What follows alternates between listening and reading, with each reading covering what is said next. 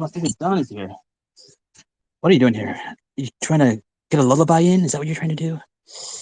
I see. I didn't realize it was so late already. Fuck, it's 12:40. I'm an idiot. I'm playing out loud. It's true.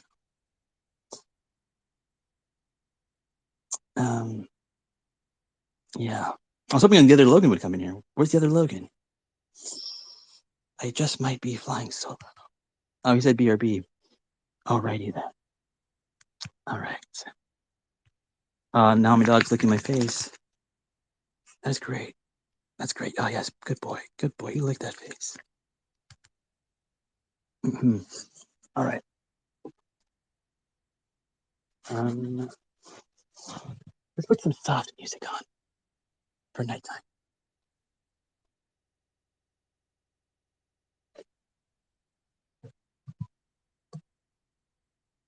Some soft music for oceans. Lullaby.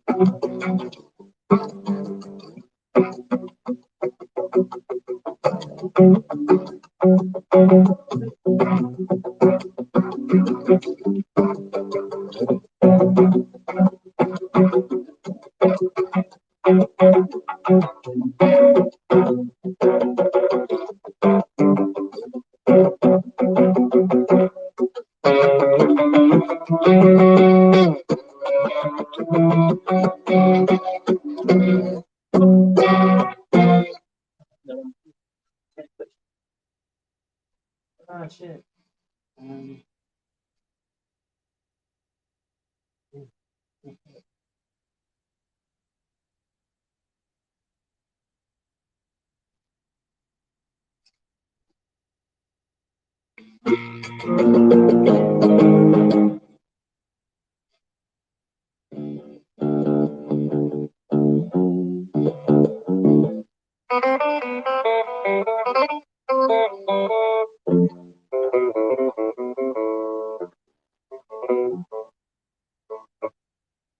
Yeah, I don't really want to.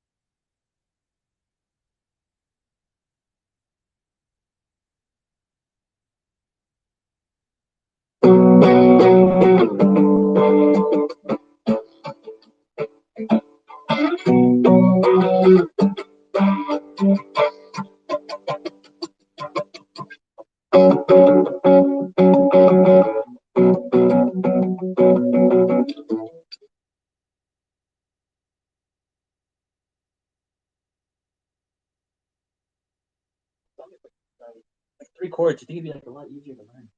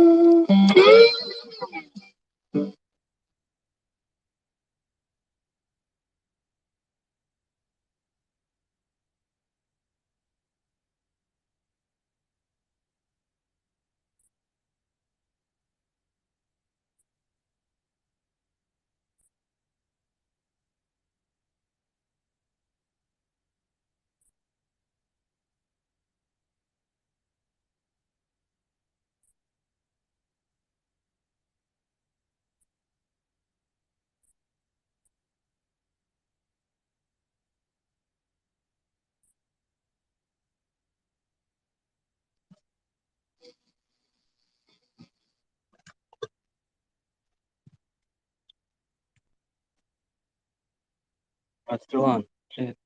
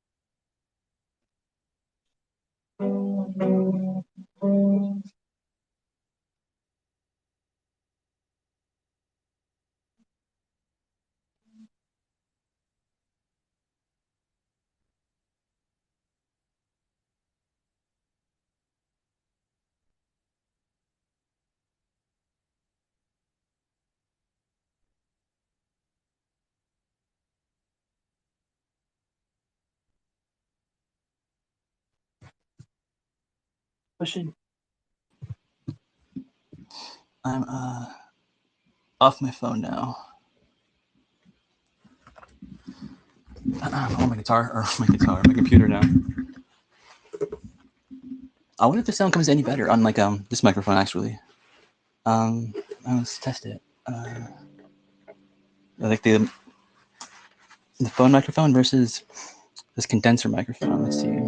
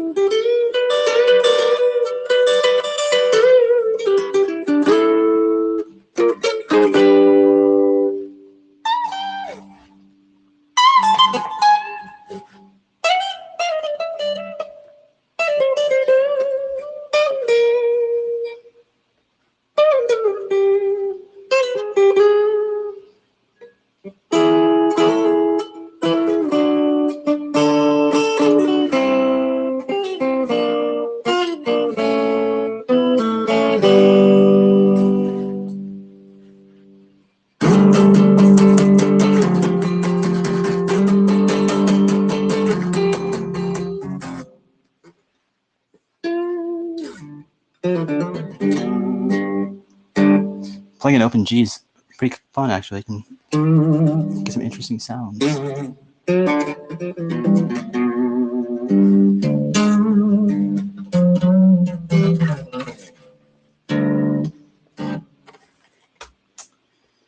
Oh, I'm tired of playing guitar.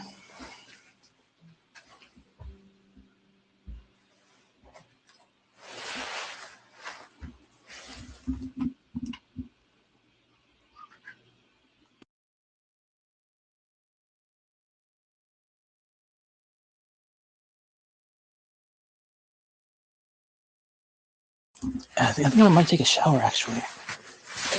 What are you up to, Ocean? Ocean, I turn guitar. I'm putting my kids to sleep.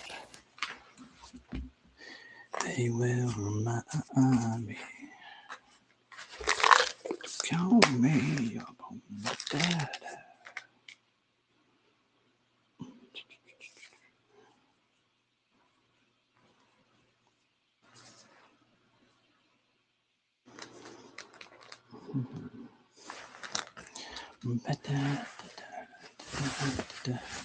Oh shit, are you talking? Oh shit, you know what? I bet my my thing doesn't work. I bet. Oh wait, no, it is on.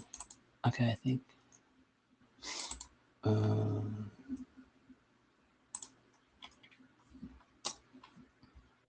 I gotta go back out for another smoke. I can't be loud because my kid's next to me and he finally fell asleep. Shit. Ladies and gentlemen, esteemed colleague. Okay, it does work. What's that? Play it.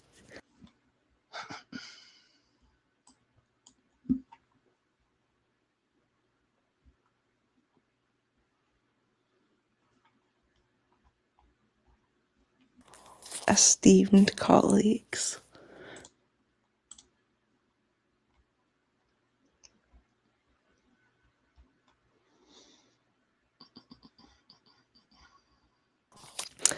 Do you know I taught Ashton how to turn on captions today?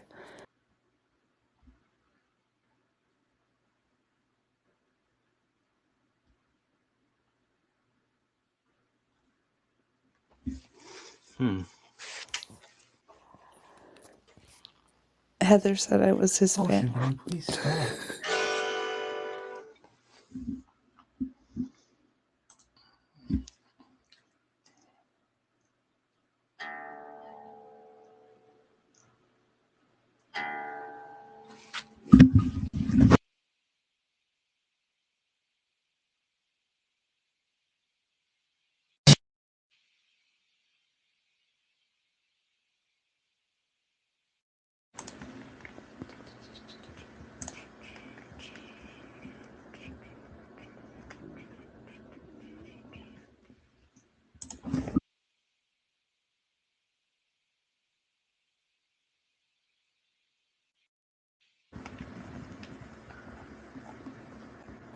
I ran away.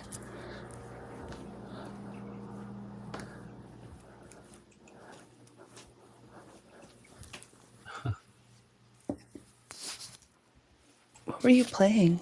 Ladies and gentlemen, esteemed colleagues.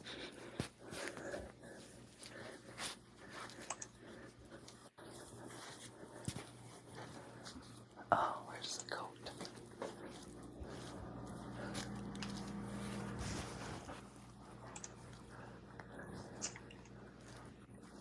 Oh shit, I forgot the Citizen's song. Damn it. In the wild, wild west, where legends are born, there's a cowboy named Citizen's Dawn all alone. With a swagger in his step and a hat on his head, he carries the weight of the legend. It's said, Citizen's Dawn with a heart of gold. He rides the open range brave and bold. With massive big deck energy, he's a sight to see, and the music he plays sets his spirit free. In the wild, wild west, where legends are born, there's a cowboy named Citizen's Dawn. low, with swagger in his step and a hat on his head.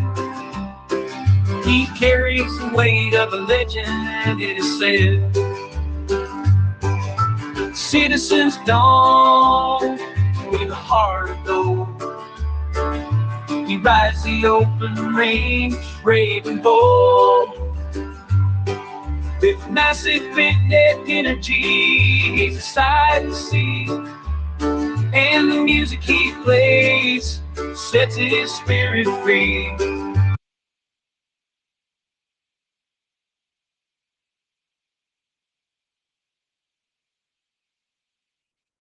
I love that. Benno! I thought Benno might be awake at this hour.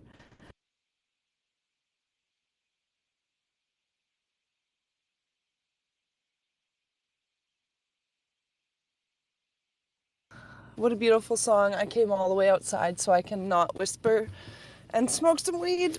Hear me, Logan? Hopefully I don't lose you.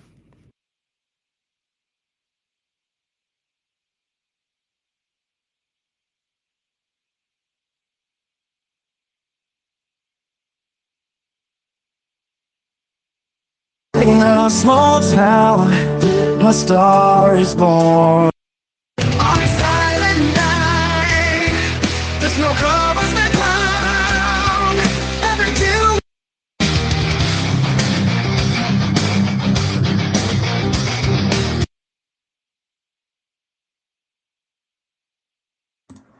I'd like to dedicate this Was song that a to rock?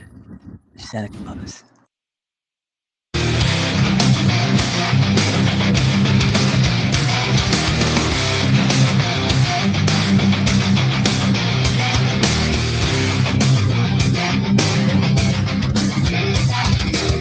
Storm is falling, the air is cold. Generations, they lost control. It's banging with this sacrifice. Rocking out with the Christmas joy. Black snowflakes on Christmas Day. It's so heavy, they blow you away. And banging Santa in the snow. Marching reindeer with the chaos flow. On a silent night, dancing through the mosh pit in a flannel shirt we go. Kurt Cobain's spirit rises, rocking hard we know. It smells like teen spirit, fills the air, guitars are playing loud. Oh, what fun it is to headbang and scream along with the crowd. Whoa, jingle spirit, let the motion begin. On a Christmas, it's a massive party, my friend. Now we're rocking to jingle. See through the angst in a mismatched black shirt. Cobain screaming in the Seattle rain. Oh yeah, the grunge meets the Christmas cheer. Oh, what fun! Mosh pits and reindeer. Teen spirit mosh on the way. Oh, what fun it is to rock and sway. Get banging on what a thrill. Slamming guitars with the punk rock scene. Jingle bells, jingle all the way. Santa's coming down, going straight tonight. Guitars screaming, drums pounding, heavy metal in the air. Christmas Day is here, let's have banging tonight. Dragging through the snow, we live so wide. In my spirit, we gonna have a metal Christmas night. Oh, what fun it is to have bang at the mountainside. Metal gods, bring us joy and make the spirits bright.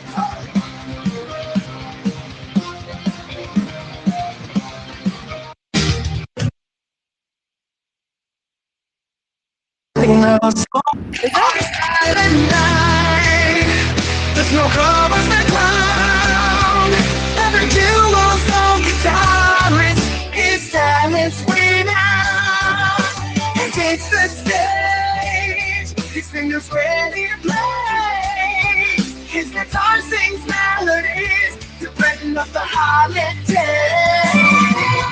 Electric Christmas symphony, guitar strings start to ring. Notes dance in the air, joy the music brings.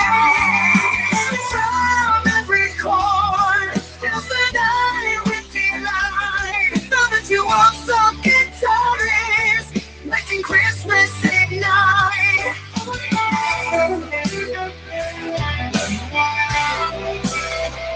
In a small town, must have.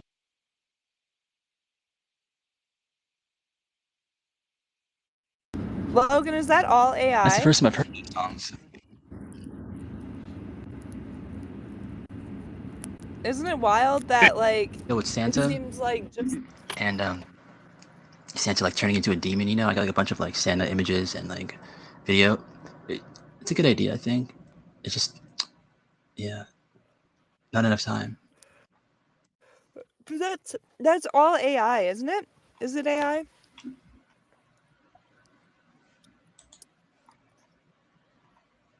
The Citizen's Done song is really good. In the wild, wild west, where legends are born, there's a cowboy named Citizen's Dawn all alone. With a swagger in his step and a hat on his head, he carries the weight of a legend in his set. Citizen's Dawn with a heart of gold. He rides the open range brave and bold. With massive big deck energy, he's a sight to see. And the music he plays sets his spirit free.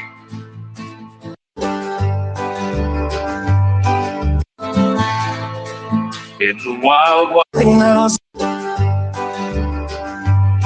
in the wild, wild west, where legends are born, there's a cowboy named Citizen's Dawn.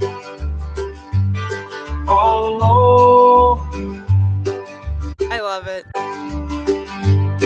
with swagger and stare and a hat on his head, he carries the weight of a legend, it is said. Citizens Dawn with a heart of gold. He rides the open range, brave and bold. With massive big deck energy, he's a sight to see. And the music he plays sets his spirit free. That's got to be my favorite. Logan, can you hear me?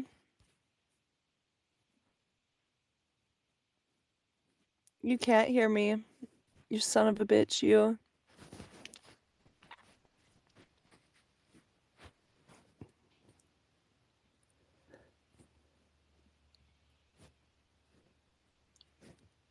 Logan, turn your captions on. I wish we were at a honky tonk right now. Yeah, see, you can't hear me at all. You're ridiculous, you know that?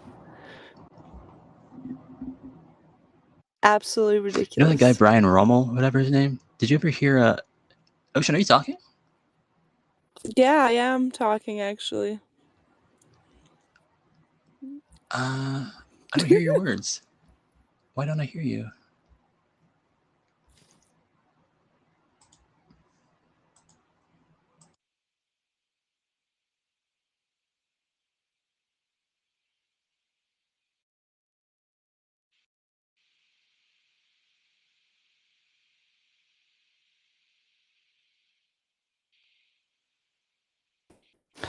I was having a great conversation. You just couldn't hear me.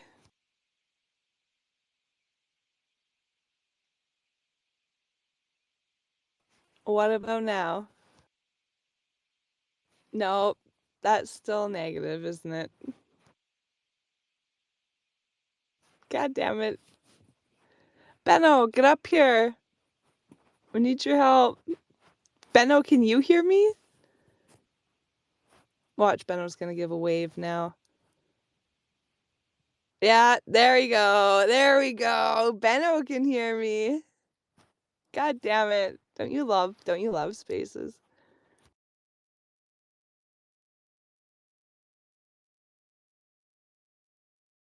Do you see what the problem is, Logan?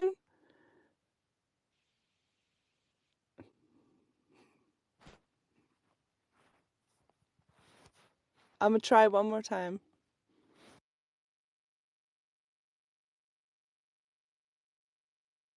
I'm gonna do a full reset, leave the app entirely. I'll be right back.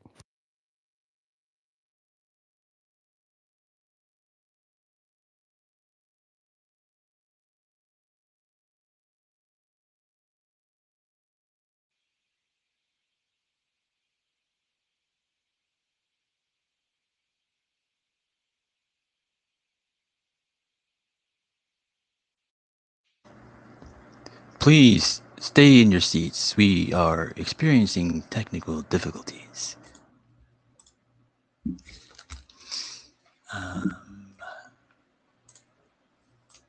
Oh, that fucking clip. Oh, so you remember that clip from from Fred? What did I do with that? Oh, which clip?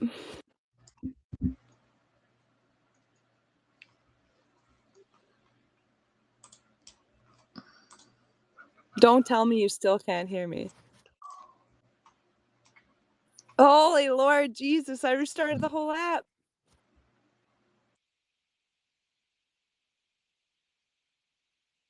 I almost had enough of this nonsense. What's going on? I have no other apps open. My microphone isn't being... Can you hear me, Logan?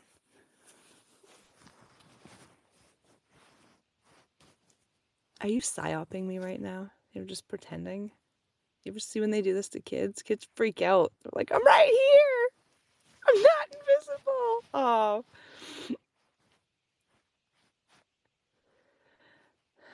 I'm not sure what clip you're talking about, Logan.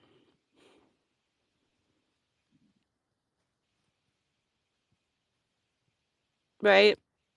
You can't hear me. Hello? Is that you? Hello? Yeah? I can read your captions, but I can't hear you. It must Thank be God me. you turned your captions on.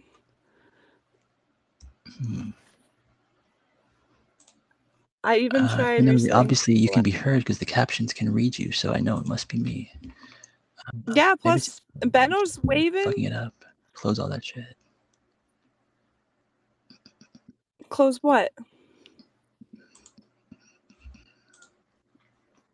See the delay now because the captions, we have to read each other. And he's not even looking at the captions, probably. Yep. Oh, I'm looking at the captions right now. Damn it, he caught me talking shit. Didn't think you were looking. Can you hear me? Can you hear me? Hello? Hello? Yes. I can read the captions. I wasn't Yes, I looking at the captions a few seconds ago when I was changing some stuff.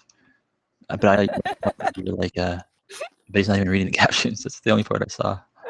Dead. I'm dead right now. I'm dead right now. Like, I'm gonna go back on my phone. I don't know, my computer's being a little biatch right now.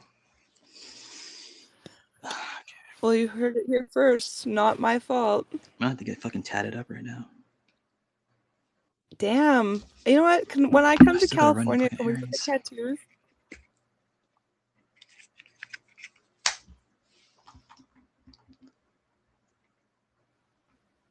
Yeah, we can. We can go get tattoos in California, please. I told Moon Pies I would get a Moon Pies tattoo. For sure. Yikes. Not a good idea? Question mark?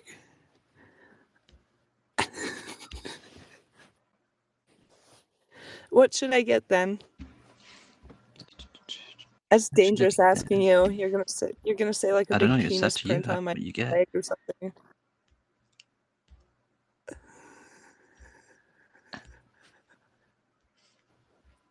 Hello? Hello.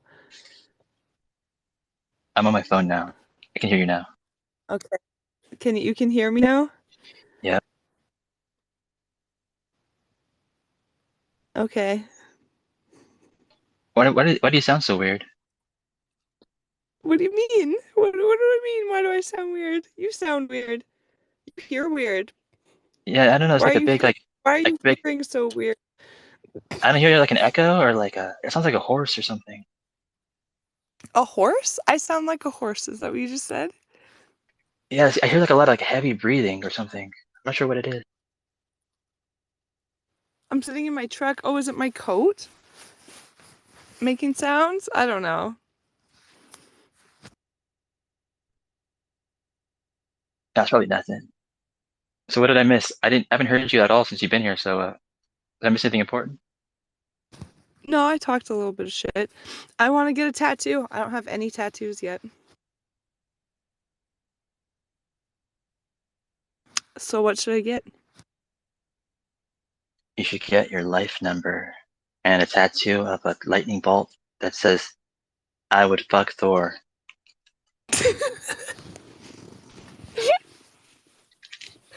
Really? Well, it would probably be an original, so there's that. You know who I haven't seen in a minute is Tulai. Yeah, he's been hanging around here. Not so much lately, actually. Not as much, I mean. But neither have I. What, you haven't been around? Is that what you're saying? um, yeah, you know, I guess I haven't been around as much, but I'm thinking about. I have these Crest white strips. They're like Crest 3D white, no slip white strips, dental whitening treatment. Last 12 months and beyond. Peel, stretch and apply, and reveal. Wear for 30 minutes.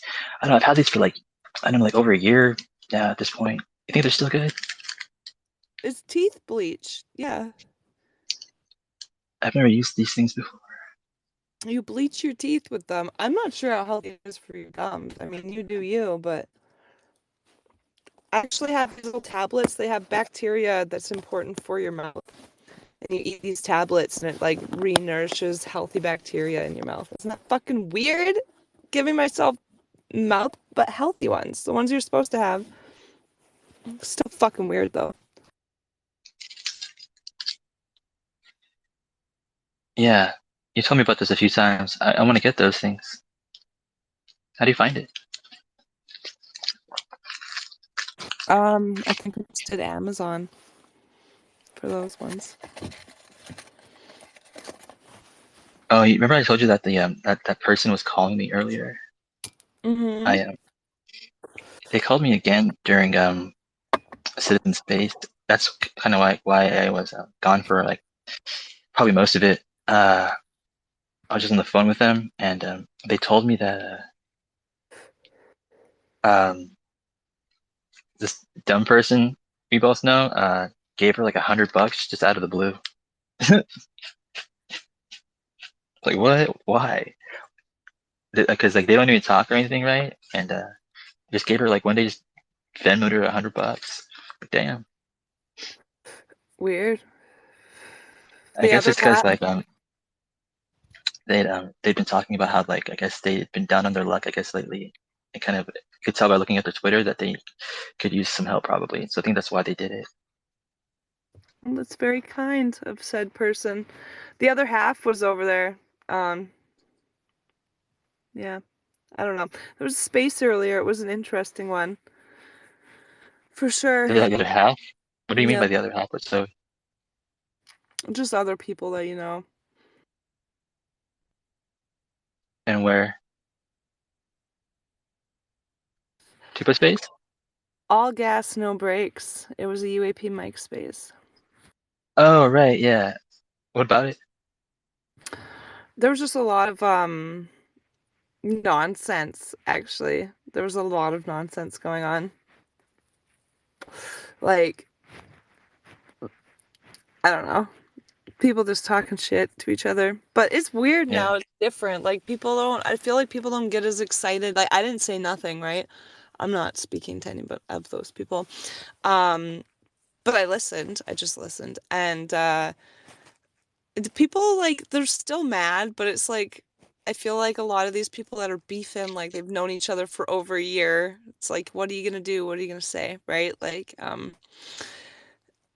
it's just the same stuff over and over again. So it's kind of almost comical. Like, it's predictable, and Mhm. I don't know. And then after you're done, like, because it's either you get mad and you like say something and then you leave, or you stick around and actually have a conversation. Like, you can only beak off for so long before you start actually talking about like different stuff, right? Regardless of what that stuff is.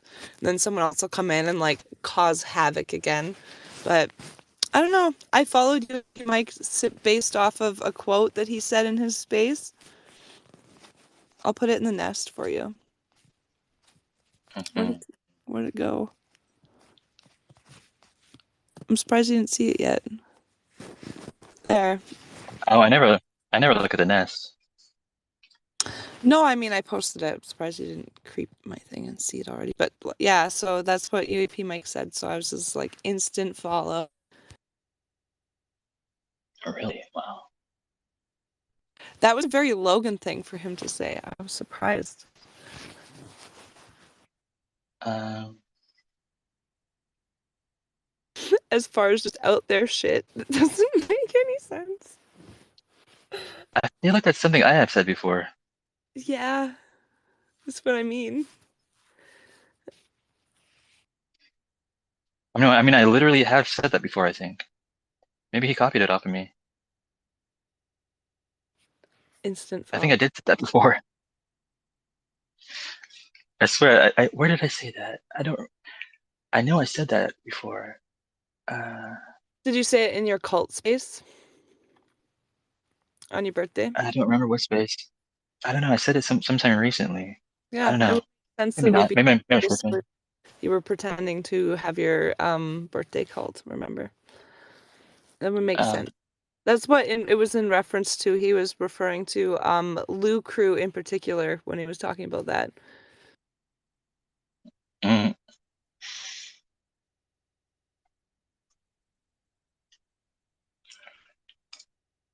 mm. Okay, Ocean. I need Okay, to give you your report. I'm actually surprised that things that came up because a lot of that shit ain't me, and I'm surprised that there's other things you didn't find. Yeah. Did you find the school I went to in the States for a year?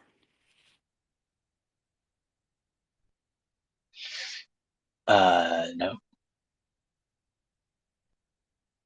I took a year-long course. Oh, window won't go down. God damn it. I'm so baked, yo. I'm so baked. Okay, my window's down. Yeah, I took a year-long course in the States. That should definitely come up. Is that the report you're talking about?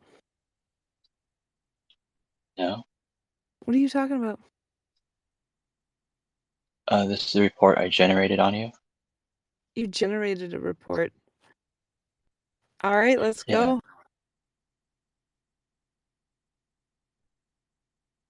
I'm ready.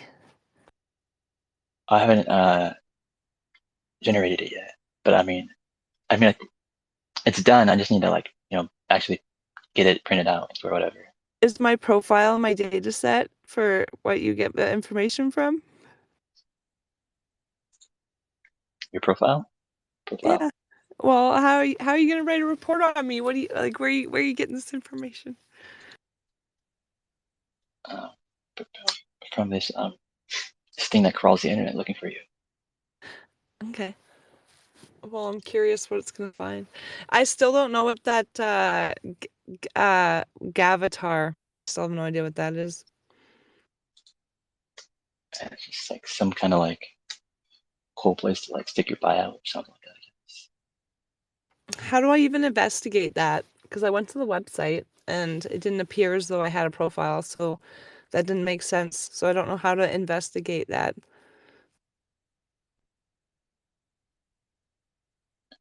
Is your username live? Or no? Is your username Ocean and your last name on Skype?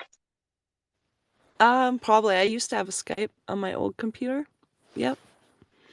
Yeah. What about do you have Duolingo? Is that where you learn different languages? Yeah, it looks like you're learning Spanish. I was learning Spanish. I got pretty far. On Etsy, it says your name is Ocean. On GitHub, you have a GitHub? I don't have a GitHub. What's GitHub? And no, it has to be you. It has to be you because the username is the same way that you spell your username. What, Hey Ocean? Can't be coincidence. Yeah, with two E's. That can't be coincidence. That's my handle. So my handle has 2 E's in it. Because Hey Uh-huh. Ocean is taken already. So this person who made this GitHub, like it had to be you. Well, let's see. You made What, it on April 15th. what's GitHub for? It's a repository for storing your it's like what if you're a coder, that's where like you store like your code, so you can pull it, push it. But you can also just like store like almost anything on it too. Section of code and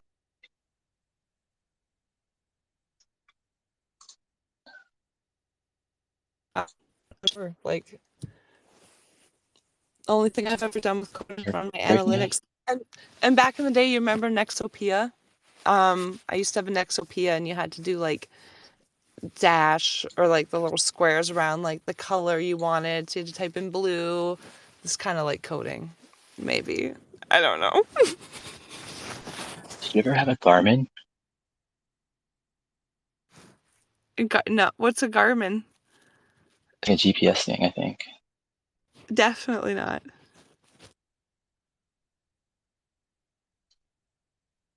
What are one of your like usernames that you besides Hey Ocean, have you used like any other username like frequently or anything besides Oh, your own name? last name. Oh, last name. Oh, like the letter O and your last name? Yep. Okay. Or Ocean, first letter of my last name. A combination of those two, right? Or Ocean Emily. I use that one too. Yeah, why do you use Ocean Emily? Because Emily's my middle name. Oh, okay. Yeah. I have a lot of names. Like legal names. Yeah. My sister has more legal names than I do though. I like the hint for like your Facebook password is it's O something ends in S. I'm guessing that's the end of your last name at hotmail.com. And then the other one is like O something, it ends with the letter 5 at hotmail.com. Yeah, those are other emails.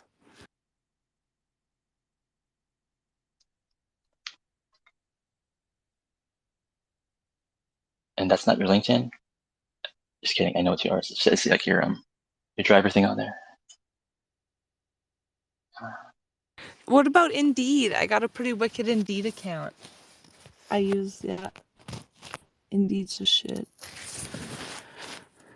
You know what though? For all the hype, hi Kyle, Merry Christmas. For all the hype around like Indeed and LinkedIn, almost every job I've gotten has been word of mouth. Like I know a guy who's looking for a dude, or like this position's gonna open up. Like that's how work really works. I'm just saying. At least for me, in trades. That's what it's like.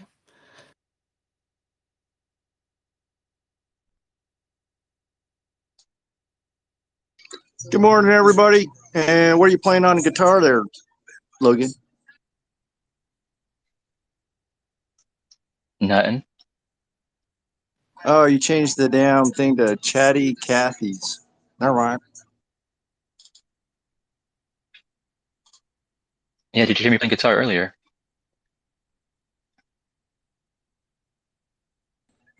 So, how long have you been playing guitar? Pretty much my whole life.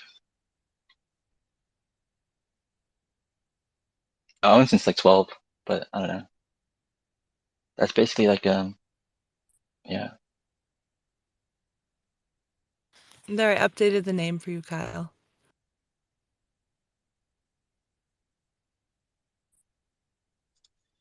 Well, if you guys don't want to talk to anybody. Of course I want to talk. Sorry, it's 1:30 in the morning. I'm in the northern region, and oh, the truck's not saying what the temperature is. Everyone in the house is sleeping except for me. It's 5 degrees right now, so it's nice out. And I'm just smoking, having a good time. What are you doing? Just at work, kicking it, hanging out with a couple people. They're gonna take off. Then I'll be alone.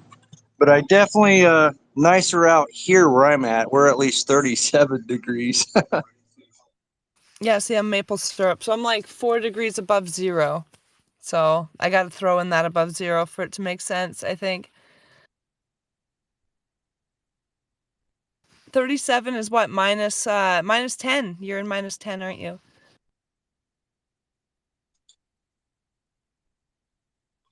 Go Canada. Every time I think about Canada, I always think about polar bears and shit like that around people's houses. I feel a little ripped off. I've never seen a polar bear in the wild.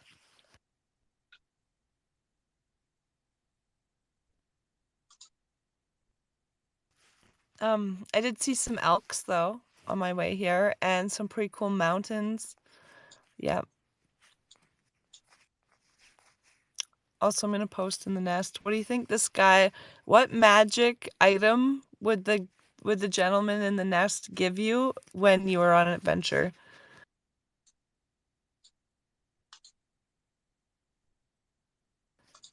I think dude's gonna pull out like one of those like bottomless bags, right? Something like that.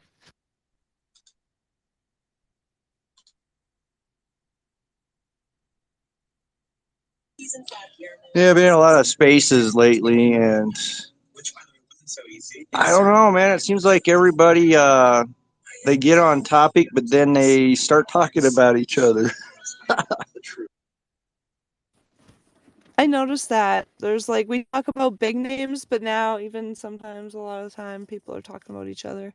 It's kind of silly, right? I like to discuss like issues around like behavior, but yeah, it is kind of hard. But we can always pump each other up, right? We can talk good about each other and support each other to that. Good talks. Yeah, no, I hear you, Kyle. I agree. Well, I think what it is everybody they get in these echo chambers and they talk about the same thing over and over and over, and then pretty soon they get bored with that and they're like, "Hey, let's attack each other." And they start attacking each other, and then news comes out about the phenomena or UFOs, and then they're talking back about that, and then all of a sudden they start attacking each other again. And I think Logan's probably the only one that like sits back and be quiet, and everybody attacks him or brings him up or attacks him. You know what I mean? It's kind of funny.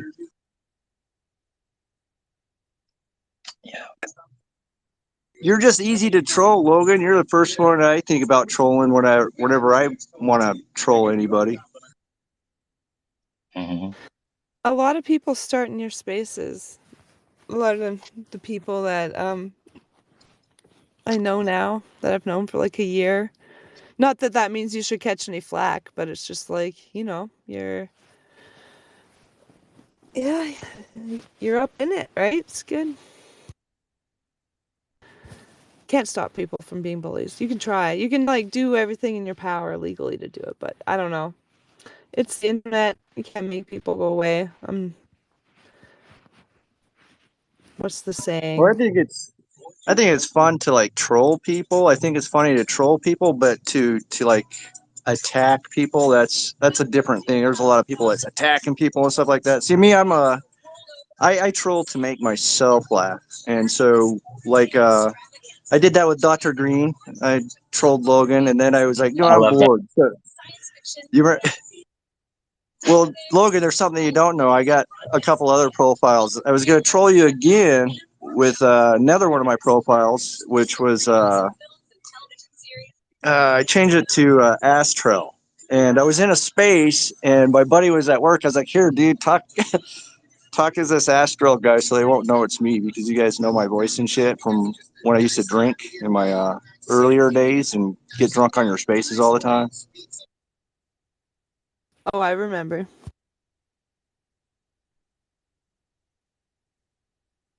Those were the days, though. Like, not last summer, but the summer before. That was like when I was fresh on the scene. Everyone was new.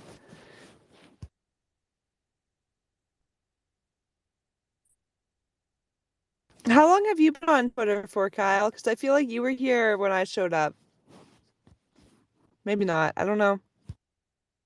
Well, yeah, I've been here maybe about a year and a half, probably 2 years.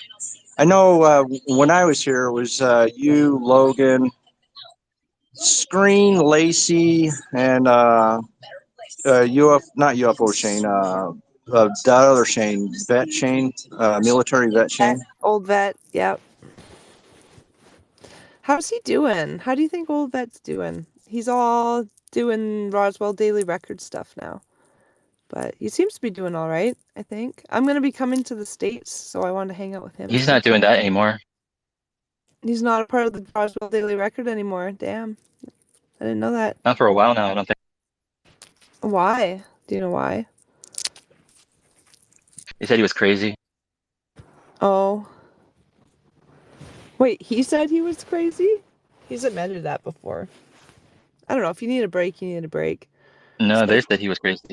Oh. Well, I'll hold back my feelings on that for a minute. But, yeah, if you need a break, you need a break, I guess. That's all I want to say about that. I care about him. I hope he's doing all right and doing what he needs to do to take care of himself, for sure.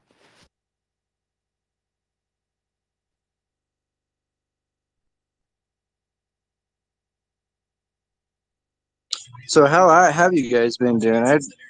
I don't really. I guess when I drink alcohol, I get that liquid courage in me, and I destroy spaces all the time. Well, I used to, but most of the time I listen and work. You know, I'm working and listening and stuff like that. But how have you guys been doing? How has Ocean been doing, and how has Logan been doing? Well, I've been on the up and up since the summer. The summer was devastating, but I'm on the up and up now, and I'm like 6 months into the up and up, so shit's getting better. Yeah, I'm still planning on moving home this spring, so life is good. Christmas was good. Were you able to see family during Christmas time, or talk to family?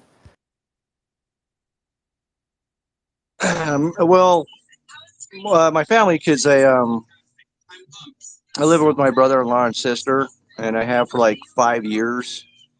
And but I don't. This might sound crazy because they don't really like talking about UFOs and stuff like that. And I ever since I've had my encounters and stuff like that, I can't stop thinking about it. So I'm totally obsessed with it. But I'm starting to leave the obsessed UFOs. I'm trying to leave that behind and get more back to life, out of that shock, get back to life and start socializing with family more, and kind of put this the spaces and stuff to rest. But I can't. You guys are just too addicting. Well, you're addicting to. I think like balance, right? Balance and like moderation is important. I'm hiding out right now because I'm at my son's dad's family's house, and we're not really. I don't know. They're cool. It's cool. Everything's cool, but I am getting a lot of time to myself right now because my kid's got his family, so that's nice. But yeah, no, definitely it can totally consume you if like you let it. The spaces for sure, and the topic, and especially when you've been through shit, dude. That's the thing.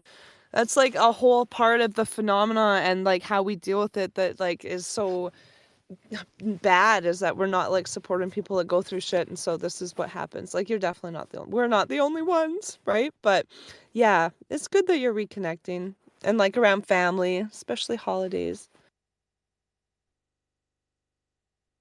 Hell yeah! Hey, do you know what I heard? This gonna go to both you and Logan, but I heard that Hollywood, this dude from like Hollywood or whatever, he says that people are going to be producing their own movies with AI, and they estimated about 10,000 movies coming out from people that are just your everyday people using AI to make their own movies. They estimate about 10,000. So what I was thinking about doing is I was thinking about finding AI programs and stuff like that because I do not know nothing about AI. That's Logan would be my go-to guy about AI because I hear him making voices and clipping voices and then making pictures and stuff like that. But what I was thinking about doing is hitting Logan up as soon because I've been wanting to build my computer for like the last 5 years, and the only thing I have left on it is a video card. I believe enough RAM. I've got 14, but this one guy at my work, he's like, no, you need more RAM than that. So I might get two more six of RAM and get me a video card. But I want to get into AI and try to make my encounters like bring them to real life, like animate the ETs, show people what I seen and how it is and what I remember in like a kind of like a movie documentary. And see, I used to be real big into Photoshop and making memes and stuff like that, like 15 years ago on MySpace. And I would do video clips just like how that Judas guy, how he makes some video clips. I used to do that 15 years ago on old ass programs. So, and back then I was real dangerous because I'd pump out like maybe 15 memes of my friends and everybody around in like a day. And I would do that constantly. And I got pretty big on MySpace, but then MySpace, they kept fucking changing everything. It went from MySpace 2.0 to My slash space. So they kind of destroyed it. And that's why I went to Facebook. And then I stopped photoshopping for probably like I'd say 5 years. I stopped, but then when I started having my counters, that's when I started making pictures of the ETs and stuff like that, trying to get my mind off it because it really affects you. It shocks you. You get kind of obsessed with it. And I think people that are in these spaces that are kind of obsessed with the UFO topic, I think they probably don't remember having a counter, but I think it's in the back of their mind, and that's probably why they're so obsessed with it. Is something happened to them contact wise? But I definitely want to start making some content in the future. And so I hopefully you don't mind, but you're going to be my go-to guy when it comes to AI, Logan. I feel like it was just like a couple weeks ago that we're like, oh, too bad the AI can't sing. And now there's like, you go to YouTube and it's like AI covers of songs, right? It's absolutely wild. It's progressing so fast. Well, it opens up the opportunity for vast amounts of income too, because you can create your own characters, create we'll say a Twitter page or whatever the case may be, and create your own AI character and just base it off that and get a hell of a lot of followers just making money off what you create with AI and stuff like that. Like my one buddy here, he's a dude. His name's Carl. He's actually here working on his truck, but he's told me that what he's thinking of doing this is actually an okay idea, but it's kind of fraudulent. Is he wants to create a female a female character with AI, and then open an OnlyFans page and start fucking pumping out AI photos of like sexy hot AI characters and shit like that. I'm like, yeah, you could probably make money off that, man. Oh, well, they've been doing that in Japan for years. They have the anime, what is it, manga or whatever, where they do animated uh content. Like, yeah, so I mean, for sure they're totally gonna be doing that if they're not already. But yeah, the issue is like you can't use someone's image, right? So it's like if you use a porn star and like, they're gonna have rights to like their likeness and stuff, right? So that's where it'll get a little bit messy. But as far as like just making a character goes, like yeah, I think there's gonna be like AI rock stars. I think in Korea, the top AI like for music, or yeah, the top artist for music is AI right now. So yeah, totally, I agree. I'm gonna sneak back in the house though because it's cold out here. So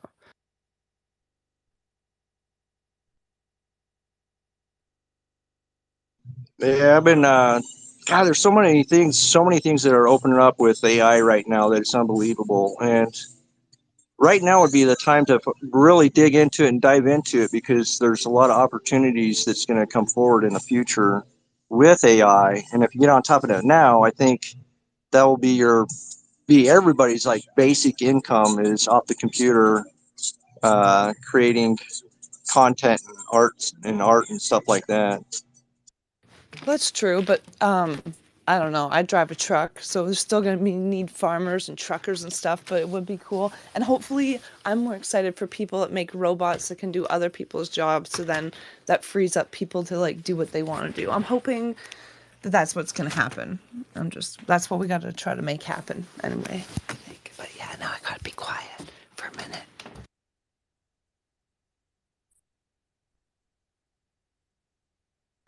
I seen Buddy hanging around. It looks like he's back. Oh, really? Where'd you see him? I seen Buddy. He had a. I just barely seen him. He has a page and he was holding up a beer, a Corona beer. So I see he's back, but I haven't seen Mister Rogers or David in the Sky or whatever. He's still missing in action. It looks like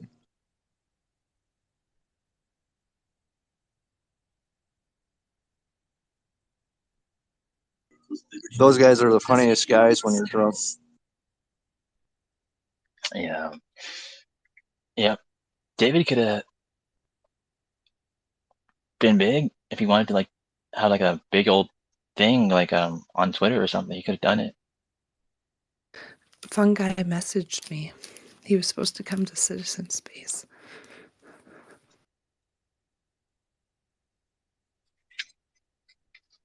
Yeah.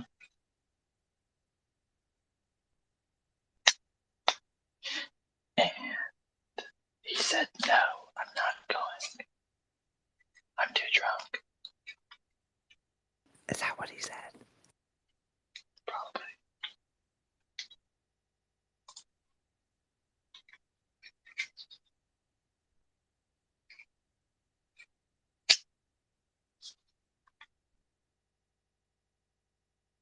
What did you ask me, Kyle? I can't. I can't remember. I think it's about AI. You're gonna be my AI go-to guy when I have questions about AI on how to uh, do voices and get into the art aspect. Usually, all you gotta do is just point me towards the program. Not yet, though. Not yet, because I haven't got my computer built. But usually, you just point me to the program, and I can figure out that program in like about a week. Because that's what I used to be obsessed with about 15 years ago. Was that stuff? And there's been a couple programs that I just went through, and I know every little thing about the programs. So.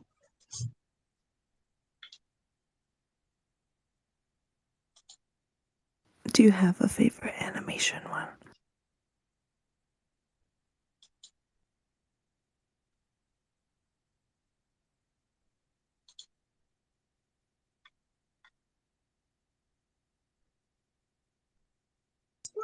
I didn't hear you.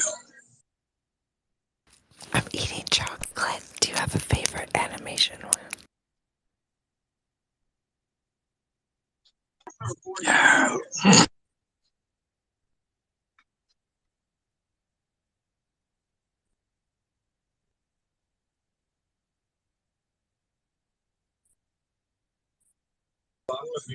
So are you up in Canada with your piglet and your kids and that's it?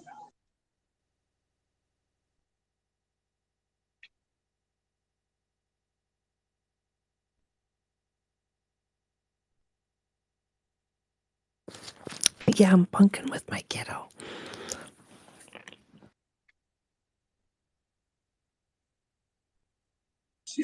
And Logan's with Cheryl.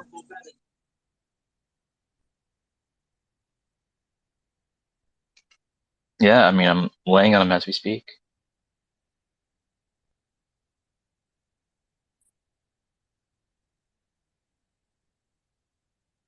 Man's best friend. I was asking what Logan's favorite animation AI is. What do you mean?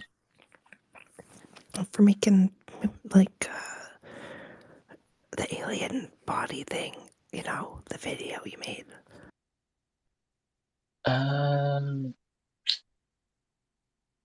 No. Which one? Alien body thing? I don't remember. You made a video before. But I've made so Of an many alien. videos. Oh, Ulrich is here.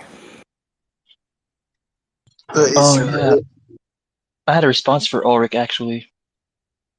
We were talking about well actually Ulrich, I know you won't mind, but I played for her what you sent me in my DMs of the voice memo regarding the DNA stuff. I know you're not gonna care if I play that for her, right? So it was really interesting and that she'd love it too. So and you did, right, Ocean? It was about the lock and key stuff, DNA. Yes, 100%. And that document, I don't know where you found that, but that's cool. I haven't even looked at it all. The document? Which one? Oh, the one that I sent in the Discord? Yeah. Right. The that DNA and its complex like mechanisms could offer insights into computational problems like the whole P versus NP is pretty interesting. Whole notion that the DNA doesn't just like blindly follow this path, but has a sort of like reflective awareness or adaptability in its functioning is Yeah, pretty profound. sorry, Logan. When you get pulled up as speaker, sometimes there's like a pause, like you don't hear the other person. Yeah, for like 7 seconds or Yeah, a something. couple seconds. But what are you saying about you played that thing that I was talking about? Was there some audio clip or something? Yeah, your last message to me is a voice clip you sent, 3 of them. Logan, I hate to admit this, but I send so much shit to, to the internet and to people. But I'm glad. What did you find interesting about it?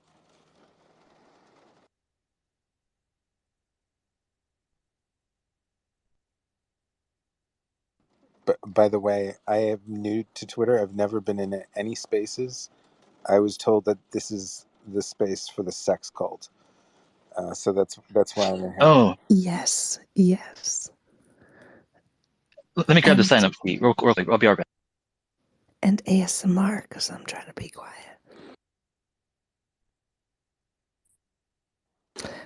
Logan shared this document with me about the end of the world in like 2030 or something. Logan has a document. Oh, you mean the page from Adam and Eve? I'll send you a picture or a link or something. You're not gonna charge me for this, right? Talking in that voice. This is like all It's free. free 99. Thank God.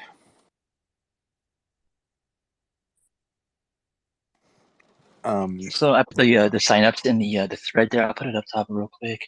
Yeah, the last time we had sign ups was on the 8th, and yeah, we can go ahead and get it started again today. You don't have to be disease free though, right? Everybody's welcome. The more the merrier. I'll be in my Batman suit. The idea is you get all the diseases and then you're Superman or immune to life or something. I don't know how it works. We're figuring it out as we go. Hashtag science. By the way, Kyle, Batman suit. That's gonna be hard to beat. All right. But that's awesome. That's awesome that you guys accept not just furries, but the leather people too. Oh no, this is weird. Remember that? That can't be a coincidence. So Jamie just retweeted my space from March 3rd of this year. I don't know why she did that, but it just so happens that I too was listening to that space today of all times. How are we both listening to a space from March 3rd on the same day? How the fuck does that work?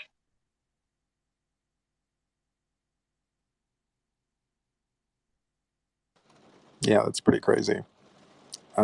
Yeah, Logan, I heard you talk about something with DNA selecting some stuff. I mean, like, what I was saying is true that we know that from like yeast cultures, right? There's moments when the ribosome just goes not AWOL, but it sort of does what it wants, which means that they definitely lied to us in school. There are moments when it just doesn't follow the code and starts translating a different code. Um, so yeah, I think that's interesting. It's hard to get research on it for like human stuff, but we're gonna find more and more as time goes on. Yeah, I like that it's uh I like how DNA is gonna help us crack some like probably tough computer problems is pretty cool. Like instead of just like following that set path, like you're saying, it has the ability to adapt and make choices. It's pretty smart. It's not just about like you're saying these teachers are fucking lied to us. I don't know, did they lie to us? That's like intent, right? They just didn't know, right?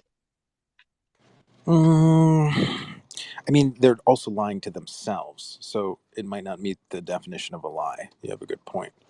Um, like Darwin has a very different definition of neo-Darwinism, right? So when people say, "Do you believe in evolution?" That's a really sloppy question.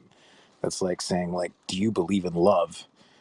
Everybody has a different definition of love, or do you believe in God? But Darwin's version of evolution is very simple and straightforward, but uh, it definitely includes what you would call intelligent design, right? And so, I'm not a creationist. I don't believe in the creationist version of intelligent design, but Darwin absolutely believed that a mutation, or not a mutation, but that whatever he would call the genome, but they didn't have the idea of a genome back then, would strive for an optimization for something to be better, right? And that the selection mechanism might be death, right? Like you might not, what doesn't survive doesn't get selected for, but the stretching for like the different direction to go in, that could be directed towards getting better, or some sort of, what I mean, increase in complexity. Darwin has one of the most goal directed visions of evolution. And neo Darwinism is the allergy against any kind of goal, that it all happens randomly by mistakes and mutations, right? So that's the big lie. It's the most unscientific idea ever, because, you know, the version we got in school, the official version, is, oh, it's only mistakes, and science is actually that you choose the truth where the odds against chance are the highest. But evolution is one of those, the neo-Darwinist evolution is one of those ideas where it's the least scientific because it's the statistically most unlikely. And so we then say, like, oh, every now and then lightning strikes twice. Sometimes people win the lottery twice. And that's our argument for evolution. But it's the only one we say, oh, we're not willing to subject it to experiment. And so that's what I mean. Like, we were kind of lied to, right? It's an exception to the story, but the scientific argument for believing the story is everything other than scientific. So that's what I mean by the lie. Well, Ulrich, real quick, I put in the nest stress-induced DNA expression. So it's like how stress affects which DNA is expressed. It's pretty cool. I don't know if you've seen it. Yeah, I do see it. That's the That's whole heroes thing, like in like that's how what's his name? Wade, who plays what's his name? Deadpool. That's how he got his abilities to have stress his ass out. that guy's pretty hot. It's pretty masculine. He's just climbing up that DNA thing. Um, Proteins and other molecules. So interesting thing, right? Like epigenetics, right? Nobody nobody explains to people what the hell that shit is. We explain that it's like on top of the genome. Like what does that mean, right? And I will accept your co-host request. 1 second. All right. I'm dangerous as a co-host because I go nuts on the soundboard. but there's not too many people here. But nobody explains what the hell that is. Be free. Epigenetic. Go nuts. Really? All right, we'll see. We'll Yes, see. please. Nobody explains what the hell that means. If something is like epigenetic at a genetic level, what the hell does that mean? Well, it turns out they didn't just lie to us once. Okay, like the 98%, maybe even the 99% that they call junk DNA, that they then lied to us again and called non-coding DNA, codes for a lot of shit. A lot of shit. Like, for instance, the strands in the DNA that become literally the ribosome. So the ribosome is very meta. The ribosome itself consists of RNA, different pieces like this crazy machine put together, and other pieces of protein. So the parts in the DNA, they'll say like, oh, this is going to become a ribosome. Most of that shit, except for the protein parts, is non-coding DNA. So there's a lot of shit that codes for shit, and we call it non-coding DNA. Do you know what I mean? It's just lying. It's I had to make this dating metaphor, right? But it's like the woman who makes you feel like you have a chance on the date, but you're in the friend zone, and the guy that she says, "Oh no, he's just a friend," but he's not. That's what they told us with DNA. You know, we were fucking lied to, Logan, and I'm still not over it.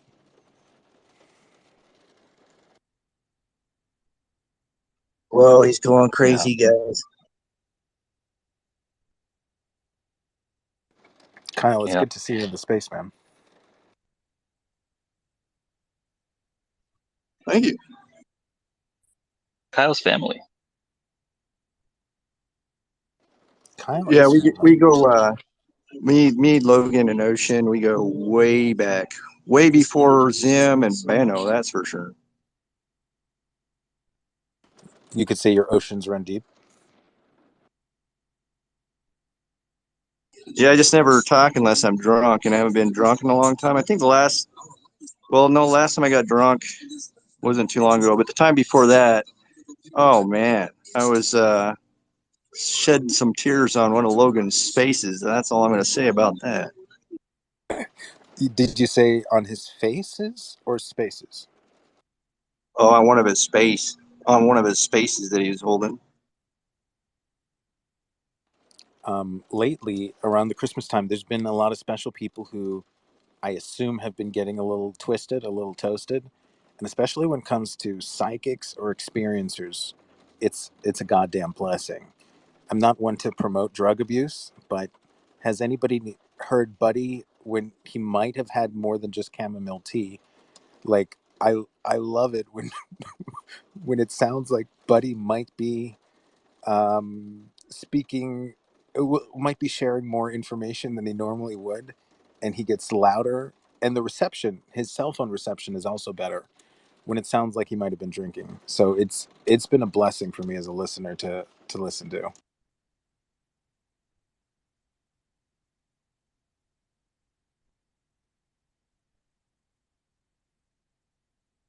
Not me. I'm ignorant. I cut people off and talk over them, talk shit. Typical drunk, just loud, obnoxious, not making sense, making fun of people, that kind of stuff. Well, you seem pretty fine to me, Kyle. You haven't heard me drunk yet.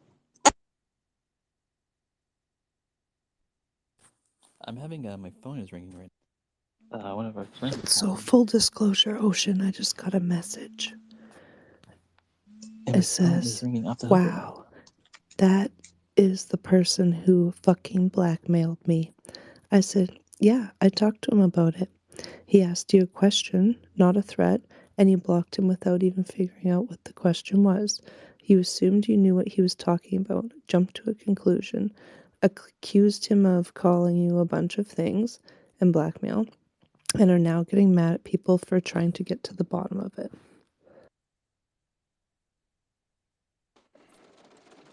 I mean, I'm not getting mad at people, and No, I know. you know, I mean, words have meanings, but like I'm not to blackmail somebody. You need to be asking for some sort of action, and you need to be threatening, some sort of something. So I'm not stressing out about this. You know what I mean? I'm not going on some sort of campaign, and people have the right to block whoever they want to block. And there's people who like Mello and they like me, who've reached out to me, and they feel like stuck between a rock and a hard place. And I don't want them to feel like they need to make a choice. You know what I mean? Well, I appreciate that. No one can make me do anything, and there was a huge miscommunication because there's things being said that were obviously not. It was a miscommunication, literally about an abbreviation, and it was like escalated quickly without understanding. And I'm not just gonna jump on a bandwagon and hate someone. I'm gonna figure out what went wrong, right? And get to the bottom of it and try to look for resolution, not block and delete or not hang out with people, right? So I'm here for everyone, and people can choose whether or not they want to be around me. That's just how I am. There's a couple people I'm not here for, but I will be here for Mello if he wants to be my friend, for sure. Yeah, and I think it's important for people to have that freedom, to like do whatever they want to do or pull themselves out of a situation because they want to protect themselves. Do you know what I mean? Like we all have been in spaces where shit just gets so out of control and people are mad that like you're on their side, you're on this side. Um, and if something happens where I have to like protect or defend myself publicly, I will. But I'm not. Right now, I'm focused on other shit, and I assume the same goes for the other side. You know what I mean? So I'm an open book if people want to know more, but I'm not. Yeah, I mean, I assume everybody has bigger fish to fry than me, right? Um, and that goes for Mello too. I assume he has bigger and better things that he's worried about. Um, so yeah, I'm not. I don't know. I mean, you know me. I'm doomer daddy. From my opinion, the world is ending, and I'm like, I don't want us to die. So everything is put in that perspective. For me, it's like it's the people I love. It's my two sons, and maybe I'm wrong about the world ending, and that's the best case scenario, right? I'm wrong, and I'd love for that to be the case. So that's still sort of my attitude, you know.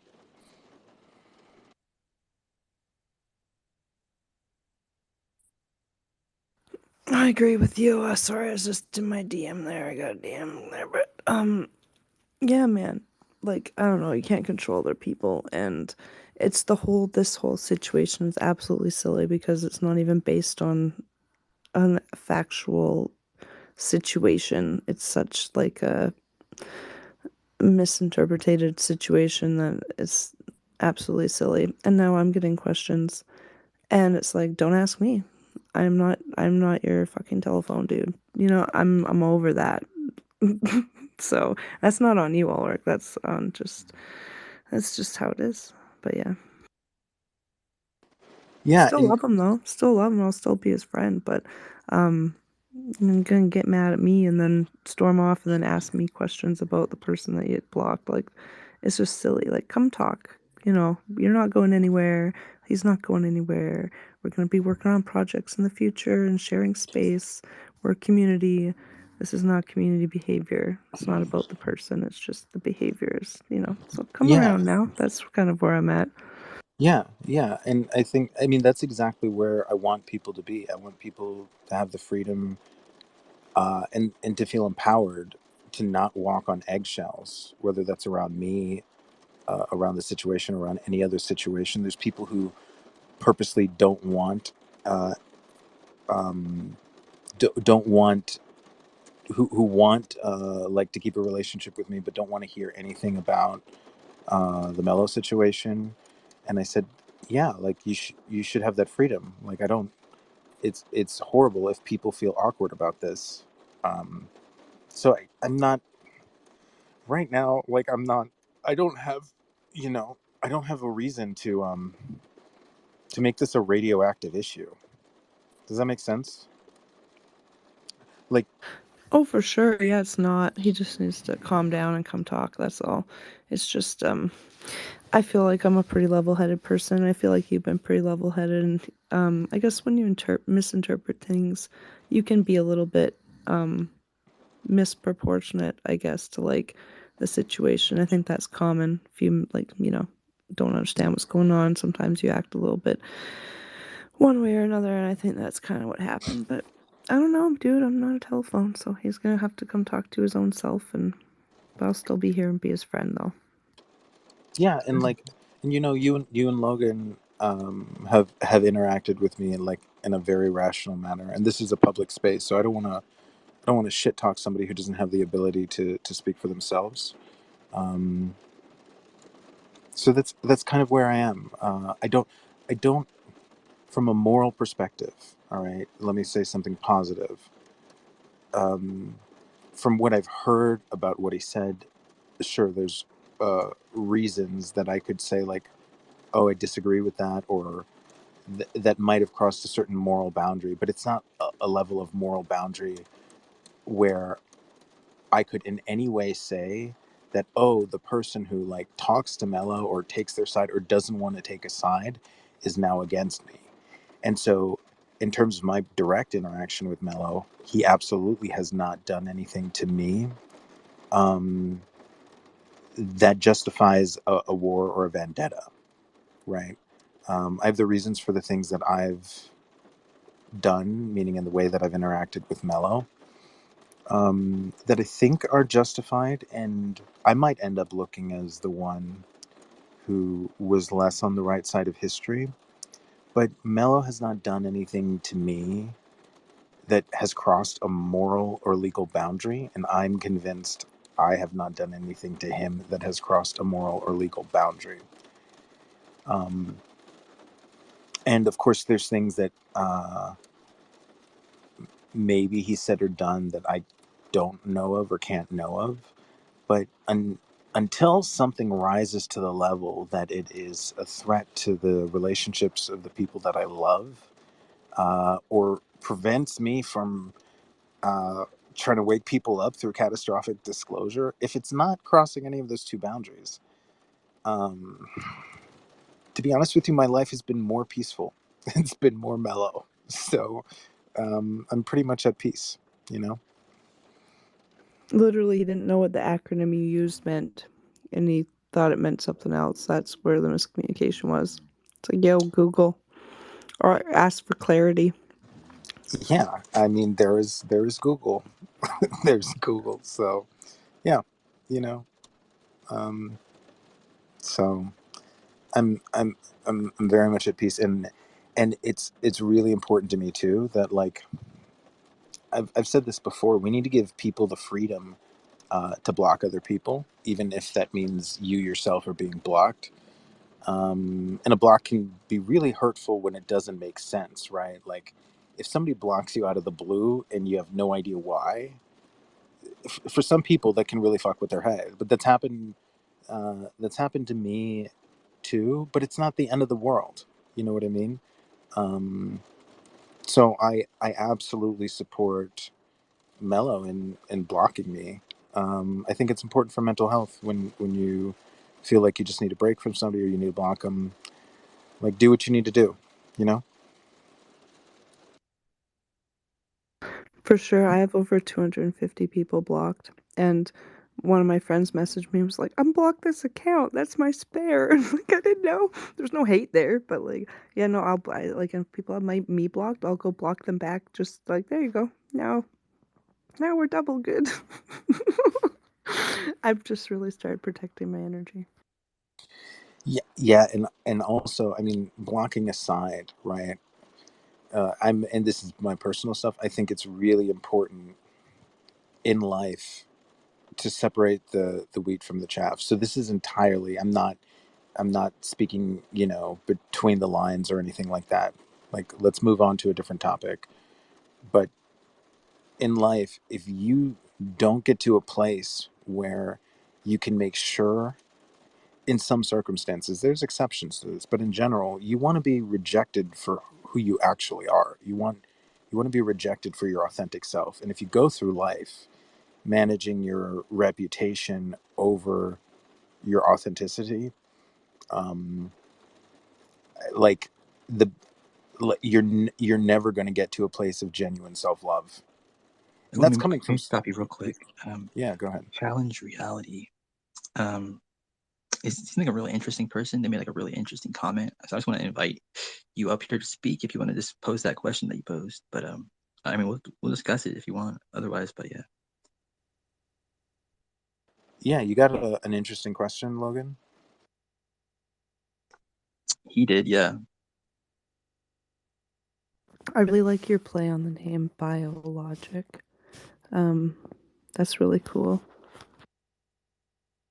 Not me. I always drunk block people. Like when I go get drunk and smash Logan's space, I wake up the next day and yeah, I blocked a lot of people. Then I feel really, really bad and really shitty and tell myself I wouldn't drink again and unblock everybody and hopefully things go back to normal. I get drunk and do the same shit again. Yeah, you blocked me before. Back to the DNA thing. I shared this thing. Like, how much stress do you think we'd actually have to apply to DNA to see like certain changes?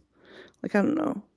Probably not a lot. Like, even the sun, where we on the earth, affects our melatonin, I guess. So, I don't know. I'm still caught up on that.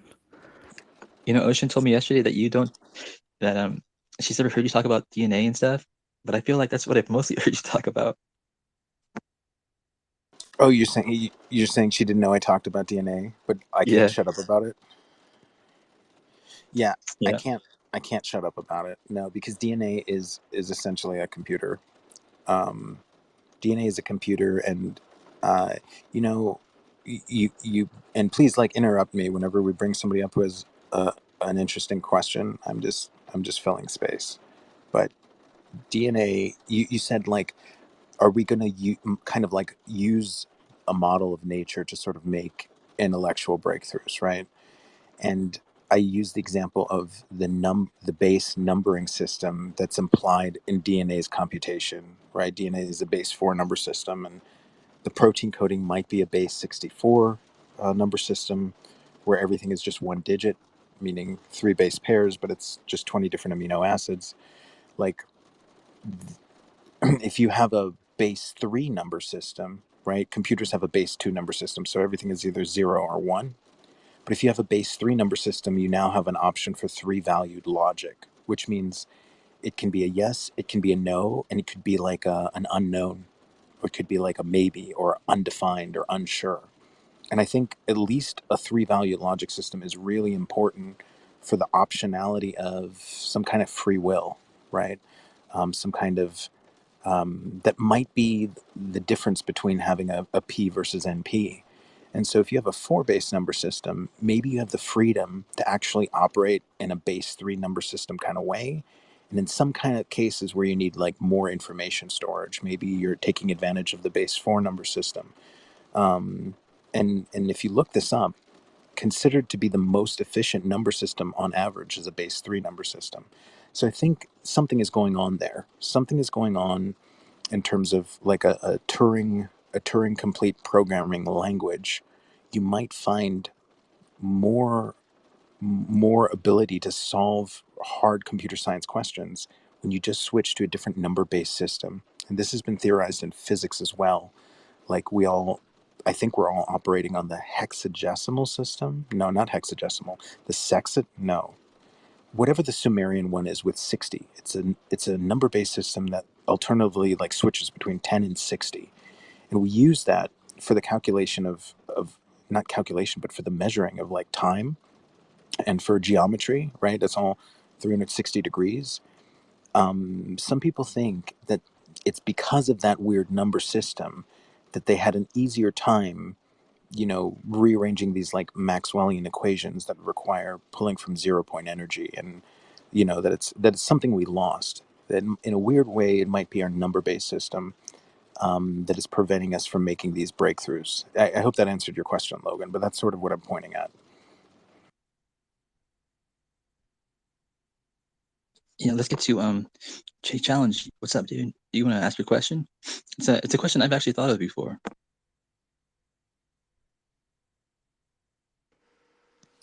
Yeah, hi guys, Shane here from Challenge Reality. I put a question in the comments just before. It's just something I've pondered a lot recently myself, and Logan, you just said you have as well. And basically, like I think it's pretty established between those that I'm talking to here that things such as like astral traveling is a real phenomenon. Like people have done it, people can do it. I myself have had a full out of body experience when I was a kid. I've got no control over it. I've had weird things happen over the years, like as I'm sure everyone else has, but I've never sort of been able to do it again myself. Whereas, like I know for a fact that it's a thing. But what I wonder is like with the non-human intelligence out there somewhere, and obviously life in other solar systems. Um, I wonder if it's possible for them to also astral travel, like if that's something they've learned, and they're aware of. And if so, I wonder if they travel to the same astral plane as what, say, your typical human, like you or I, would astral travel to. Like, is it a truly universal plane of existence, or I wonder if it's still somehow compartmentalized based on certain factors? Curious to know other people's thoughts.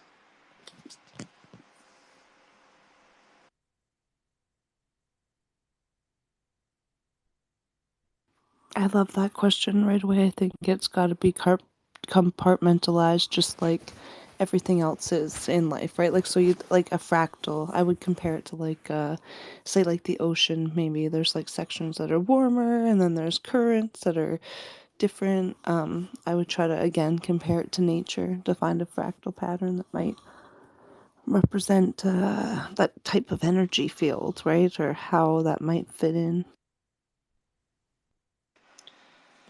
Yeah, and to add to that, then it opens up the implications of like not only infinite realities, but infinite levels of, I guess, like consciousness as well. Like, if the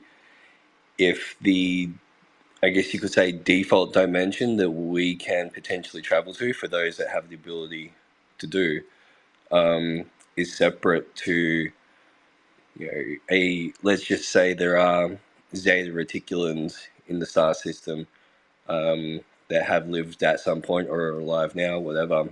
They're able to astral travel as well. Like it's a technique that they've learned to project themselves somewhere else. Um, the thought of their somewhere else being different to our somewhere else then just opens up a can of worms about just how many different somewhere else's there could be.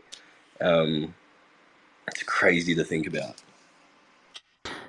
Yeah, the more I think about it, it's almost like the astral plane is like a data field, like the ocean, and then our own astral experience depends on what flavor of fish we are, or if we're maybe some aliens are like whales, they can travel across lots of different depths or something, you know?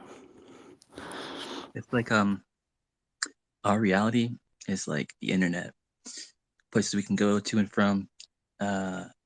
And the other entities, their reality is like the dark web. They hang out there on that network, dark web, right? And somehow, I know certain people are able to traverse both networks. They know how to, or you know what I mean? Is that like a good way to think about it? There's probably an entity out there, some sort of hyper advanced species that has the ability to jump from plane to plane. Like, yeah, it's no different from thinking of things as being interdimensional, except that you're already working from within a dimension or something like that, I guess. It's like the mental stratosphere. Has anyone here had an astral travel or out of body experience? I had a dream once that I astral traveled and I saw a triangle in the sky, and then I was placed back in my body, and then, or not, like, yeah, back in my body in where I was sleeping, and then I was like a sleep paralysis, and then I fell back asleep.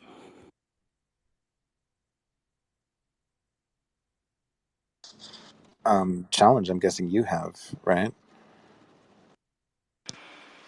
So yeah, I've practiced lucid dreaming with the hope of being able to astral travel. Um, I had some weird experiences just through the lucid dreaming, meditating, listening to binaural beats, and doing a bit of a protocol before bed. Had a couple of weird things happen that were kind of unexplainable. I can talk about them later, but the reason why I was doing it was because I have had an out of body experience when I was a child, and so when I had this experience, I think I was only about 4, maybe 5 years old, and I've woken up one night and I'm hovering off of the edge of my bed with my legs crossed in like your typical like yoga meditation type pose. Hands palms up on your like rested on your knees. Sitting in that pose, and to me it's weird I'm even in that pose because at that age, like yeah, I might have seen it on TV or like a cartoon or something like that, but I don't know why I was automatically in that pose. Um, I was completely lucid. I could see everything around me. I somehow already knew that my body was laying in bed still behind me. I didn't. I was that confident that I didn't even bother to turn around to check. Like I just internally, I knew intuitively.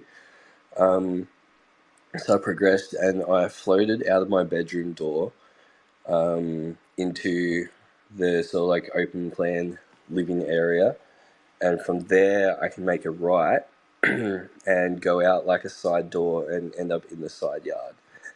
And so I just like calmly floated over to the door, still maintaining this same pose, still hovering above the ground.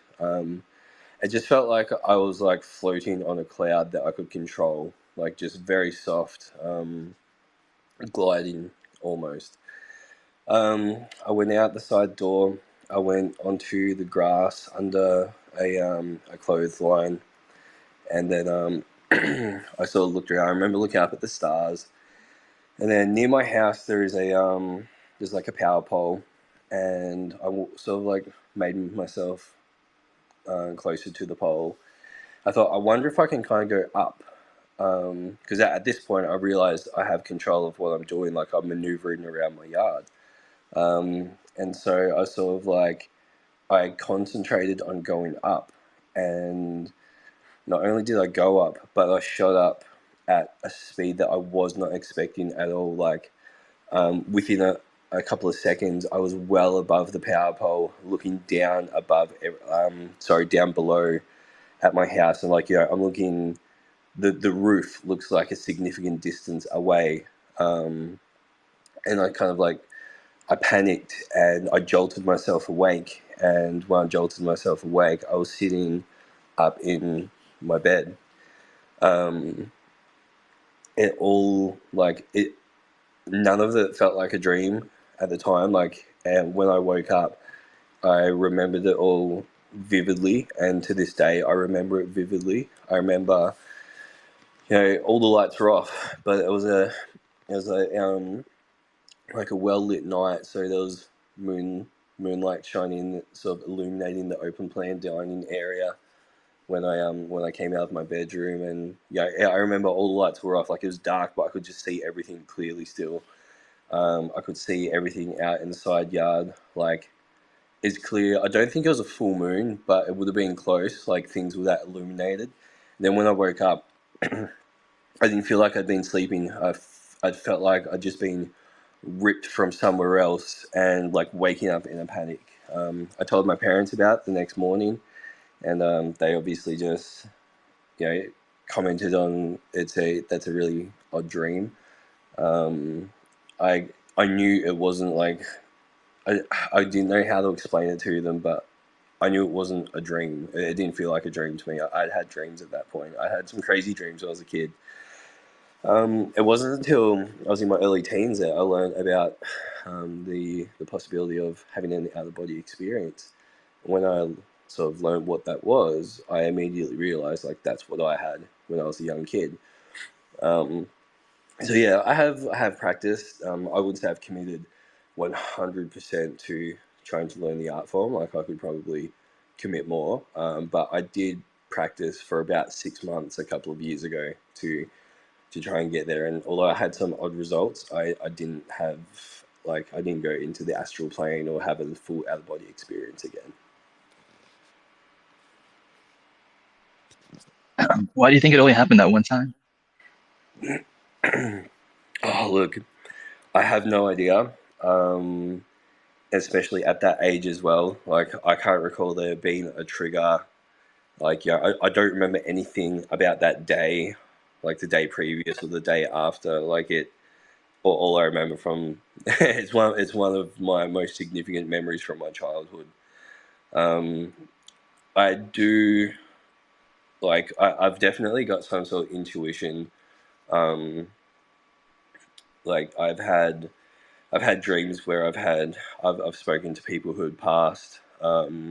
The most prominent one was a friend I hadn't seen for about 10 years. He'd committed suicide. He passed away in 2015.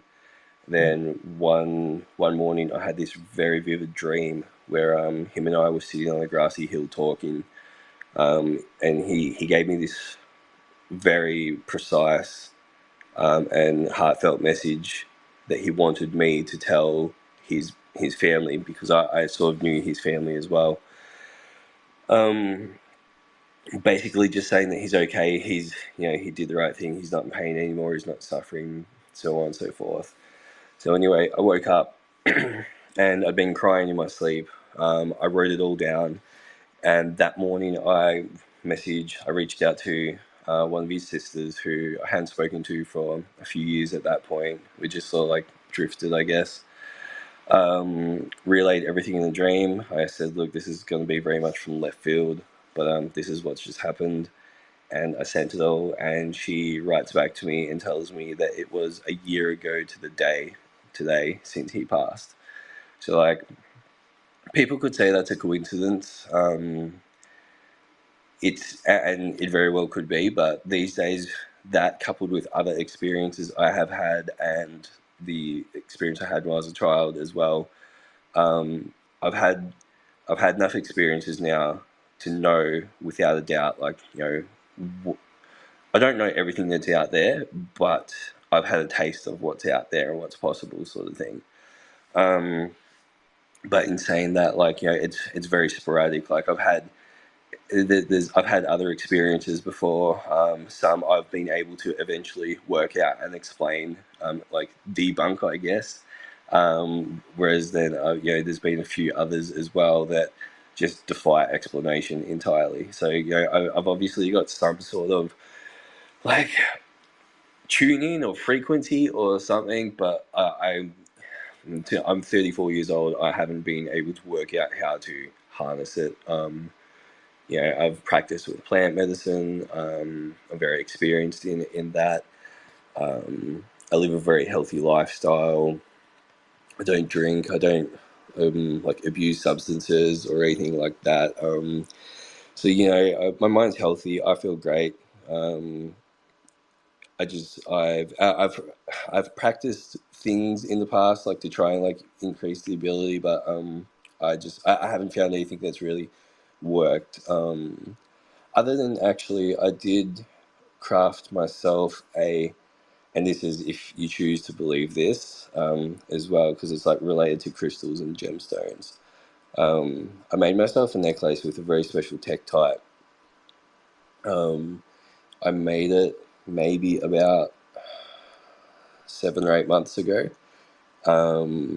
knowing the supposed effects of like tektites having quite polarizing effects on people's lives in terms of spirituality and like their path moving forward and things like that. Moldavite, if people have heard of that, is a great example of one of these stones. I made myself a necklace. I wear it every single day, and pretty much from day one of me wearing it, life has just been a roller coaster of um, all mostly really great things, but also exceptionally challenging things put in front of me. Um, it's been it's shaped like I've had a few completely unexpected things happen now to the point where it's been my year went from being relatively cruisy until the last like 8 months has been like 2023 has been like a bitch of a year.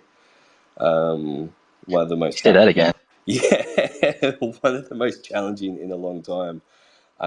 But like I've also I recognize the growth from it, and again, that could just be coincidence. I think it's funny that from pretty much from the day I made that necklace, like life has been really hectic. So who knows? Maybe that of all things that I try over the years could be what takes me to that next level. It'd be funny if it is, but I guess we'll see. Hey, so what's the very worst thing that happened to you this year? If you had to pick something that you can say, what's the worst thing that happened to you this year? Um, so it's there was some weird timing where I there's already a fair bit going on in mine and my partner's life. It has been for a couple of years now. Family with grave illnesses and things like that. And I unexpectedly had a falling out with my best friend that remained permanent. Completely blindsided me. He'd gone through a breakup. I thought he was handling it well, and I was checking in with him pretty regularly, but it turns out I guess he wasn't, and he reacted badly, and like the friendship was ended overnight. On the same night that happened, my my partner's son, my stepson, whom I'm very close with, um, his his friend, he had a 16-year-old friend, and this guy, long story short, told like the first carload. There was like two carloads of people going to a party. Told the first carload he was going with the second carload, and told the second carload he was going with the first carload. They all left without him. He grabbed someone else's car, drove out into the middle of the bush, and um, shot his own head off with a shotgun. And he sent messages to his friend saying what he was going to do. So they all left the party, went looking for him, and my stepson was the one who happened to find him. So dealing with that, all that in the one weekend was a challenging weekend, and the fallout from that as well was still going. That happened back in August. Yeah, I was really hoping you were going to say like I don't know, you got into a car accident or something. I'm sorry, man. That's what I thought heavier than that. Yeah, look, I didn't want to get too heavy, but it's just the honest truth of it. I can talk about it. I'm okay to talk about it. It was really challenging at the time, but like I said, this year at the same time it has been full of growth. Um, I've grown stronger and wiser, and as I've seen my partner do the same, and those around me, as a lot of people have been impacted by some crazy things that have been happening in Australia, not just in the last like 8 months, but realistically in the last couple of years. So there's lessons to be learned, and we are all learning. So it's okay. But Anyway, that's off on a bit of a tangent now. Not necessarily related to the tech diet and other body experiences. So I'll let go back to you guys. Hey, challenge. Can you hear me all right? I'm on my AirPods. Sometimes they're fucked up.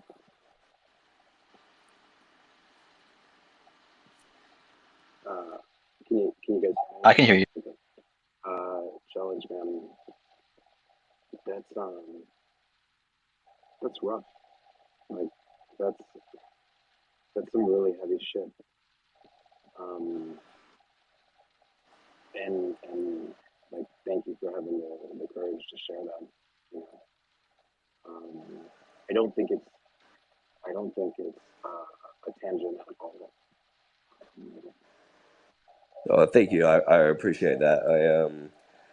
It's a little off topic, but that was a question, and I wanted to answer it truthfully. And that was like, that was the first thing that came to mind No, I mean of the most people the wouldn't have answered worst that thing. candidly. You know what I mean? So thank you for Yeah, that. I'm a pretty open book. Yeah. Yeah, no, But for look, sure. I appreciate everyone's time. I'm about to jump into a documentary. I'm actually watching The Dream with David Icke. It's his new show. I'm half an hour in so far. I'll be honest, it's not his best work, but if you go to his website and look, I don't work for David Icke. This is just what I learned myself yesterday. You go to his website. He has like a special where I think it's only like $2 or $3 to sign up for the month, and then you get access to it. And so, if you're a fan of David Icke, I think you get access to like pretty much all of his content. So I just subscribed for the month. I think it cost me like $3.80 Australian. I'm just having a look at some of his content now.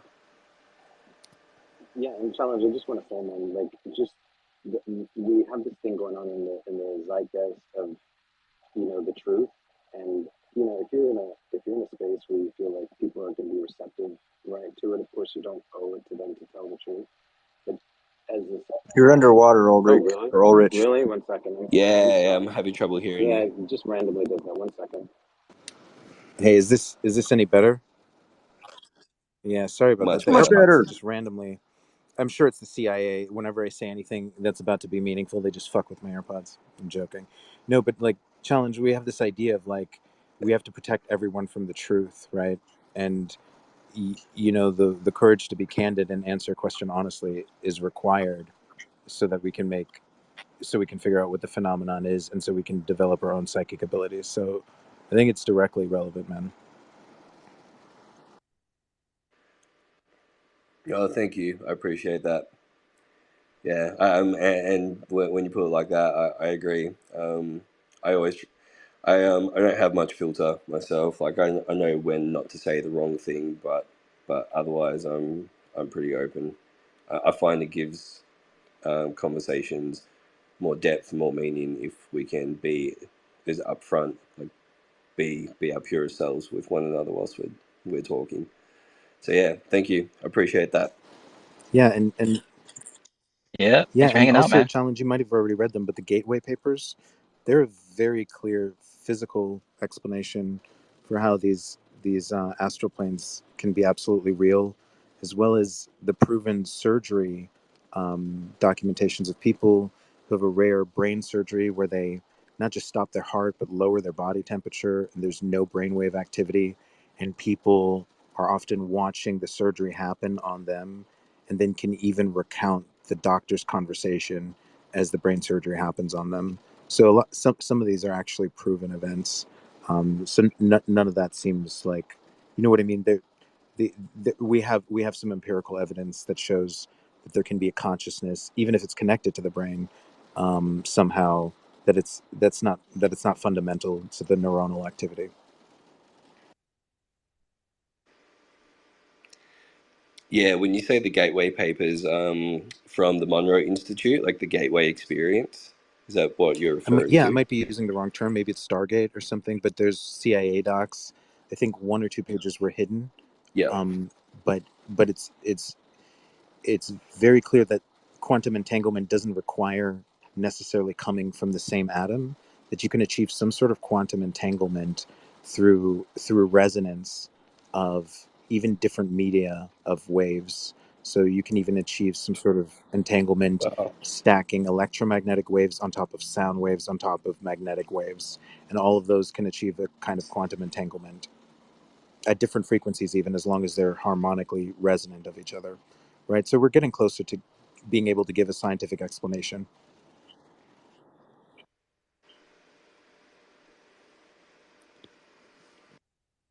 Yeah, he spent 6 months, he said, I think, focusing on astral stuff. So he probably came across that in his work. Yeah.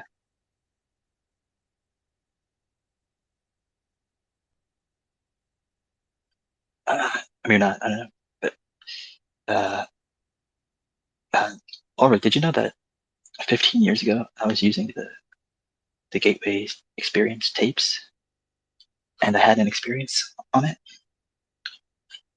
No way. Tell me what happened.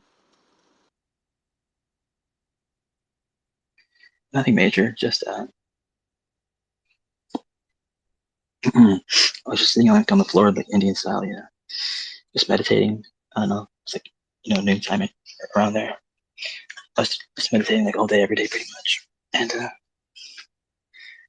uh, I was doing like the Gateway series of their product, their owner stuff, and I don't know. One of those days, I was just sitting on the floor, and I ended my little meditation session, and I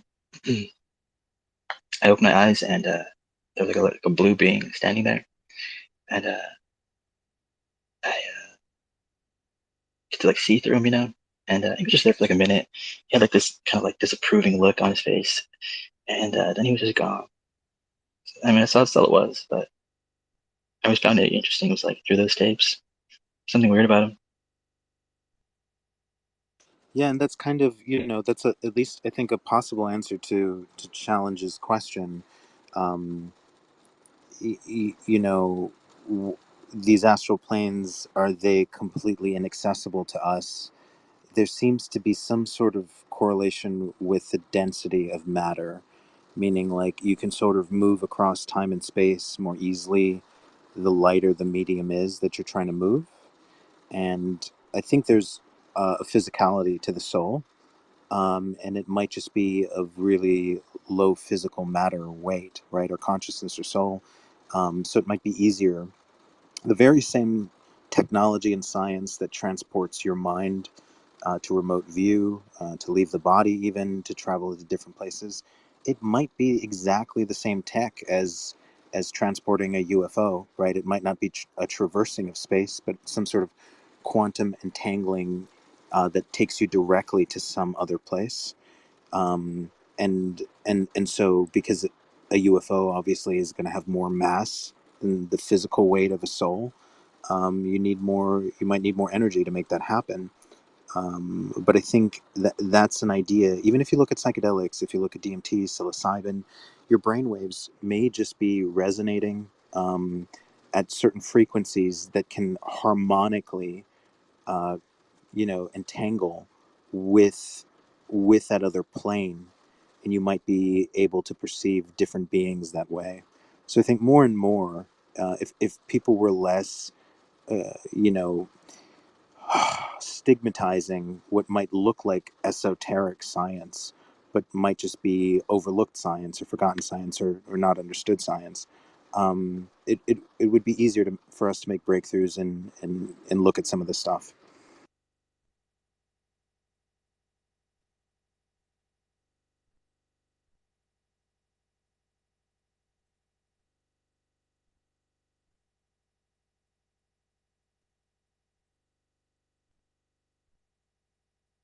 Yeah, so Ocean had to go to sleep, so that's what she went. And dude, you see that guy? His account was like 113,000 or whatever. So it's weird. Like, there's like some really big people on TikTok, but they have like no presence on Twitter at all. I always wonder like why that is. Like, when you like, if you have like a social media thing that you're doing and like making money, wouldn't like you want to like try to attack every avenue as much as possible, right? Like, I don't understand why not.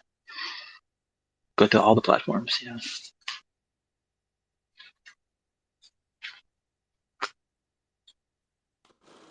Yeah, you said Challenge has a big TikTok account. Yeah, he's got like 120,000 followers or something like that. Or something like that. I don't use TikTok. I forget what it's. I think it's something like that. Yeah, that's pretty crazy. I didn't know that. Yeah, I mean, I just clicked the link on his bio. Um, because like when he was talking, he was talking as if like he's like, we here at Challenge Reality or some shit. I was like, it kind of like made me think like, what's he? Seems like a big boy here. Let's check him out. No.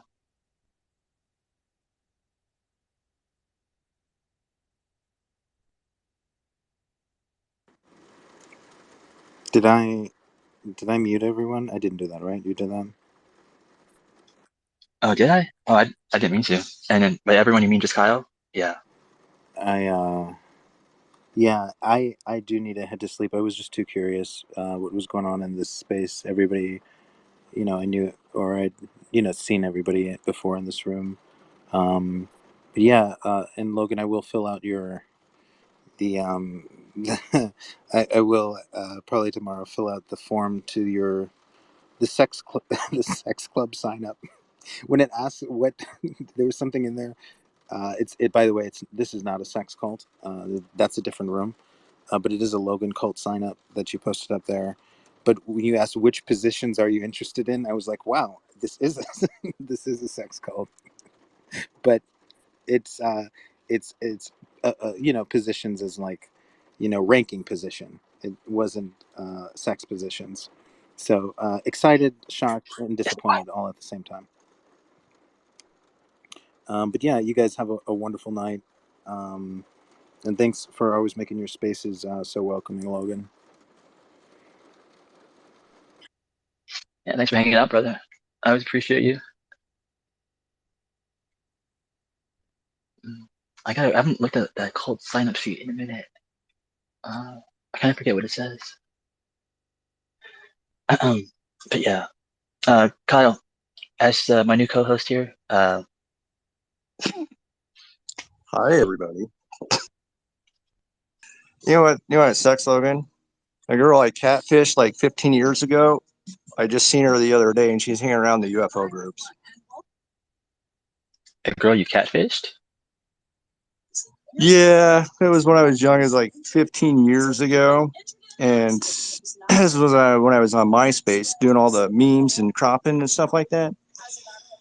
Well, we ended up talking online, and we ended up getting together. But it was like one thing after another. She's like, "Oh," like 2 months after talking, she's like, "Oh, I'm married, by the way." And I was like, "Well, that's not good." But my heart was like still attached, and she's like, "Oh, he's mean to me. He's this, he's that." But it eventually led up to me playing Xbox with her husband and her kids, and I felt guilty. I was like, I can't fucking do this. And I heard her in the background bitching at him, yelling at him. So it's like everything that she was saying negative about him, she was like doing. So I felt like uncomfortable. I felt bad. You know what I mean? I was like, God, she's married. She's got kids. I can't do this. And so I did. She wanted to meet up, and I says, "Nope, I can't do this. I feel bad." I told her what was going on, and I left. But then, shit went downhill. It got worse than King Milk Fart, and Chupacabra. It was just fucking drama, blowed up everywhere. And so mistakes were made. But yeah, I seen her tweet her just like 2 days ago. I haven't seen her in like 10 years, but it kind of shocked me. I'm like, I hope drama don't kick up and shit start going downhill. But she knows before my experiences in 2015, UFO experiences, she knows about I told her about the UFO experience I had with a kid with my mom and my brother of a craft flying outside her window or whatnot. So she knows about all that shit. But it's kind of weird how that's or things are coming together like that. I don't know. I'm just having like a lot of weird frequencies. I can't even talk right now. Hold on one sec.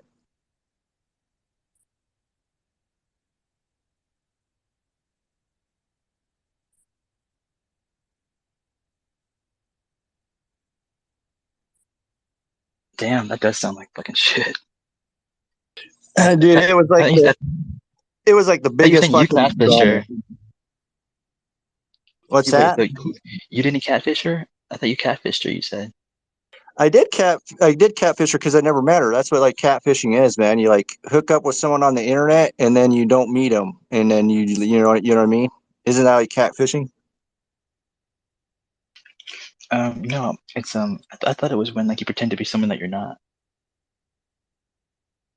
Oh no. I used we used all real pictures. I used my real pictures. She used her real pictures.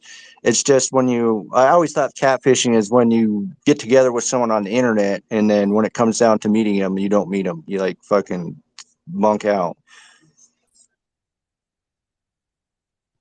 How old were you? I was 20, 28, 29, like right around there, pretty close to 30. I talked to her for like 2 years, and then I cut it off. And then when I cut it off, because we were so attached to each other, we talked to each other like 3 hours a day. And then when I put a cold stop to it, I was being selfish. I still wanted that attention, but it was not happening. And, I wanted us to just to be friends. And then it just went from that to, love turned to hate, and we ended up fighting with each other. Cause back then I was pretty big on MySpace. I mean, I had almost like 200,000 comments. I was like one of the best big photoshoppers, like a meme king. When I hung out with like a group of like 40 people, and that's all we did is we'd Photoshop each other and make memes and stuff like that. And it turned into a big fucking war. It turned into all these, like 10 people are on my side and 10 people's on her side, and we're fighting. We're creating memes of each other, and it was just it got real ugly real quick. And that's what kind of, when I came here, when I took a break after I got drunk and was crying on your space and all that shit, when I took a small break, and then when I came back, like 2 months later, and I seen everybody fighting, that's what it reminded me of, was holy shit, they're starting a war, just like what happened on MySpace with Tupacabra and everybody. And so what my plan was is I was just gonna try to take everybody's attention off each other and just troll everybody. I was going to troll Tupa, King Milk Fart, and all those people, and I was going to make pictures of them and do that. But right when I started to do that, I got blocked. So I was like, well, that plan fucking backfired.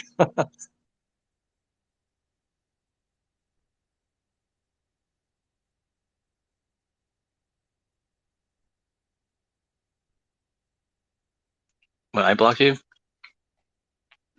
Yeah, that's when I was Dr. Green. You were thinking I was probably troll profile from King Milk Fart. Mm-hmm. Yeah. You never can tell.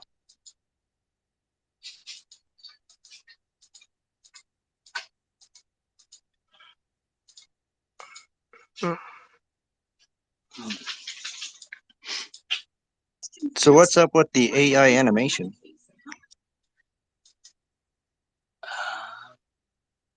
I don't know. What about it? Hey, Ocean messaged me and said, ask Logan about the AI animation. Oh, she's still awake. Yeah. Uh, No, she messaged me about it like, I don't know, a minute ago. I just don't never check my DMs. I'm not a DMer, I guess. yeah.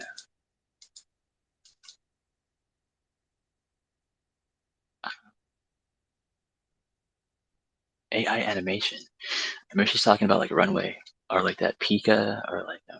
Do you do any of that stuff? You go into like those text to video things. I haven't got into any new software or anything like that. I was real good with Jason Paint Shop Pro animation, and that's how I'd make videos and stuff like that. I actually used like probably three different programs that I'd make GIFs and put videos together and make pictures. But fuck, I need to get back into it. But back then when I was doing it, because that's the stuff I like to do. I like to make things. And back then I was doing it every single day when I got off work for shit like 4 years, 3, 4 years. And then we all got in that war, and my account got uh, deleted because everybody was reporting everybody. Everybody was trying to get everybody deleted. It was just a wild mess. But I would like to get into the AI programs that's coming out, because I'm seeing some of the stuff that's coming out, like with the AI pictures and stuff like that. And see, me, I would take the AI picture and I would break down, manipulate it, and then put it into like animation, JSync animation software, and it can make really cool GIFs. I wish I would have had some of my work back in the back in my MySpace days, because I made a whole bunch of cool videos and a whole bunch of cool shit, but all that got deleted and shit.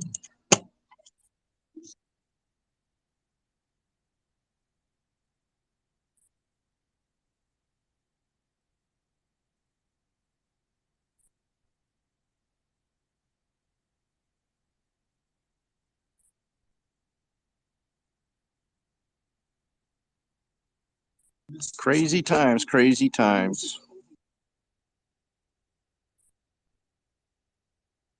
Yeah, I never. Oh shit. Actually, you know, I could use your advice.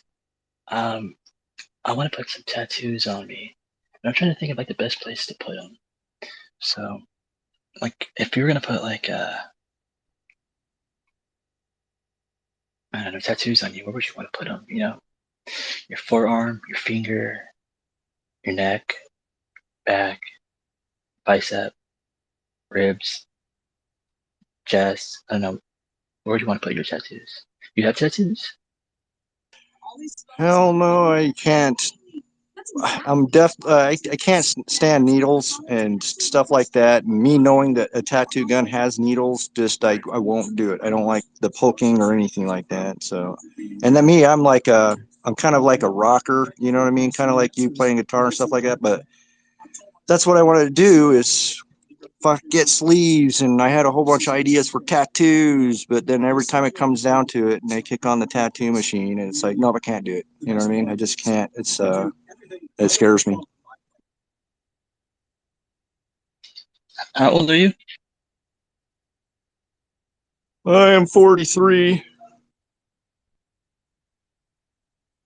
I'm 43, but everybody thinks I'm like 30, 32, because I look younger. And I think I look younger is because I'm never out in the daylight. I've been basically on graveyard shift for the last 20 years. So I never really get out in the daytime, and I do have a younger look to me, I guess.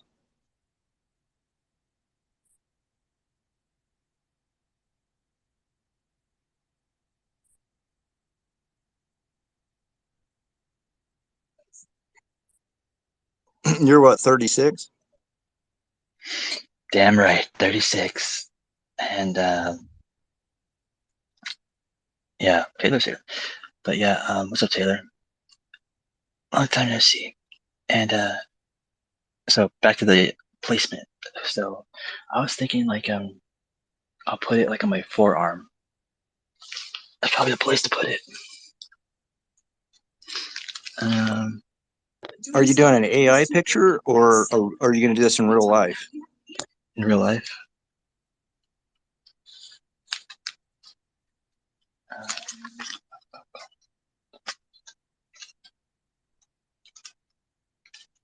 And a picture of like a dragon. Actually, probably not a dragon. I don't know. Cool dragon, maybe. Where would you put a dragon on you? I guess hypothetically, if you put a dragon on you, I know you don't like needles and all that, but forget about that part. Where would you put it? On your face? Your foot? I wouldn't put a dragon on me. But if you okay, what? Hold on, why not? It's too big. Well, if you got like a small dragon, like a little tiny dragon, I'd probably put like a little tiny dragon, like maybe behind the ear or something like that. But if it's like a big dragon, I don't know, man. I don't know where I put that. I'm not really a tattoos. The one tattoo I was really gonna get was 444 on my right arm, but then when I drew 444 on my right arm and then I held my arm up, it was 666. So 444 upside down is 666. So I was like, I'm not going to have that. Why not?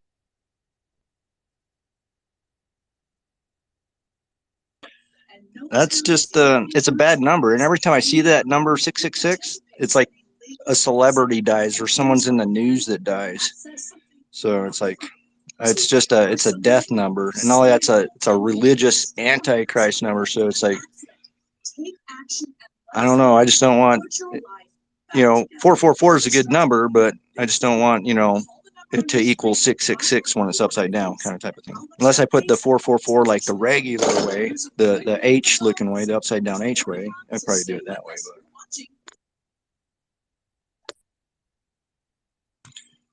why would you want to put a dragon tattoo on your face? So you can let everybody know that you're crazy.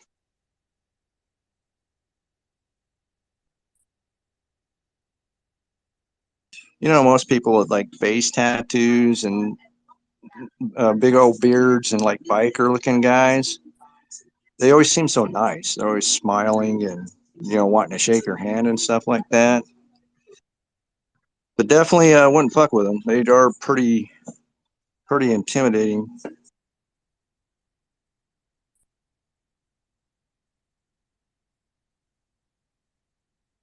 They have to compensate for their looks. That's why they do that. Also, they're probably happy just to get to talk to someone that's not running away.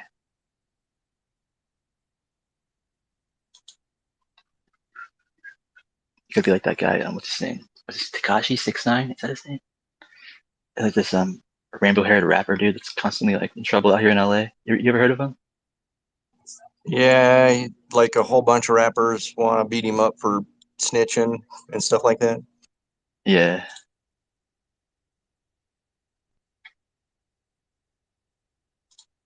Everyone's a snitch.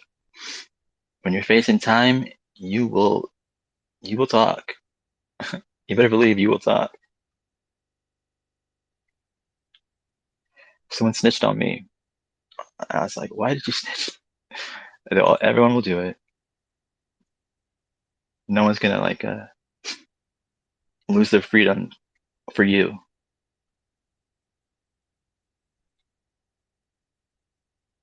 Yeah. Do the crime, do the time. Or snitch and don't do the crime time.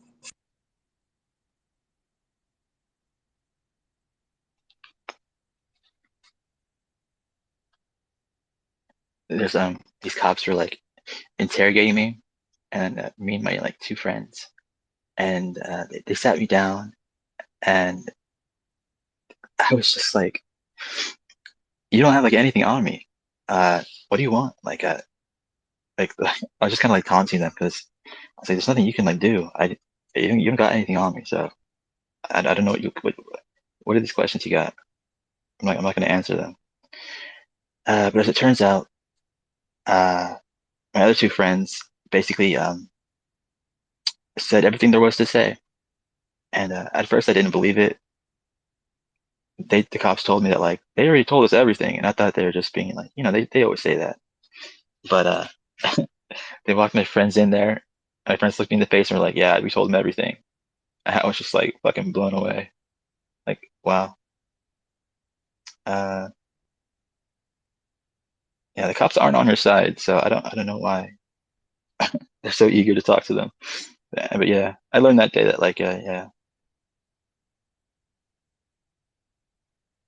everyone's a snitch. So did the police have any evidence of anything, or did they get your friends to talk, and since your friends talked, that's the evidence that they needed? Did they have Yeah, evidence? that was it. That was the only evidence they had, was just witnesses? Well, they had a metal pipe.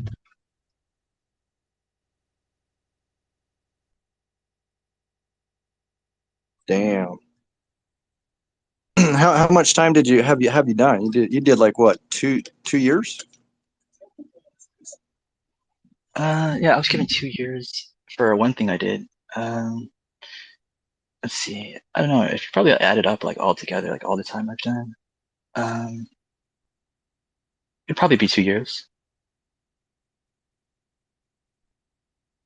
Was that jail or was that just a prison?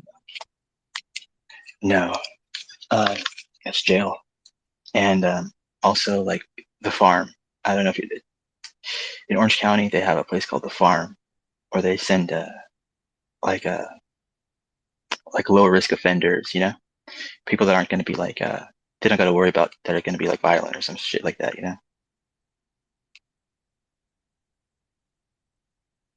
Oh, I got it. I went to jail one time and it was for one night. I like stayed overnight and I got bailed out the next morning.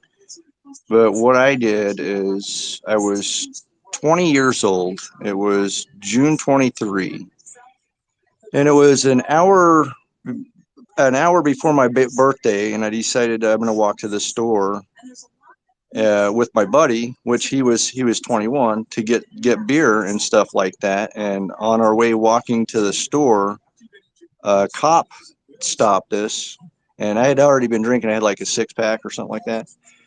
And he asked for our IDs and stuff like that, so we showed him, and um, he told me, he's like, "Well, you're not old enough to drink yet." And I was like, "Yeah, in an hour I will be." But the cop was a dick, and he still took me in, and I was there for the night. I got picked up for in the morning, but I take that back. I went to jail twice, and it was for the same thing. And so I had the ticket and everything, and I had to go to court. Well, I never showed up for court, and I don't know, like 6 months went by. I was out fishing, catfishing at this pond, and I was there for 2 days, and my parents came to pick me up, and on our way back to the house, we got pulled over. And I know we got pulled over because everybody would go out to this pond and they'd party and shit like that. And so I was like thinking, we're probably getting pulled over because the cop probably thinks that we were out there partying or whatever. But my parents, they were both sober. I was sober. I stunk like fish. I had catfish and stuff like that. But the cop had pulled us over, and he comes up to the window and he's like, "Which one of you guys flipped a cigarette out the window?" And none of us smoked. My dad didn't smoke. My stepmom didn't smoke. I didn't smoke. And we're like, my dad's like, "Nobody in this car smokes." And he's like, "Oh, I seen someone flip a cigarette out the window." And he's like, "I need to see all your guys' driver's license and IDs." So he took them, and then he come back. And my dad, he was like, "Oh, I'm gonna go to jail. I know something's gonna be on me." But the officer comes up. He's like, "Kyle, can you step out of the car, please?" I was like, "Fuck." So they took me to jail, and then the next morning, because it was like a $500 ticket, my dad bailed me out, and I paid him back because I worked at the same place as him. But cops can be pretty shady. They make up a lot of shit to try to search for a crime. So it's like they'll violate your 14th Amendment right. They'll violate your privacy and all that to search for a crime. So it's like they try to manipulate you out of that shit.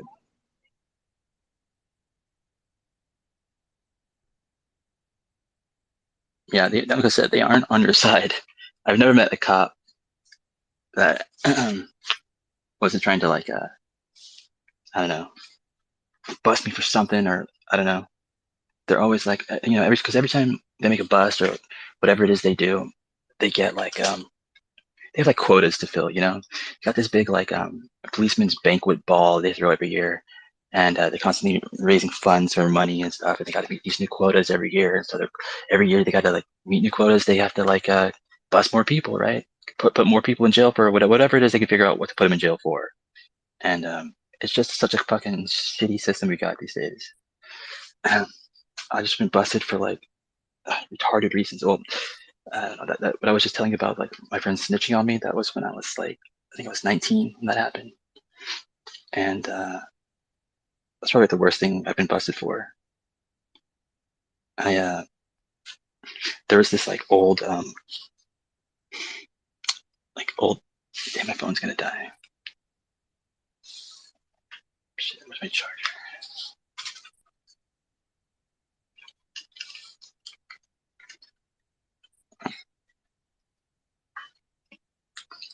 yeah, so there's like this old like van. I'd seen it for like a long time. It's always in the same spot every day, all day. It's just like it's obviously was just like some kind of abandoned van or something. I figured, yeah. And I was 19, and I was just like drunk, I guess. And I was like, let's just I don't know what was going through my head. I don't know if I wanted to steal it or like just whack it a couple times, but I mean, I ended up just whacking it a couple times just with this metal pipe I found on the floor, and then just left. And yeah, I did like a month in jail for that.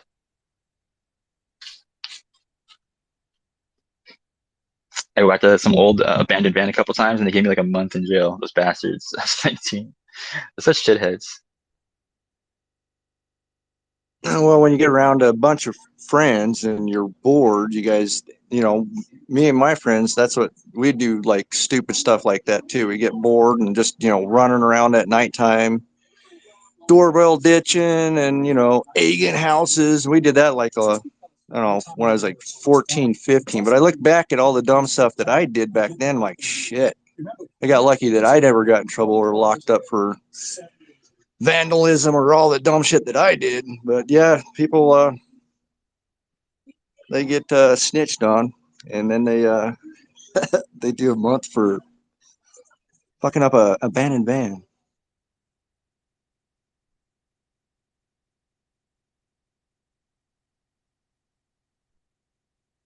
I wish if it was stuff like I wish our system was like violent crimes, like assault, rape, and you know, I'd say burglary and like stuff like that, like real violent crimes. Yeah, lock people up.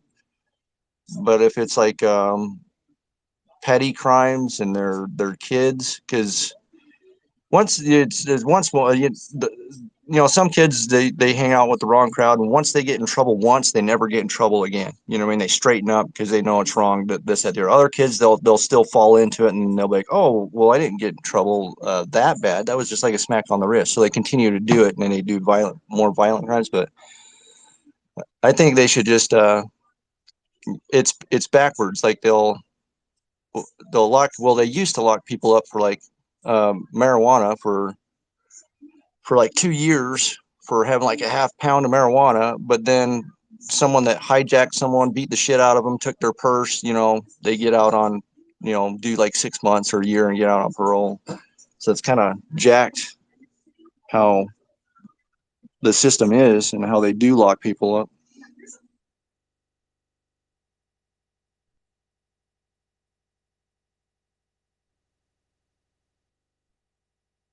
Go to jail, do not pass go.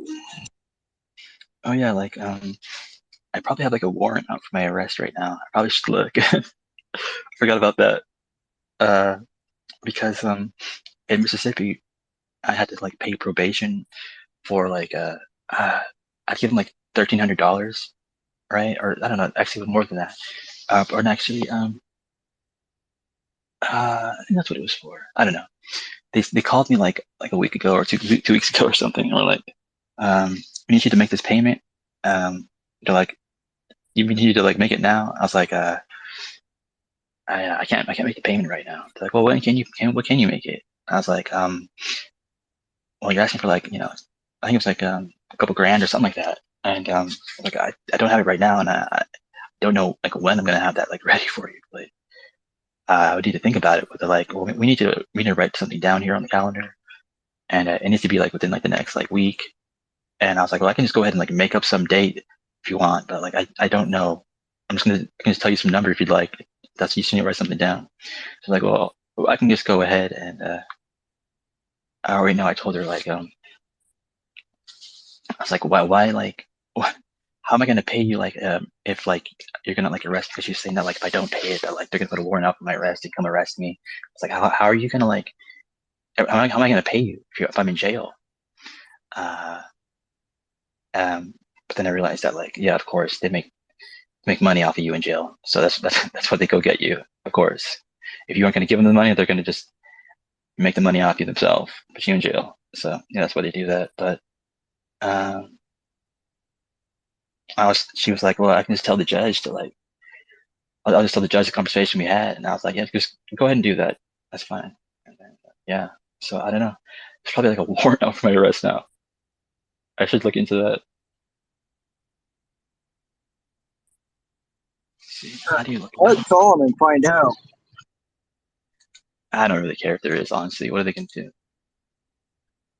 They don't even have my address.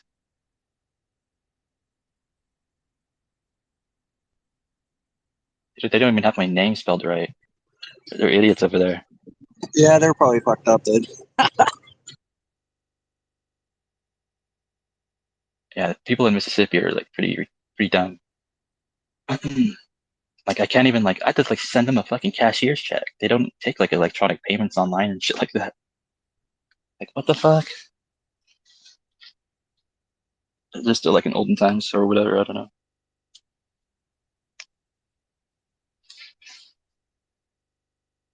Things are pretty slow there, but it's also like really like one of the highest crime rates in the country. Is like right there too. Pretty shitty. Where was that at again? Mississippi.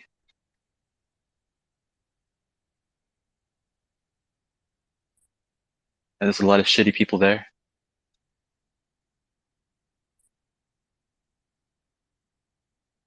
Yeah, I haven't been past Colorado.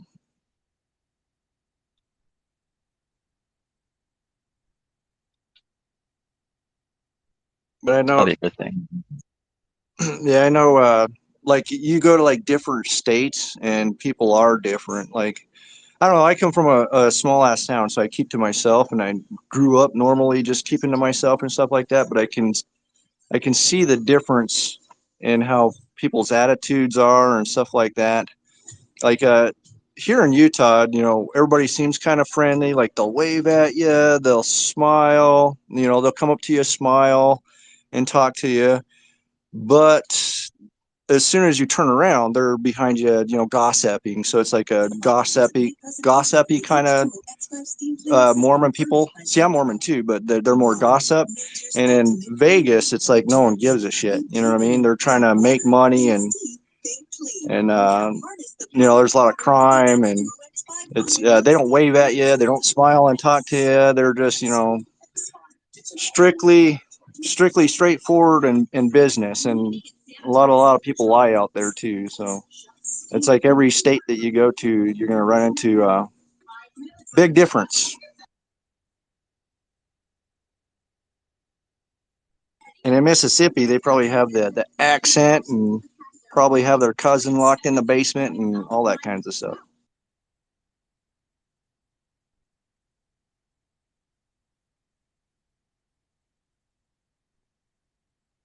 I think that's where Deliverance was filmed, was out there in Mississippi.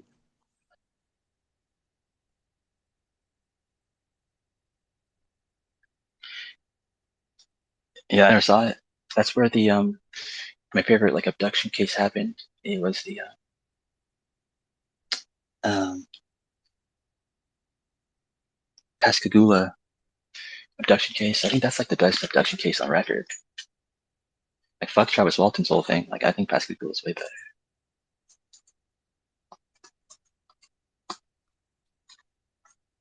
You know that case.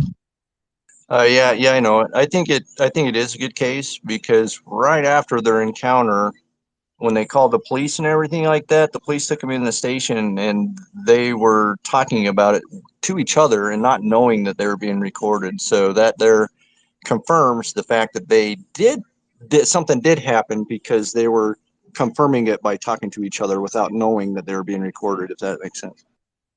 Yeah.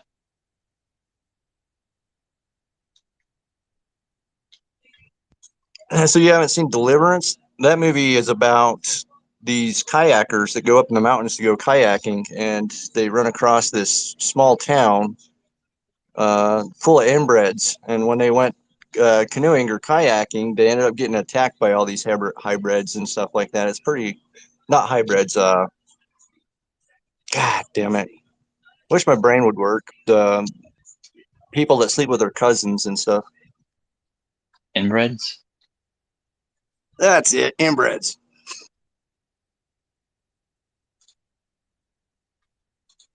Yeah. Okay, that's not that good one.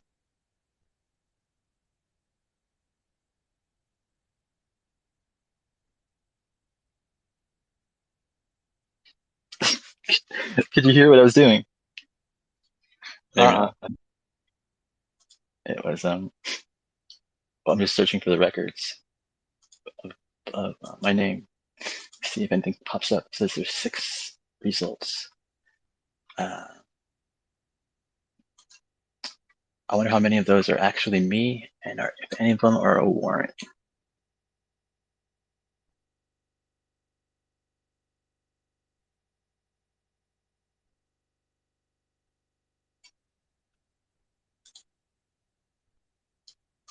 What's your favorite abduction case, man? Is it that one? I don't know. I think my own is, but that's just me, man. Because like That don't count.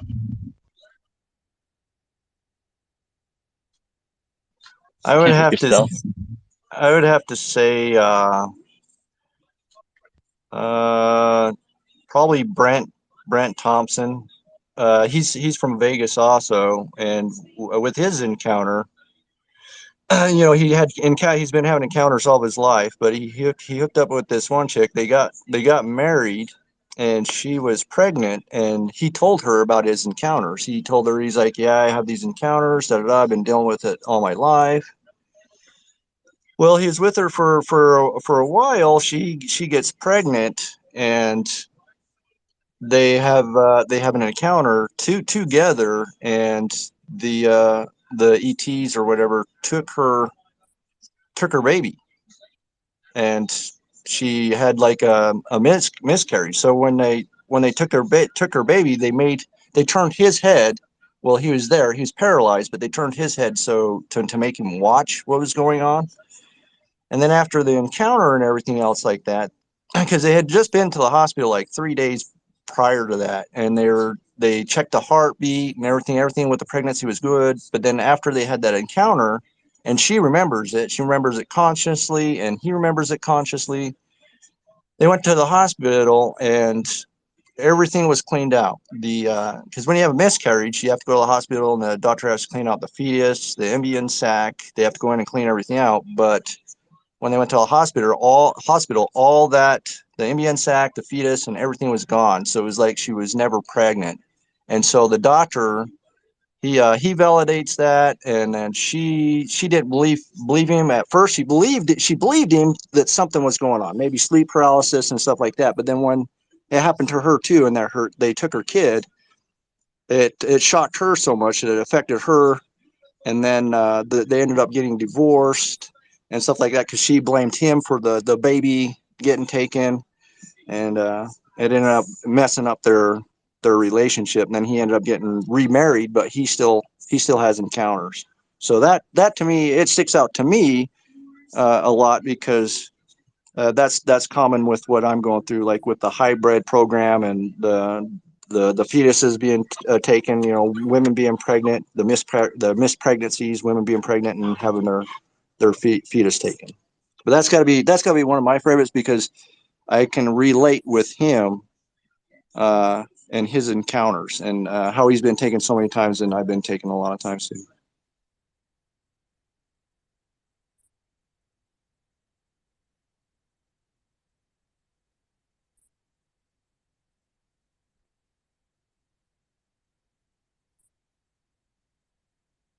And see, my encounter's kind of fairly new, and it's kind of weird how the History Channel contacted me like a year and a half after my encounter, like, because it started in 2015, and I moved out of Vegas because I was living by Nellis Air Force Base, July 2016. And when I moved to Utah, and I was still in shock and stuff like that, and I started making pictures of the ETs and stuff like that. It was kind of weird that the History Channel contacted me and asked me, hey, you want to share your story with us? And she introduced herself. She's like, I'm a producer, da da da. And I'm like thinking, well, yeah, that's kind of weird. I only got 130 friends on my Facebook. I only got 130 friends, and I got fucking out of the blue, the History Channel contacted me, wanting me to share my story with them on the History Channel. And it was kind of, I wanted to do it, and I don't regret doing it. And I requested that, yeah, I'll come out there, I'll fly out there, and I'll do all this and stuff like that. And so I did. I took a week off work, and I went out there, and I told my story, how I'd walk back and forth to work by Nellis Air Force Base, and I did that for 13 years. And then I seen a UFO and started having missing time, and then I started seeing the beings and stuff like that, and that was the whole base of my story. And then I failed the lie detector test, which is funny. Is before I took the lie detector test, I drank. They made me drink 8 bottles of water, so I was well hydrated. I drank 8 bottles of water, and I wasn't even nervous or anything like that about the polygraph. I was actually, thank God, finally I can get this done and go back home, because I don't like being around people. I keep to myself. And the whole scary thing about it was, going to an airport, getting on an airplane and flying out to California. But anyway, the lady I did the polygraph, the lady's like, "Oh, you're not being truthful," or I can't remember what she said. And I was calling her out about it. And I was like, "I am being 100% truthful, da da da." And I was like, check this out, check this mark out, da da da. And she was backpedaling, and she said that she had 5 years experience. And I was like, "Well, let me see the laptop. I want to see how you're reading this, da da da." Because, I looked at her like she didn't know what the fuck she was doing. And I thought, me not researching lie detector tests or anything like that, thought that they were accurate, and they were real. And when she said that to me, it kind of kicked me in the nuts. But when I was talking to her and I was calling her out, the only person that started sweating was her. She had beads of sweat coming down her face, and I was the one that drank all that water, and I did not sweat once. So, but then after I got done with that, I started researching the lie detector test that she used, and the guy that invented it, he made a disclaimer. He says, "I wish I wouldn't have invented this polygraph test, because it's not accurate." And he explained that. And for the polygraph test itself, it was the setup, the software, and everything else to hook up to your laptop is $500. And then there's a course in Southern California that you can go in and you can get certified to be a polygraph analyst or whatever. So you pay $500 for the polygraph test, and then you go to the school, and the school is another $500, and they teach you for 1 week on how to use a polygraph test, and then you are certified with using this system. So I researched all that, and because I was trying to figure out why the fuck did I lie, because I'm not going to put myself out there to be made to look like an ass. I did it because I was telling the truth. And so I come back to Utah, and the producer, I was talking to her a little bit, and it was like 2 days after I landed here in Utah. That's when the New York article hit that the government is investigating UFOs. UFOs are real. Da, da, da. So it was like a coincidence. It was like everything's lined up. Bam, bam. This happens, and so I text her. I was like, "Look, the Pentagon has just came out and said that the UFOs are real." And she said, "Oh, thanks. So we'll probably add this to the show." I was like, "Cool." Well, they told me that the show would be out in 2018, and so when I watched the TV show I was on, it kind of really made me mad, because they cut and edited my voice in there. They left everything out with Las Vegas and walking by Nellis Air Force Base. All that was left out. And that's like the whole key of what happened to me. The whole basis. They left all that out of it. And then there's parts like when you see me walking down the stairs, and then it shows my back walking into a room, because when I went to California, they said, "We want you to pretend that this is your basement and you live here, and just pretend that this is your brother's basement." I was like, "Okay, no problem." But as I'm walking into the other room, you hear my voice talking. I'm like, "Oh yeah, da da da." I was like, I wasn't talking then. So they edited my voice in certain things. They cut it. They chopped it. They basically created their own fucking story. And then it went down that road. But it didn't bother me because, you know, I believe that the truth is going to come out no matter what. And with my encounters, I had so many right there by the base that there's no way that they don't know what is going on with me. I think that they're watching me. And not only that, I had a weird experience, which was with a he said he was an aerospace engineer, and I was working in graveyard, and he comes in at two in my office at 2 o'clock in the morning. He's like, "Oh, I'm just in the area." He's like, "I'm bored." He's like, "I'm bored," and he's like, He introduced himself. He's like, "I'm an aerospace engineer," and he's like, "I got a few questions I want to ask you." And I was like, "Oh, okay." I was like, "Feel free, shoot." And he's like, "All right, he's like, just think of this as like a social experiment." And so he started asking me all these religious questions, and he's like, basically, is what do you? I'll do one right real quick. He's like, what I want you to do is I want you to say negative or positive on what I ask you, and this that other. So I was like, all right. And so he's like, negative or positive? Uh, do you think it's good for one man and one woman, or do you think it's negative or positive for one man and a lot of women? Say like 5 women. And I told him, I was like, well, it is positive one man, one woman, negative one man, and 5 women. And he's like, well, why do you say that?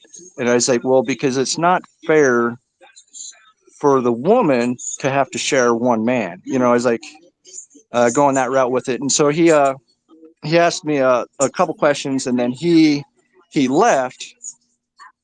And I was like, fuck. You know, I don't know if he was an aerospace engineer. He did look like a nerd. He had a fucking yellow button-up shirt with fucking gray pants. 6'4". He's like an older Asian. He's like 75 years old.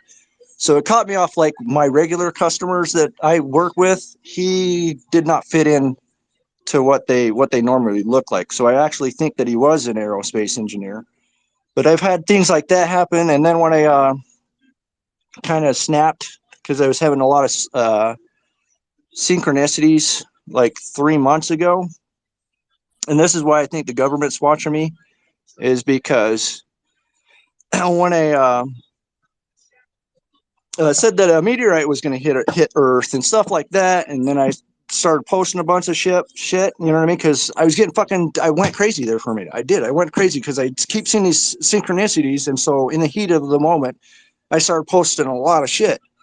And when I did that, it was the very next day, fucking it big ass green helicopter flew over our house. My brother and sister-in-law's house flew over our house, and it was real low. It was kicking up dust on the ground, and it flew right over, and then it circled and went back over the hill. And then maybe about 2 hours later, it happened again. It went over, and it was a big fucking big long ass helicopter. It like had fucking 2 doors on it and shit. And so I was like, oh fuck, I better start deleting some tweets. So I deleted some of my fucking crazy ass tweets, and then that stopped. And then I started noticing other shit all of a sudden, because I've been bitching about the government shooting down UFOs, and I know one of those balloons wasn't a balloon. I do believe it was an actual fucking UFO. So I've been bitching about, release the footage, fucking we want, I want to see this shit. And so I was bitching about it on my Twitter for a long time. And then when I went, when I snapped, I did all that, and helicopters started flying by my house. That fuck. I wish my brain would work half the time. I just can't fucking talk. But that the dude that was running the government ATIP program, that fucking Nick, what the fuck is his name, Nick or whatever, he just fucking quit. God. But anyway, he had an emergency roundtable with the Pentagon to try to release the videos from the balloons. And that was like, the very next day after that. And then he ended up quitting 2 weeks later. I don't know. It just seems like they're acting on shit that I'm posting. That's how I know you're not supposed to connect shit, but that's what it seems like to me. But I don't know. I'm going on.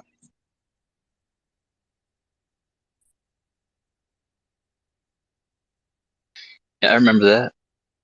You were really tripping. It was okay though. Wasn't too bad. Uh, I know, like you have like children, right, with aliens. Is that right? Yes. Uh-huh. You want me to tell you about it? Maybe. I don't know. But hold on, like I don't know, man. Like going through all that shit is like gotta be like stressful. I would be like, I don't know, getting fucked up a lot probably.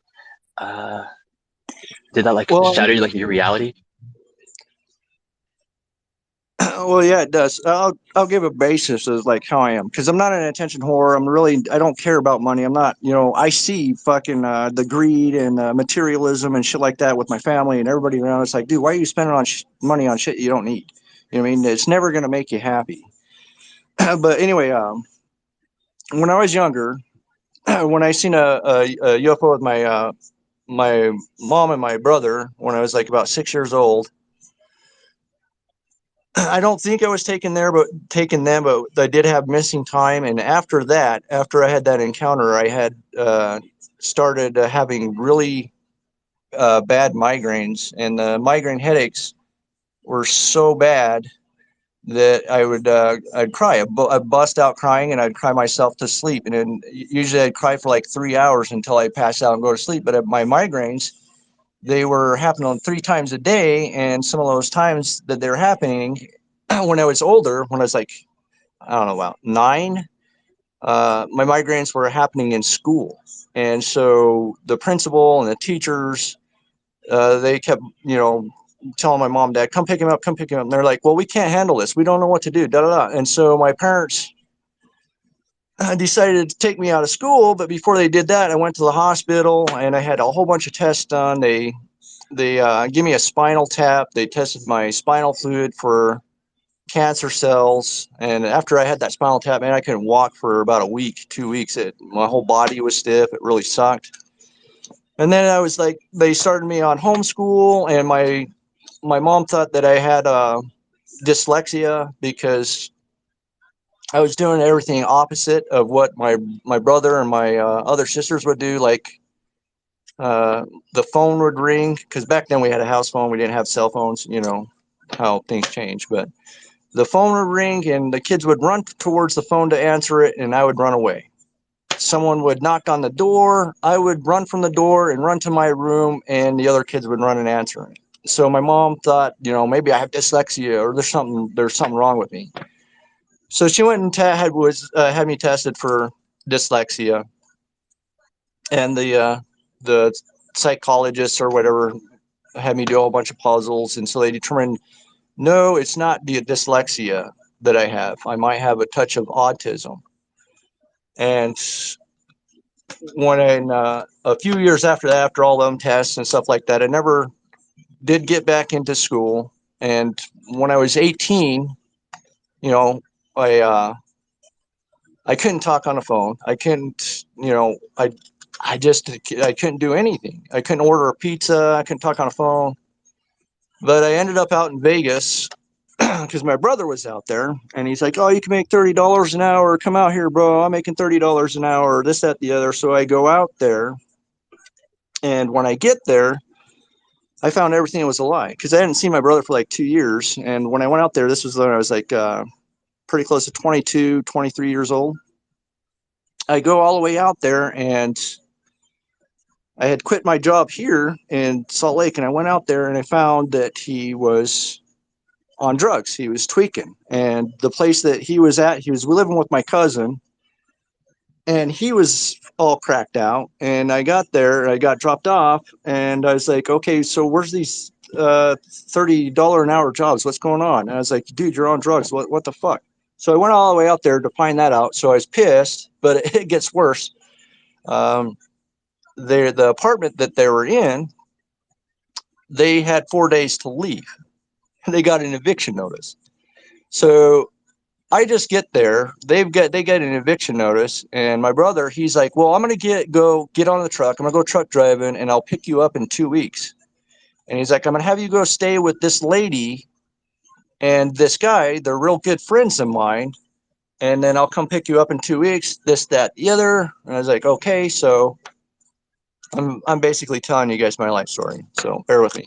So I moved in with them, and I was like, okay, 2 weeks. And then he's going to pick me up, take me back to Salt Lake.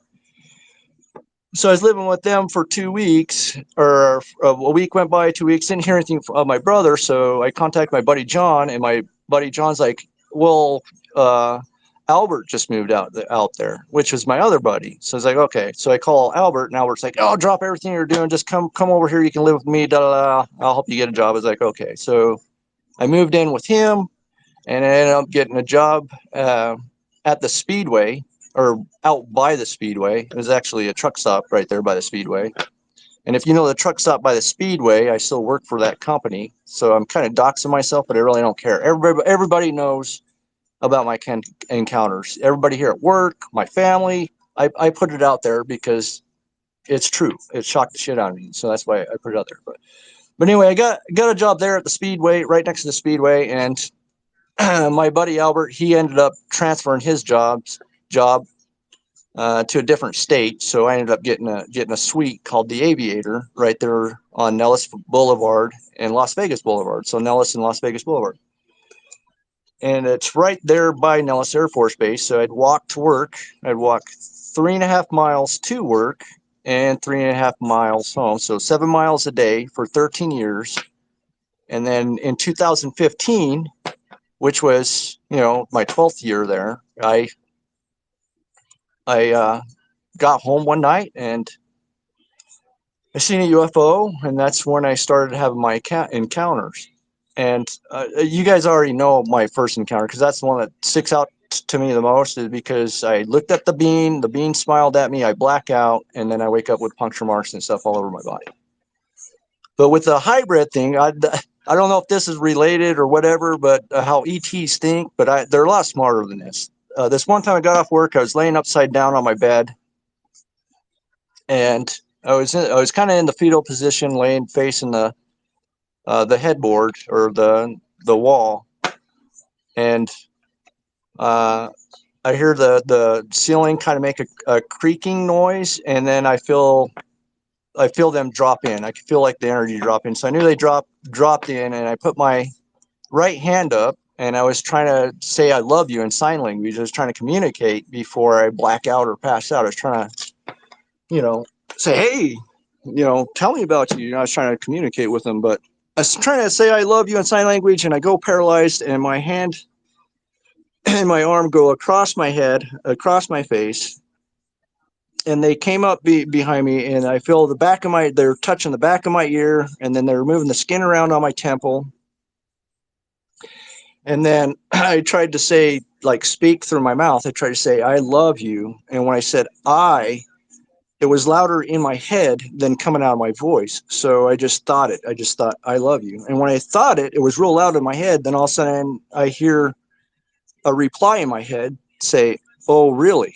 And it was kind of like a hollow, like it was talking on not a radio, but it had like a hollow sound inside of my head when I was speaking. So it says, oh, really? And then it stopped. And then I said, yes. And then it was silent. And then they're sitting there still moving the skin around my ear, lifting my ear up. And then all of a sudden I get this image in my head, and I can see myself.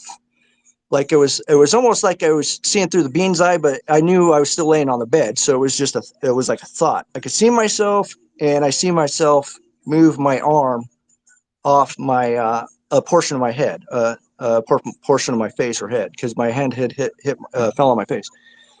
So I speak in telepathic. I was like, do you want me to move my arm? Because I seen this image pop in my head, and they're like, yes. So I moved my arm. And then that's when I black out. I wasn't paralyzed no more. I moved my arm. I black out. I come to, and I instantly wake up and I say, oh, they're here. I'm going to go to the bathroom. I'm going to check for marks. I pop up on my bed. I'm facing the closet because they're still laying on the foot of my bed. I pop up on my bed. I'm facing the closet, and I go to stand up. And out of my peripherals, I see this hand come over, and it gently touches me on the chest. And as it does that, I go to stand up and I go paralyzed again, and I look over, and I fell off the bed, and the ET. I look over at the ET, and it fell off the bed with me, and I fell into the closet on a bunch of clothes. And I wake up the next day, I got bruises and puncture marks and everything. Well, it was after that. It was like maybe, I don't know, about a month after that. I was laying on my bed, and I was just laying there. The light was on. The TV was going. I had my eyes closed because I was just, trying to get past a commercial, and I was watching a movie. And I had my eyes closed, waiting for the commercial to stop. And then I felt something watching me. And every time I feel something like in the room or watching me, I look at, there's 90% of the time there's nothing there. Well, I opened up my eyes and I look, and at the foot of my bed, it was just barely, its head was looking up over the bed. So it was maybe about 3 feet, 2.5 feet tall, 3 feet, more like 3 feet. It was sitting there, it was a gray. It was looking at me smiling, and it grabbed the blankets and it started pulling itself up on the bed. And when it was doing that, it was staring right at me, and I seen that when it was pulling itself up on the bed, it was naked. Can you guys still hear me? Yep. Yes. Oh, it said everybody was muted. So anyway, it's pulling itself up on the bed. I could see it was naked, and I closed my eyes, and I felt it crawl up by my legs, and it came and it sat down on top of me.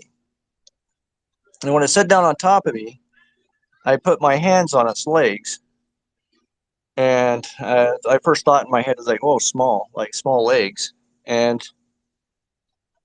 I sat there. And previously that same day, I had taken a whole bunch of probiotics, or it was the day before. I took a bunch of probiotics and a whole bunch of vitamins. And one of the vitamins I think I probably took too much, and I had an allergic reaction. So my eyes were kind of swollen. And when this being was sitting on top of me, and I put my hand on its legs, I was like, whoa, small legs. And then all of a sudden I felt a little tongue go inside my mouth. And I turned my head and I spit. I was like, no, no, no. I was like, check my eyes. I think I'm having an allergic reaction. Because I was like thinking maybe they can help something out. I don't know what I was thinking, but I just turned my head, spit, because it stuck its little tongue in my mouth, and I black out. I wake up the next day, and I've got scratches all over my back like I had sex. So I don't really tell anybody that portion of my thing, so that's like way out there. But it was shortly after that encounter is I had 2 days is when I had 2 days missing time, and then my brother that trapped me there in Vegas, for 13 years, said he's going to come back, never came back, and he's on drugs. Well, he was calling me at the time, telling me that he had his own trucking company, and he's a millionaire, and for me to quit my job, he's going to buy me a house. And I was telling him about my encounters. I'm like, trying fucking these UFOs real. I was like, the grays, I was like, the UFO we seen when we were kids. I was like, yeah. I was like, well, it's the grays. He's like, they're taking me and shit. And after my 2 days of time, I was like, what? I'm going to take my brother's offer. I'm going to quit my job. I'm going to go to Utah after the 2 days missing time. Because that shocked me. And so I did. I quit my job, went back to Utah, and then that's when the History Channel hit me up, and everything else, started going downhill. But when I was in my brother's basement, I painted the wall purple, and I started painting ET, like the grays, on the wall. And I started doing the Photoshop, making the ETs, trying to get my mind off it, because I'm totally obsessed with it and can't get it out of my mind. I had an encounter. I had 19 hours missing time. But when I got done with that encounter, because I had a black light, I was scanning my body, and I found it was like a green, or it was a orangish pink. It looked like fire, and it was in the skin, and it looked like kind of like a comet. it had a circle with a line coming off the back of it. And it really stuck out to me. I had actually took a picture of it, and it went away. Like I don't know if it was seeped in the skin or got washed off, but it went away. And just about 2 years ago, 2.5 years ago, uh, my buddy here at work, he told me, he's like, hey Kyle. I was like, what? He's like, come out and check out the moon. I was like, okay. So I went out and checked out the moon, and yet the moon had 3 stars that was lined up coming off it, and so it looked like what was drawn on my hand, the way the moon was set up. And he showed me that. I was like, oh fuck, that was like that's like what was drawn on my hand. Well, not only did he tell me about it, this driver came in after he left. This driver came in. He's like, hey man, did you see the moon? I was like, yeah, I seen the moon. How the stars were coming off. He's like, I haven't ever seen that before. So the moon looked like a comet, kind of, with the stars coming off it. It was kind of weird. But after that, it was that day. It was the next day. It was my day off. I went to bed normal, and I woke up. And when I woke up, I was sitting up straight.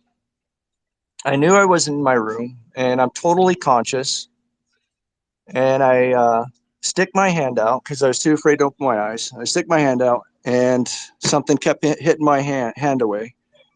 So I decided I'm going to open my eyes, and I opened my eyes, and there was an ET that was about 3 feet tall, and then a real short one that was maybe about 1.5 feet tall, a little a child. And it walked down on me, walked down this like little ramp looking thing. And I don't know how, if you guys know how the schools are, where your knees sit under the desk and your hands are on the table. That's how it was, but it was metal, and my knees were under this platform, and it walks down and it lays down inside my arms. And as I'm looking at it, I'm totally conscious, totally aware. I'm looking at it, and it holds its little tiny hands up, and it's got five fingers and stuff like that. And I look at it, and I got these little knobby bony thumbs. And this ET had little knobby bony thumbs. And then it hit me. I was like, oh my God, you're my child. And then I look up at the other ET, and the other ET is smiling at me, and it's shaking its head yes. And I look back down, and I just felt all this love, just, and then I black out, and I wake up, and that was the end of that. But yeah, it's kind of messed up because when I was trying to communicate, and I said I love you telepathically to him, I kind of think that's what led to the hybrids, to be honest with you.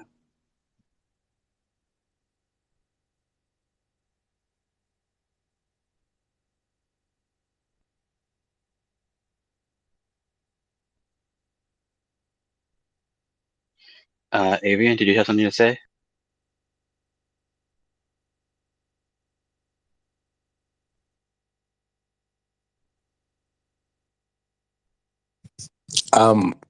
Thank you for inviting me to this special room. I actually thought it's I not didn't invite you. extraterrestrial. Yeah. Okay.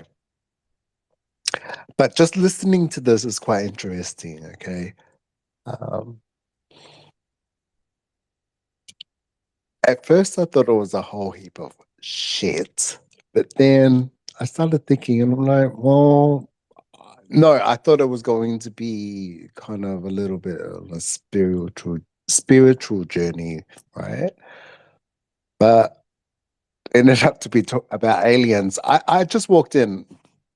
Don't get me wrong, and I'm not judging anybody or saying because I'm fucking crazy myself. But there was a moment that when he was talking about something on his chest, rah, rah, rah, was I too have, but had that experience, but not kind of the same. It's more demonic, where this old lady is in the room and blah, blah, blah. And normally my ear buzzes. But anyway, that's actually I was actually going to fall asleep because here in Australia it's only what 11:08.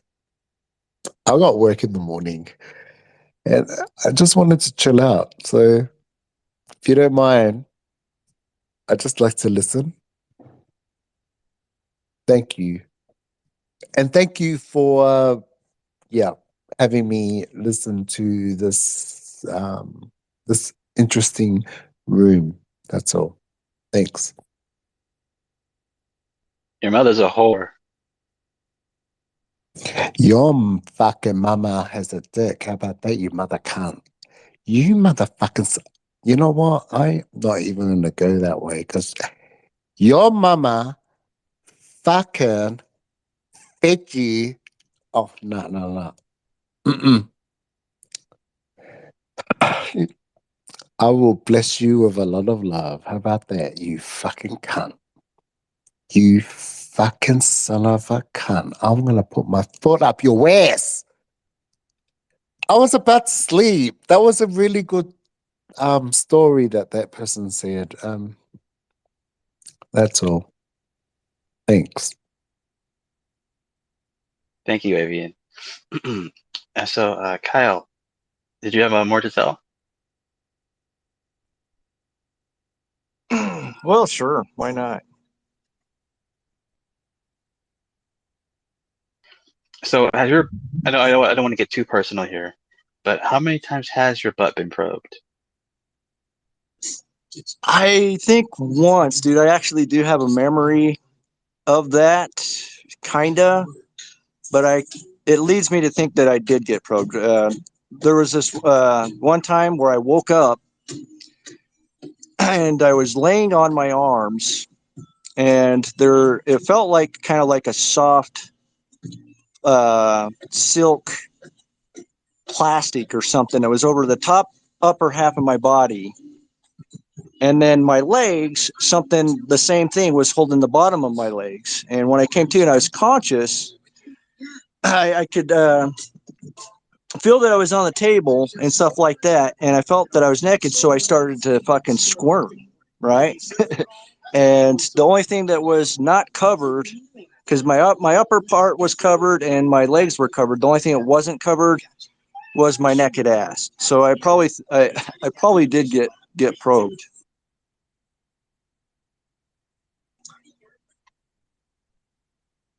Yeah, that's something you're definitely not going to have to wonder about. You'll definitely know it when it happens. The next day at least, you'll feel it for sure for a little while. So Yeah. Oh yeah. Well, it sticks with you for a long time. But that's why I don't want to go through the regression hypnotherapy, is because I don't know if I want to remember all that stuff. But this one time, I like how people, like in these spaces, these abduction spaces and stuff like that, they always start off, well, I had a dream. And they always start off like that. Now, you can have memory recall. Like if you have an encounter, you have missing time, you can have memory recall when you're sleeping. But mine are conscious, for the most part. Now, there was this one time that I did. I had a dream, and it was a vivid dream, but I'll get into it. I had, I just complain about them having a dream. Now here I go. I had a dream. I had a dream where I walk in this room and there's this wooden box that's sitting up against the wall, and I see these two black things, real long black things coming out of it. And so I start walking towards the box, and the lid starts opening up with these two black things that's coming out of the box. And all of a sudden the box, when I got closer to the box, the lid pops open. It's a gigantic wasp, and this wasp jumps on top of me. And I was sitting there struggling with this wasp, and all of a sudden I feel this piercing pain stab me in my belly button. And I felt the pain. And I was sitting there struggling, and I moved the wasp off me, and I start running in my dream. And I run, and I jump in this car, and in this car is Donald Trump, Ivanka Trump, and his woman or whatever.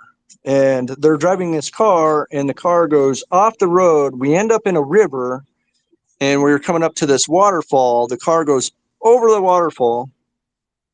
Oh shit, are you guys still there? Okay.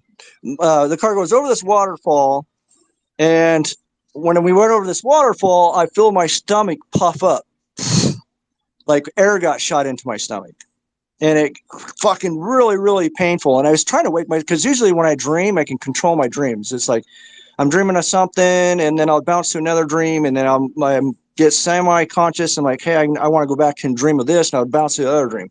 Well, this dream I couldn't fucking control. I couldn't fucking wake up because of the pain in my stomach. I couldn't fucking do anything. So Is that when you went in labor? Because but anyway, you were probed. yeah. I'm just saying. But anyway, I fucking run up this in my dream. I run up the side of this hill, and I come to this flat, and there's this tree there. And I go up to the tree, and there's these little beans. They got big ears and stuff like that. God damn it, my phone keeps acting up. But there's these little beans and stuff like that, and they lift up my shirt, and my stomach is fucking swollen, and there's like these little fucking bees coming out of my fucking, hovering around my stomach and stuff like that. So they lay me down, and this bean reaches in my belly button and pulls out this fucking long ass. It looked like a fucking kind of like a small tube or hose, and they pulled this out. And when he's pulling it out, my stomach starts going back down. And he pulled it out, and he's like, this being or whatever was like telling me in my dream, he's like, oh, you're lucky we took this out of you because it could have killed you. And I said, well, what was it? And they're like, it was a parasite, or it was a worm. And I was like, okay. Well, I wake up the next morning, and I totally, thinking that was a dream and stuff like that, but I had blood dots or blood drips around my belly button. And so I looked inside my belly button, and there was like this little red dot that was in my belly button. So I was like, well, fuck, maybe that was an encounter or whatnot, because that was the first thing I ever had that was like a dream, and wake up and fucking have blood coming out of my belly button that correlated with the dream. So I think that might be what Fringe always talks about, screen memory. Like they put a screenplay in your fucking head while they're working on you. But I don't know.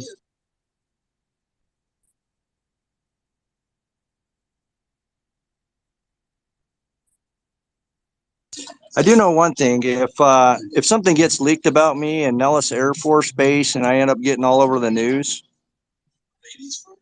your space is going to be the one I hang out at the most, Logan.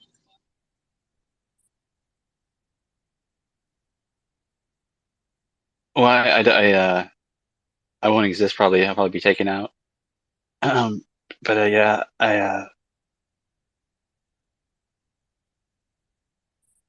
aren't you like terrified? It's not actually scary.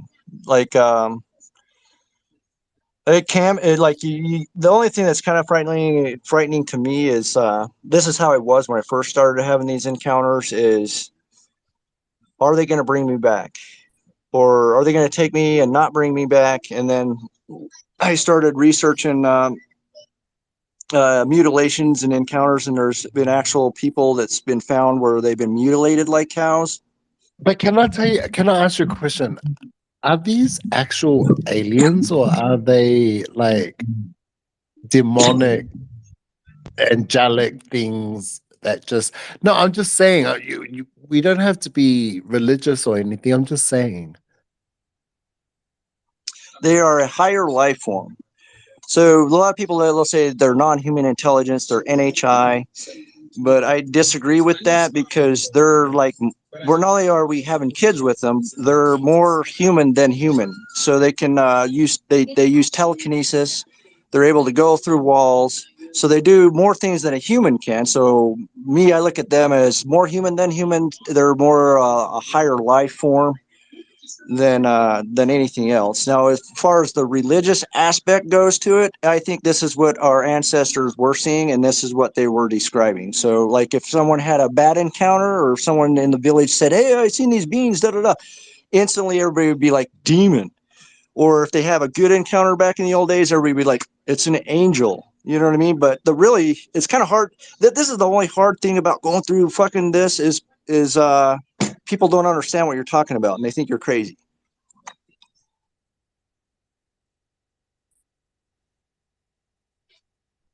No, you're right. That's why I never talk about it. I never do. And this is why I was drawn to this room. But you're right. Because you love your butt being probed. Say what? What did you say? I said it's because you like your butt being probed. Do you want your ass to be probed? Because it's not going to happen from this corner of the world. It's not going to happen from this corner. No, it's not. If you want, you can get it from that side, because not from here. I'm fucking tired. I need to go to sleep. Well, you guys think it's funny about the probes and stuff right now, right? Because the Pentagon released papers of the symptoms of the encounters that the military personnel are having. And them symptoms correlate with burns, missing time, and also missed pregnancies. So when it comes out that our planet is being observed and people are being taken and being experimented on, I think that's when you guys will start to, wake up and realize, oh, this shit is real. Okay, you do you, boo, but I'm gonna tell you, whatever shit that you say in regards to UFOs, that shit ain't real. No. Dude, the Pentagon God made us in His image, and we're the only ones in this whole universe. How about that?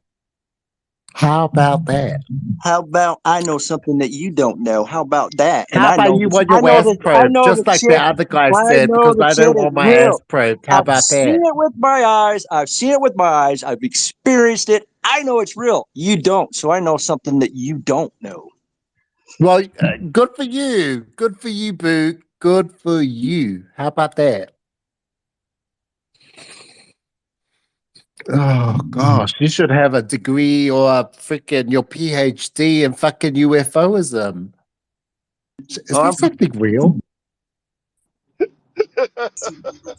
Even the Pentagon says UFOs are real. I told you UFOs are not real. Please. Thousands of people, pilots, military personnel, doctors, all walks of life, because everything. They've seen UFOs, and we're saying we know what we saw. What is it? Da da da. And there's people. Oh, it's not. It's just brain. ain't a word in the English dictionary, bitch. It's just weather balloons and swamp gas. Shut up before I shove some Kool-Aid down your ass. How about that? Either way, rubble of your fucking tumble. Either way, the truth is going to come out, whether you like it or not. When is it going to come out? Now? Tomorrow? What? If you think about it, it's already out. If people would, not pick and choose what evidence that they see, like just for the fact that pilots and military personnel have been coming out for the last 70 years saying, hey, we're seeing this shit, is evidence in itself. You know what I mean? That's evidence in itself. You know what? But they didn't say if it's aliens. They don't know what it is. They literally do not know what it is. And no, the you are saying it's an unidentified object or whatever it is. But we all know what it is. We know, I know, it's the devil at his work trying to make him look, what do you call it? Invisible. He wants to show the world that he doesn't exist, but he fucking exists. How about that? How about that? If you're up to time, I ought to pray for your sad ass because you know. All right. I'm going to say this, right? If you were up to date to what's going on now, the whistleblowers that are coming out right now from the government with the CIA and high brass military personnel, They are saying it's extraterrestrial. They are saying that they've got crashed UFOs with biologic material. They are saying that. So for you to say they're not, you're wrong. They are.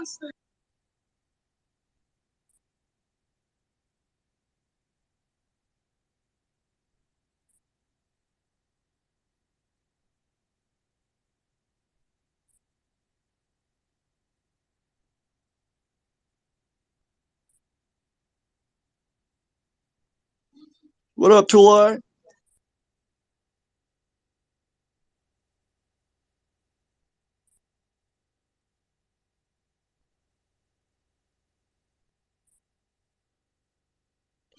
I just wish everybody would wake the fuck up. Even if they did come out and say that, hey, here's the body, here's the UFOs, you're still going to be people saying, oh, it's fake, it's CGI.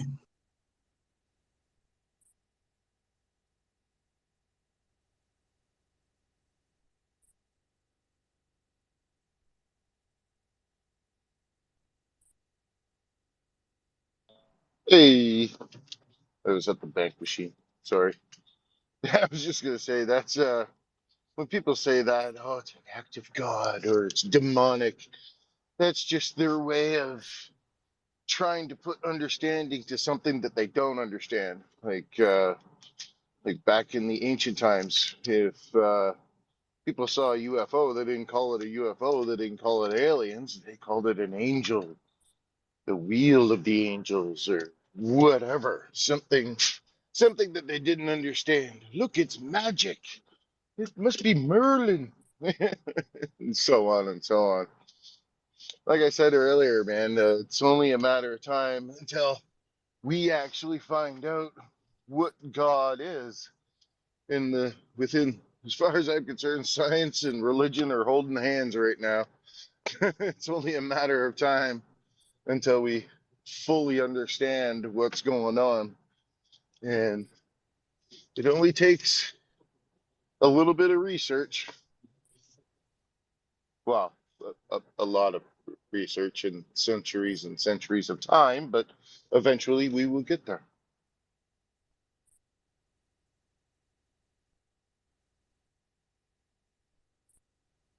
Yeah, I agree. Yeah, really, what it comes down to is you'd have to experience it to know what the person's saying. Because, dude, I'll tell my experiences, and people try to diagnose me. You know what I mean? They're like, "Oh, sleep paralysis," or "Oh, it's you're just crazy," or "Oh, it's this, that, the other."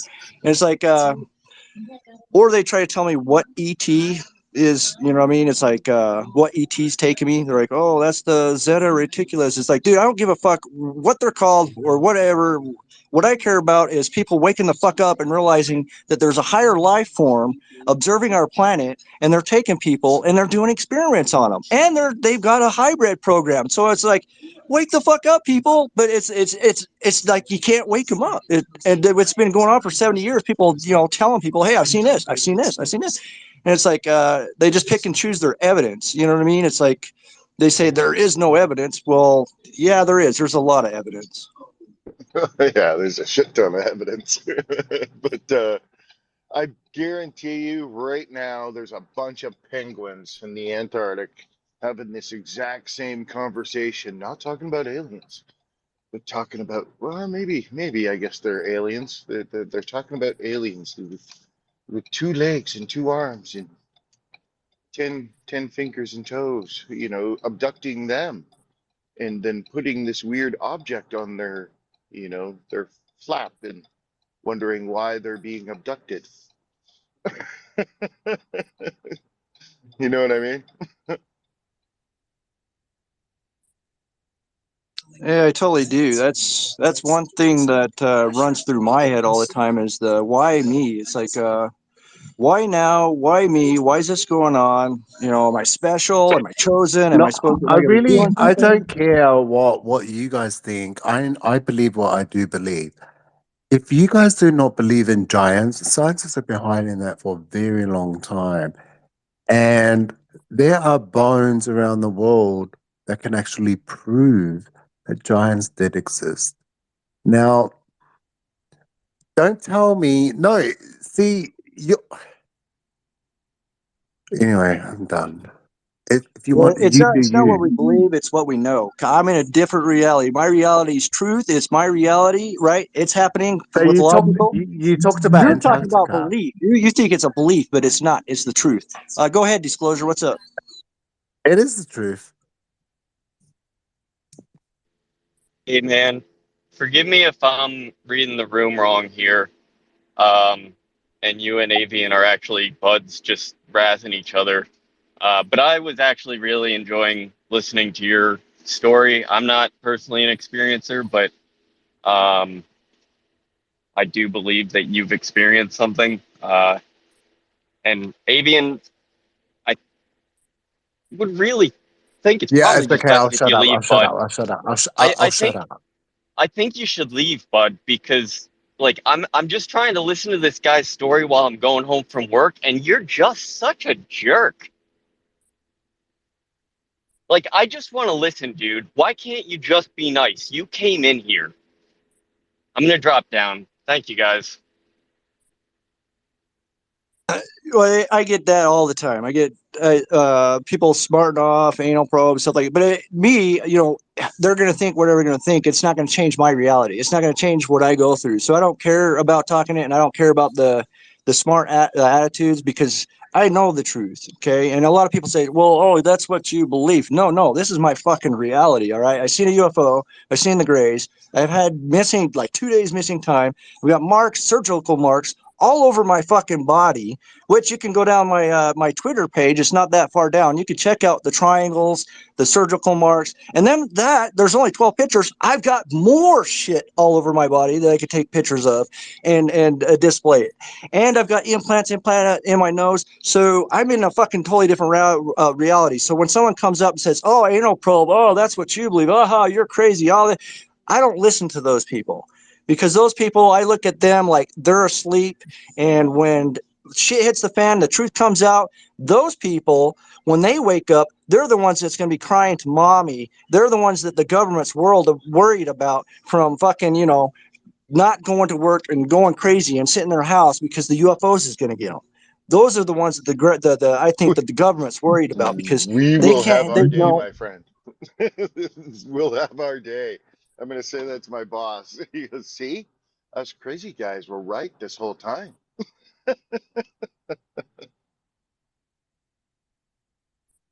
Yep, we definitely. Sorry, Kyle. I didn't mean to cut you off, buddy. I just got caught up in your speech. Well, no, you're totally 100% correct. It's going to be people that's like us that, it's like we're going to have to fill them in what they're not researching because a lot of the people, they don't care. But when shit hits a fan, they're going to be coming to you to a lie. They're going to be like, "Oh my God, UFOs are real, da da da." And you're going to be sitting there, "Yep, now let me fill you in on what's going on and stuff like that." You know what I mean?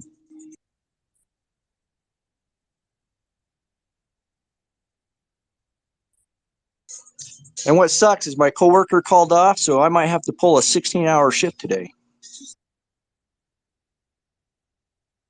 Yeah, it's.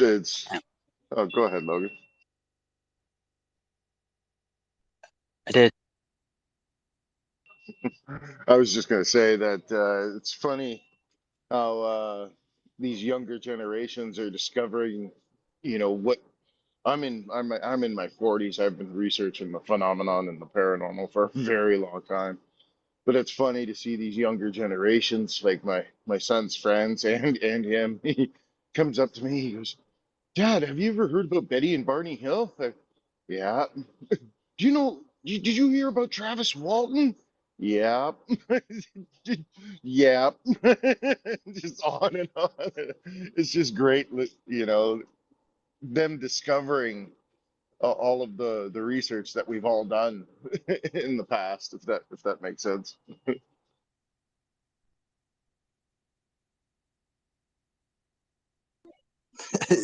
So your son's trying to catch you up, and you're already like, "Yeah, I already know about that." Yeah, exactly.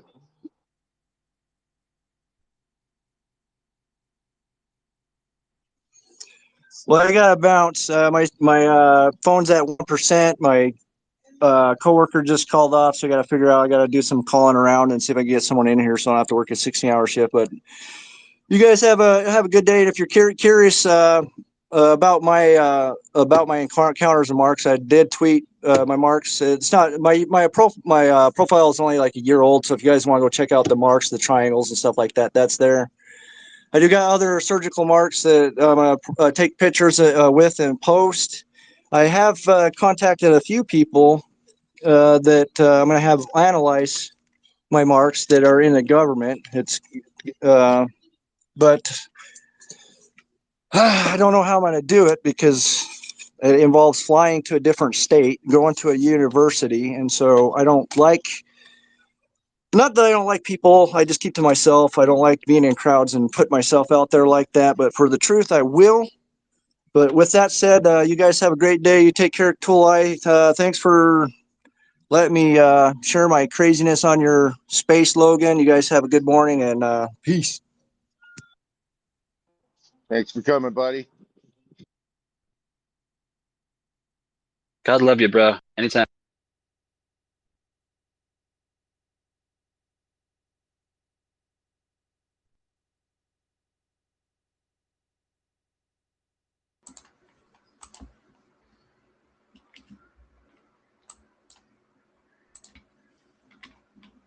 All right, I got my cigars. Dream, We're starting to get. dream, dream, dream. Dream, dream, dream when I want you. In my arms when I want you.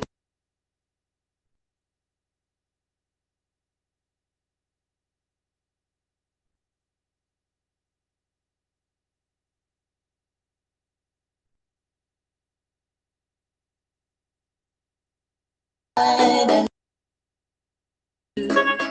to hold me tight whenever I want you. All I have to do is dream. I can make you mine, taste your lips of wine.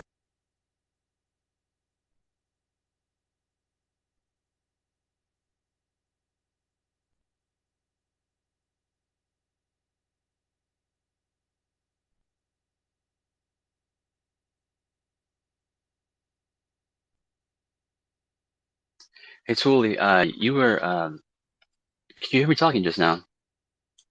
Uh, no. Heard you playing a song, though. Did you hear you heard the Yeah. song? Classic. I never know, like it's weird, like I never know what mic's gonna work on my system. It's weird. It's kind of, uh, I don't know, temperamental, I guess is the word. A crapshoot? Yeah, Which microphone's gonna work? and either like one of them, both of them, neither of them, you never know. But anyway, I haven't seen, like, Ocean was just saying earlier, like, she hasn't seen you for a while. But I was like, he's not been gone for the, you've been hanging around still, right? So I don't know. Yeah, I just shut down for Christmas, holidays, doing the family thing. How was it? Yeah, a little broke ass this year, but at least my little boy, he got Christmas. Me and the wife and the older one there never got anything, but ah, it's just another day when you get that older. But as long as we keep the Christmas spirit alive for the young ones, that's all that matters. Yeah. Is it?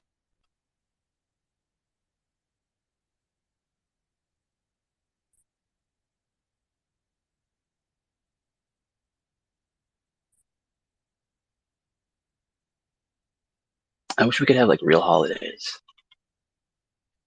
I don't know. As compared to these fake ones. Yeah. What is it we're celebrating exactly? Consumerism? Jesus' birthday? He wasn't born though. Yeah, I've been hearing about that, but his birthday's in April. I thought that was kind of Yeah. humorous. weird.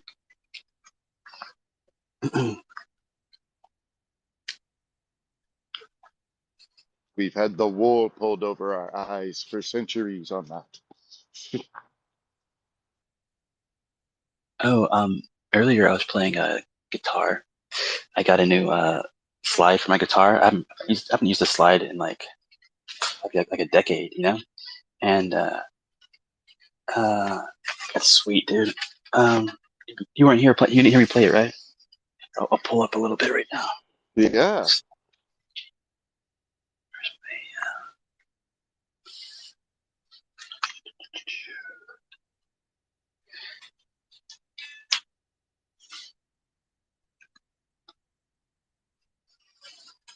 Okay,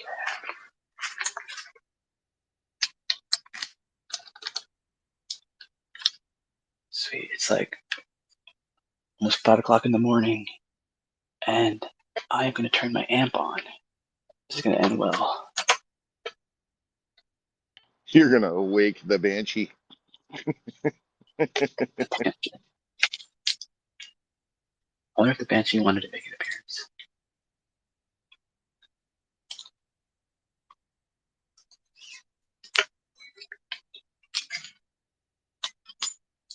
Oh wait, how are you gonna hear it? I know how. Let me like over there. Hmm.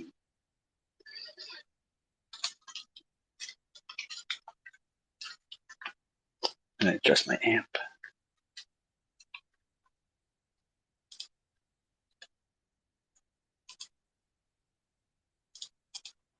Hi, Sheila. I see you down there.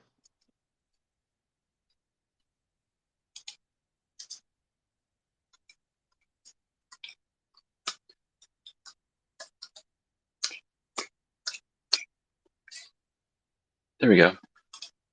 Um,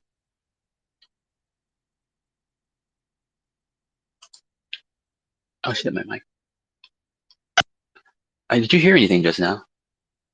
There you go. And then click, click, click. What? Oh, no. No, guitar-wise? No. Oh, did you hear the Banshee? Oh, no.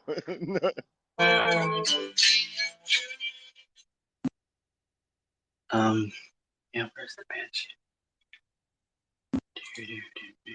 So like just now, like you heard that song a second ago, but like now it doesn't want to play the Banshee all of a sudden. Like, what the fuck? It's just so picky and choosy. It's a motherfucker.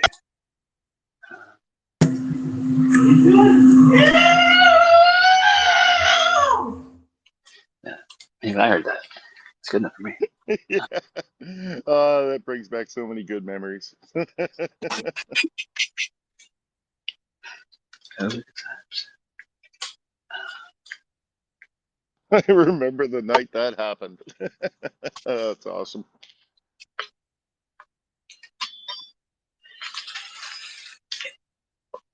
yeah, that's pretty sweet. I was pretty shocked. Last time I heard somebody use a slide, me and my buddy were sitting downtown Vancouver, and he had a beer bottle pickup on his acoustic guitar. If you know, you know.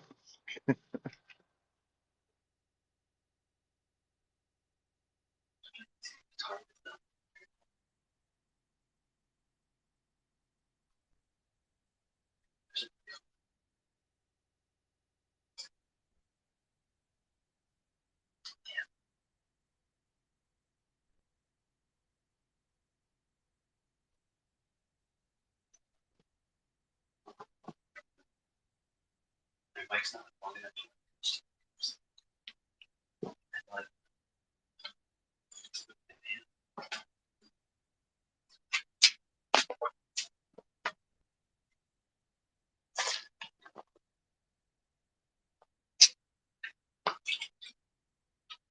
Eventually, we should get that option here on X of being able to shut off the noise reduction. I notice on Discord it did do that really well.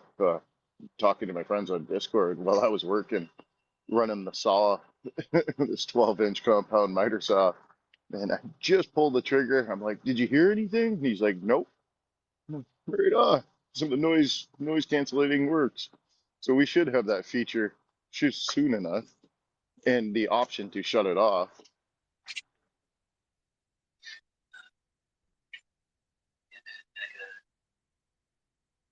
I don't know, like sometimes like I'll be vacuuming and I'll be like, oh, sorry about the noise. But no one can hear that I'm vacuuming except for me. Or I guess like it cancels out the vacuum noise too.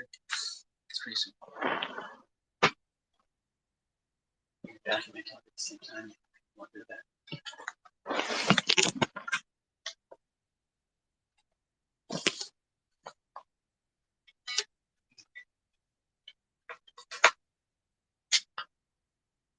I gotta find that info for. I came across a Reddit story there. I don't put too much validity in it, but it was one of those Reddit stories that popped up and disappeared. It was something I wanted to send to Taylor because she knows biology, to get her to look at that material to find out if the guy was talking out his ass, or you know what I mean, if there's any validity to it. It was pretty in depth of these microbiologists working in Antarctica on organism. I can't remember the number of it, but it was really fascinating listening to the whole work on it of multiple biologists. Kind of, it was in a compartmentalized program, so they didn't know exactly what they were working on. We fully understand that concept, but yeah, see if I can find that info and send it to Taylor. I mean, whenever you get a chance, take a look at it.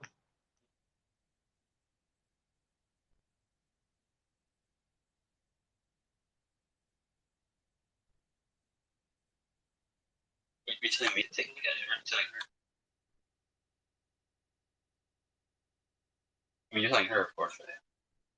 Also, Sheila, you you requested my cult sign up list. That's nice. Yeah. Thank you.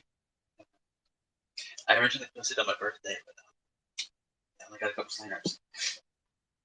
It's just a joke.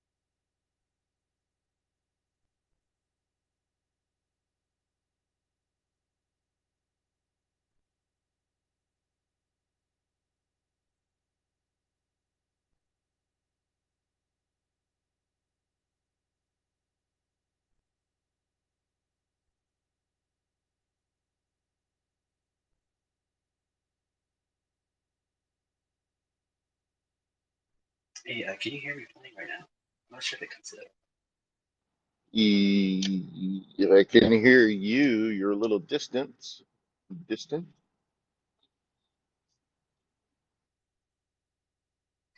Yeah, so like you can. So I have like the mic like pressed up against the amp speaker, so like you should hear it pretty well. It's weird hearing it like a distant.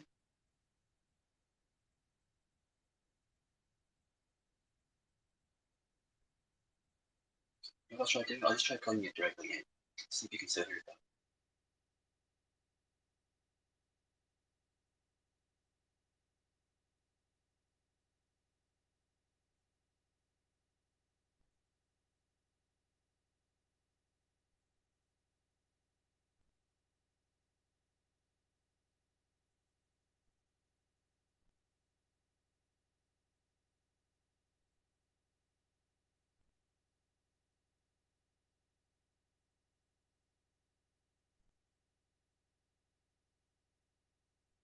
Oh shit, I just realized why you couldn't hear it.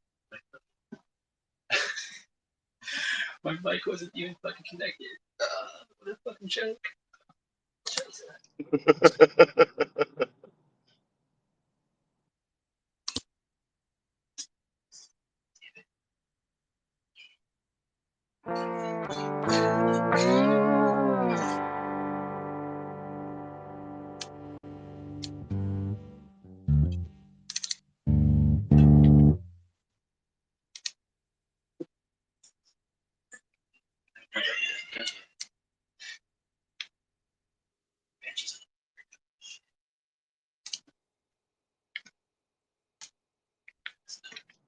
That sounded all right.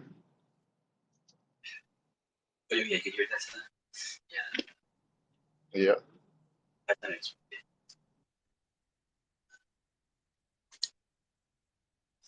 just the settings up. All you're hearing is just plugged in up. That's right. It's not too great. That's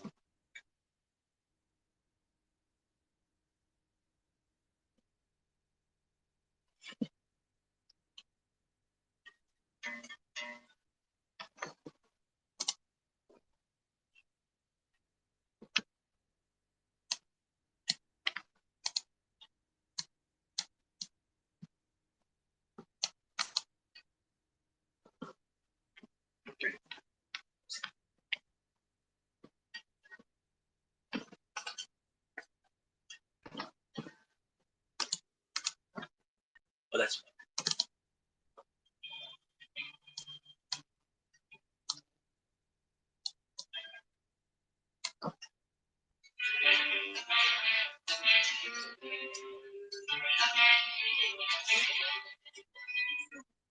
can you hear it? Yeah. Yep. It's louder. I didn't even have my mic on.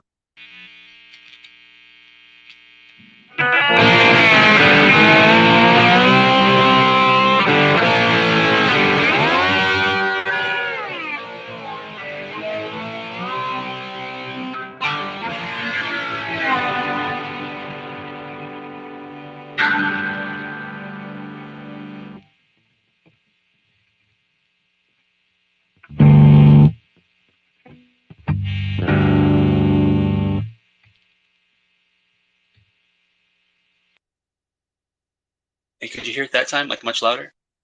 Oh yeah. That sounds a lot better. Okay, cool. Yeah, I'm gonna try to turn the volume down on my side. But tell me if like I don't want it to like go down on your side. It just needs to be quieter because it's late over here. I guess it's late everywhere. What am I saying?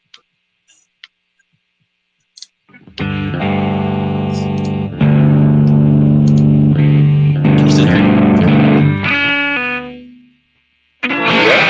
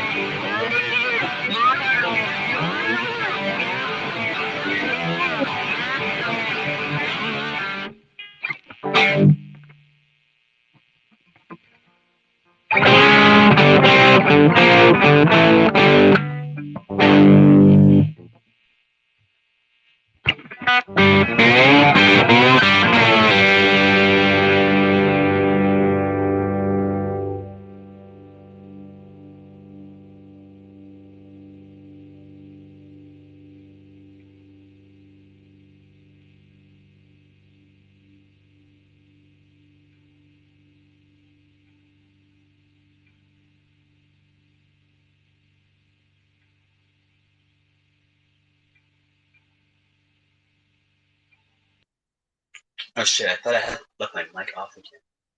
Can you like, hear the whole thing of me playing, or was it like really quiet? No, no, we can hear you perfectly. That sounded awesome.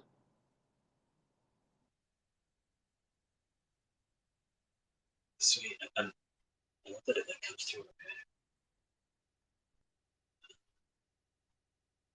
Yeah, it's like the only song I know pretty much like. Slide. Actually, there's slides.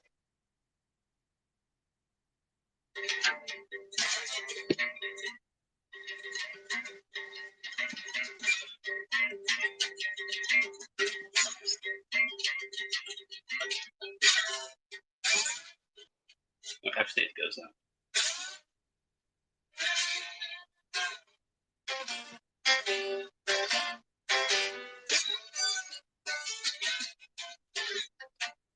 I don't know. Something like that. I think it's called like I don't remember. Were you like in Led Zeppelin? I mean, of course you were, right? Yeah. Yeah.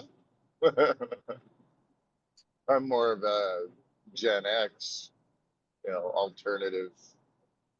When I started getting into the music scene, it was what, Nine Inch Nails,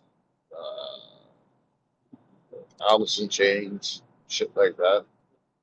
Which I must say, live in New York on both Alice in Chains and Nirvana, best albums ever. Alice in Chains. I don't really know their music very You've never heard of Alice in Chains? much. I know, like there's songs. I don't know. I guess what's that shit. I know Uh, like their song "The Rooster." Like that's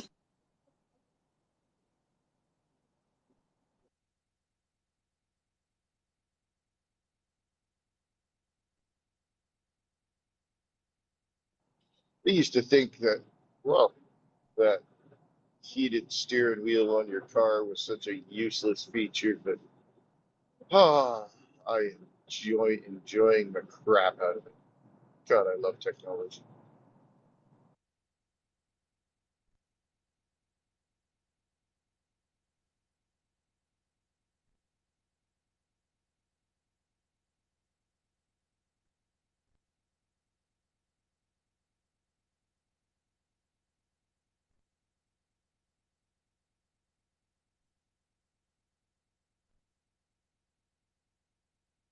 I'll try to play an Alice in Chains song.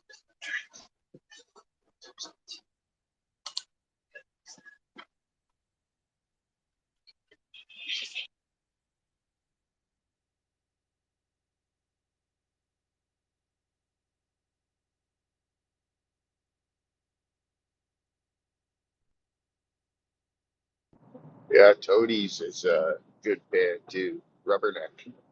For all you listeners out there, look up Toadies Rubberneck.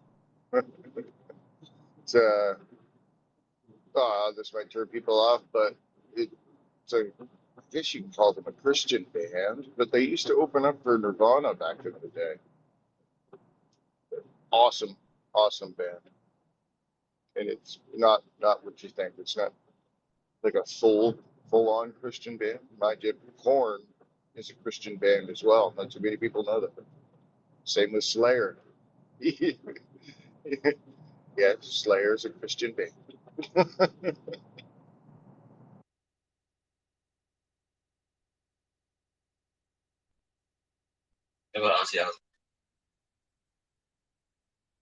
I don't know about Ozzy, to be honest with you. If he never really said if he is atheist or Christian or any religion.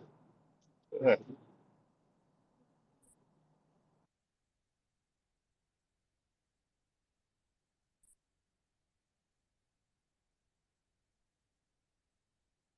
Just say he's the Prince of Darkness.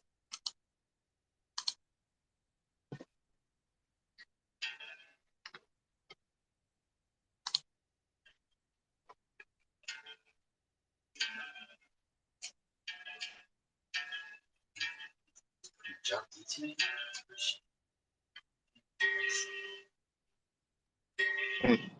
I remember when Rage Against the Machine shut down the stock market.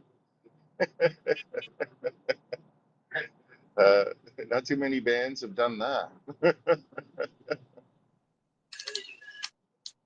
That was during the Michael Moore documentary, Bowling for Columbine.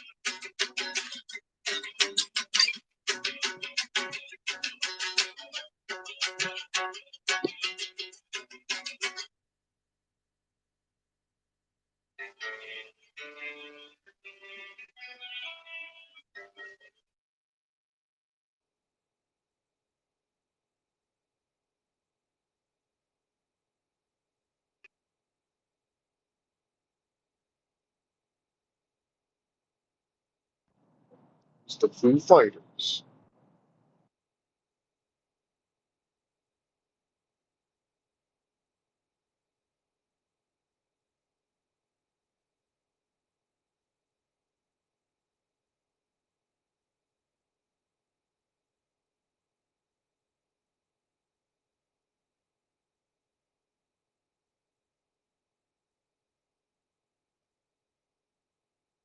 I think I'm going like retarded or something. I can't like tune it.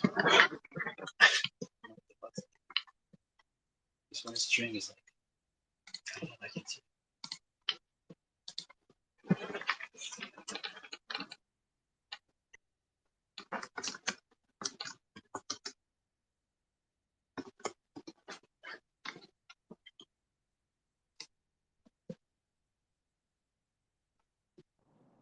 Wing? Yeah. I'm already there.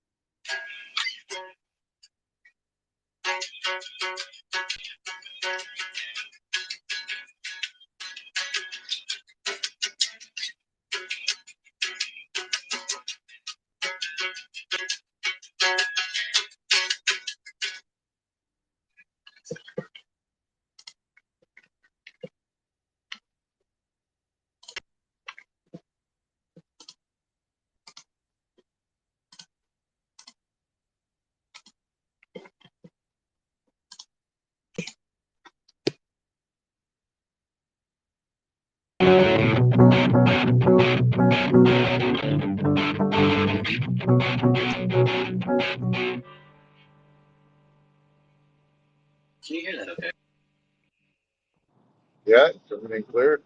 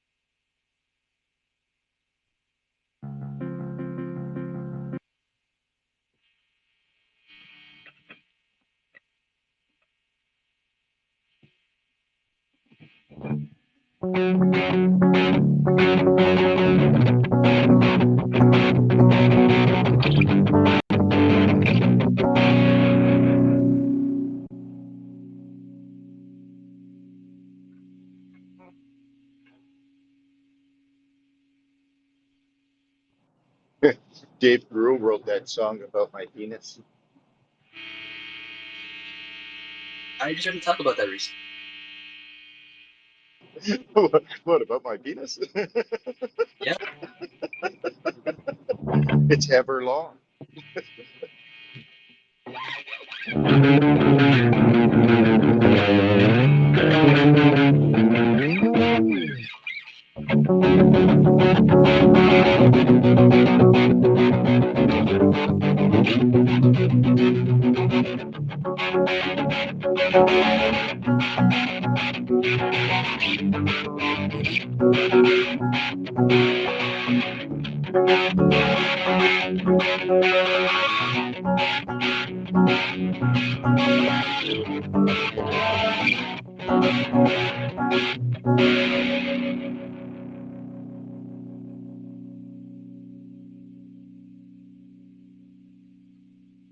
Have you heard from Al lately? I haven't seen Al in a while.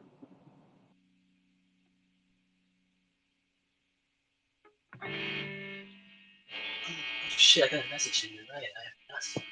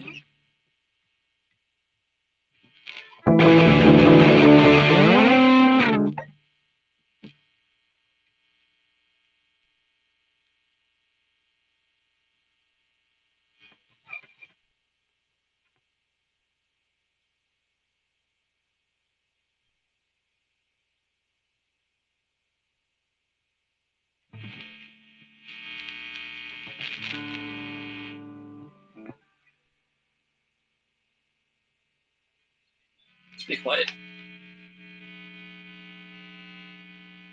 Because it's always quiet like this time of the morning, 5 o'clock. It's like that in between, so between like 5 and 7. It's quiet part of the day. It's like the hardest part to enter for me. Yeah. When you guys are just going to bed, I'm waking up. It's 8 o'clock in the morning for me.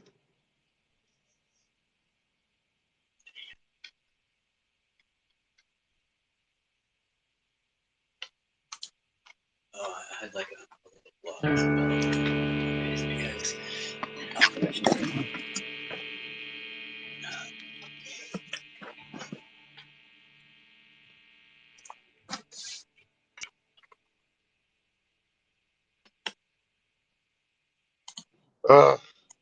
Gotta go find a pair of glasses today.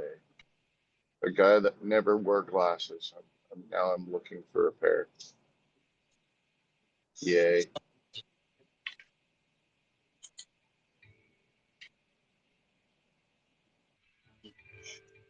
talking about sunglasses. I wish.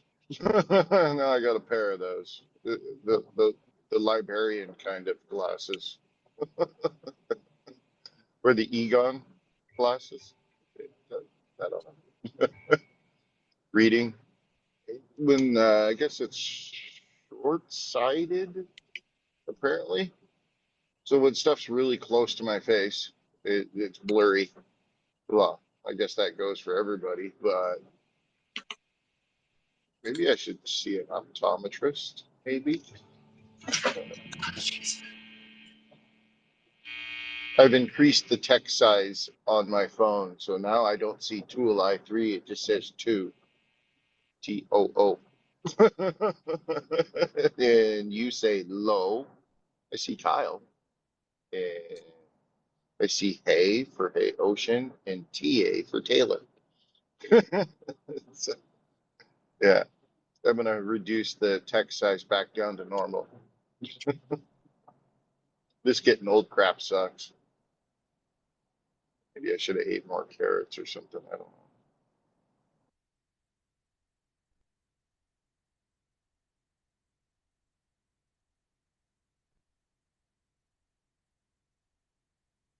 It's about to get like very rocky.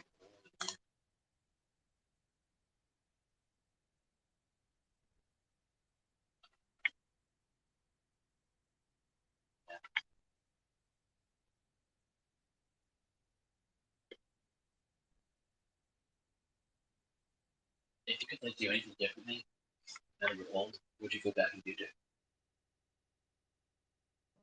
I'm back in time. I've thought of that. If I would, the story still has yet to play out for me, but at this point, In the game, man, I don't think I would try to avoid myself. Long story short, if I got thrown back in time, sure, I'd probably go back and look. I might talk to my dad though, so that that might be it. As long as I told my dad, don't mention this encounter to your son.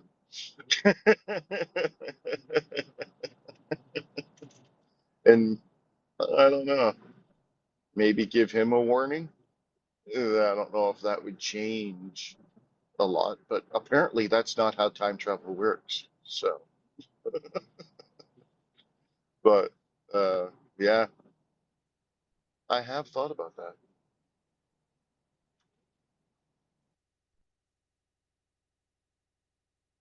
Right? How would you treat yourself differently? Would you like eat differently?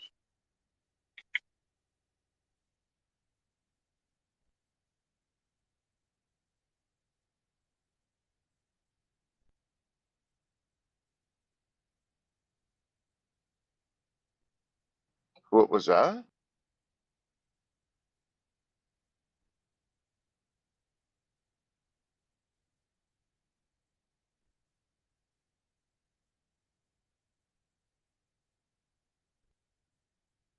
said, would you eat differently?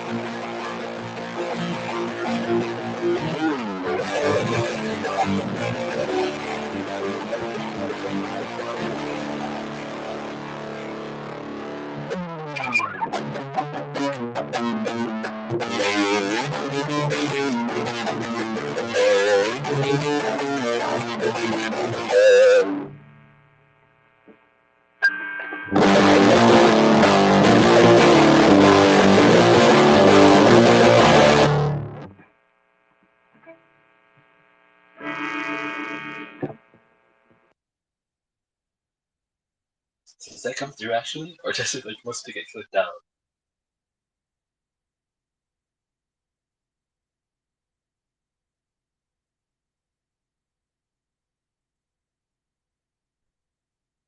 I think I killed you, didn't I?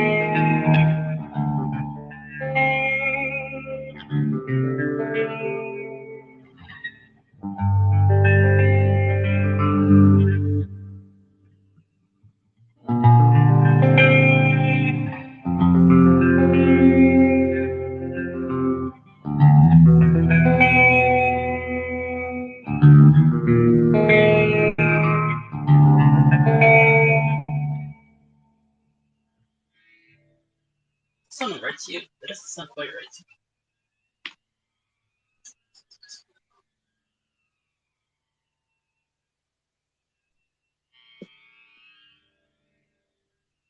Oh shit, we don't.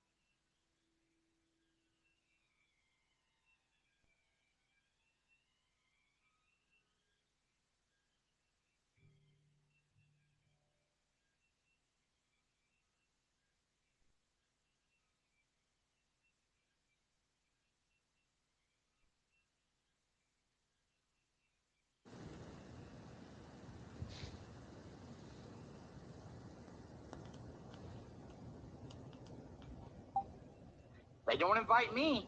You know why?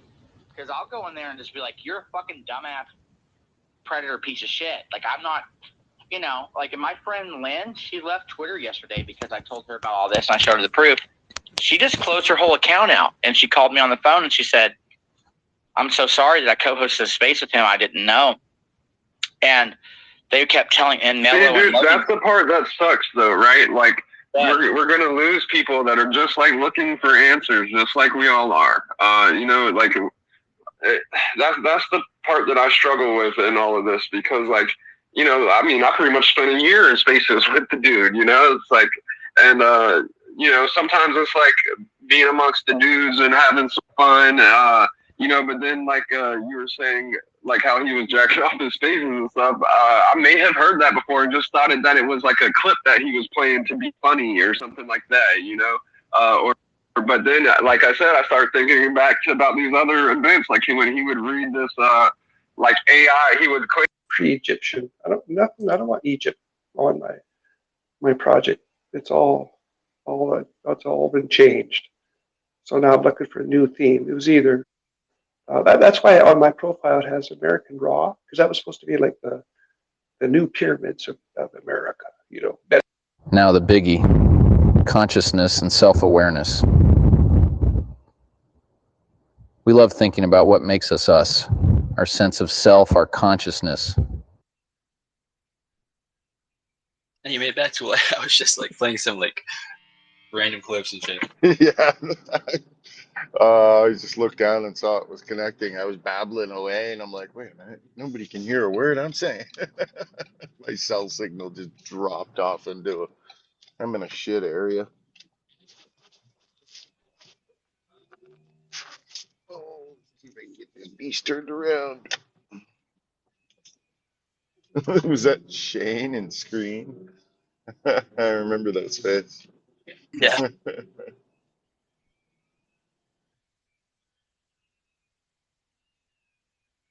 1221, The Horrors of Artificial Intelligence. If you like whatever the fuck we are doing in here, do not forget to share the space. with your mighty, mighty followers. You worked really hard to get those followers. Enlighten them with Logan's Spaces. It's very simple. At the bottom right side, you'll see the purple chat icon. Hit it, knock it, smash it, punch it, lick it, suck it, fuck it, and retweet the space. Thank you so much. Thank you so much. Thank you so much. Oh, thank you, Kumar. That's nice of you. God, that guy hurts me. uh,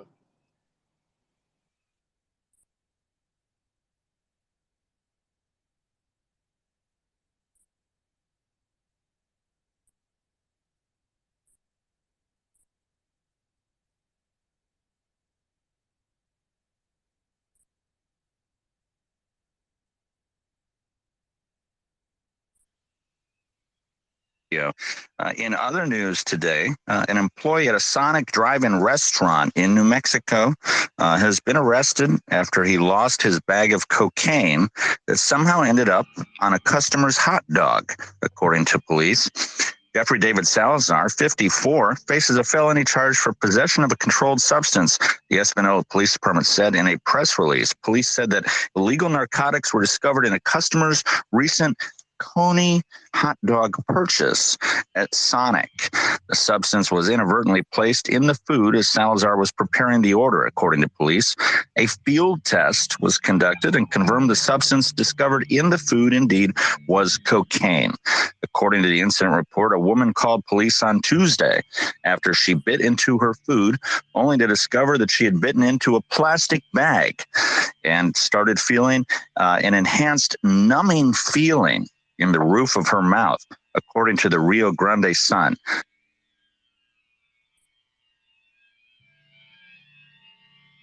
Yikes. was that like real? Was that like a real? I don't know. That would have been priceless.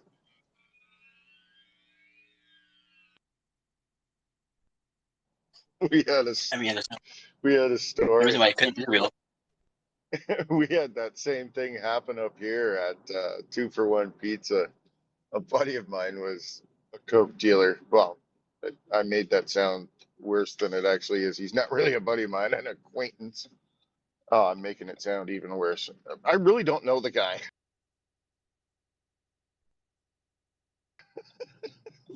We just that would be the more proper way to explain it. But Hey yeah, guys, I he got late to arrested for that. the. Can you tell me where are all the bitches?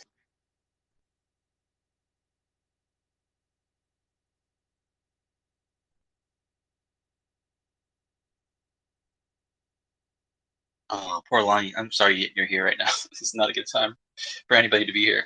God bless you. What were you saying, Tulay? Sorry. No worries, man. It was nothing. I was just saying we had the same thing happen here in this small town that I'm in. Yeah, it was kind of humorous.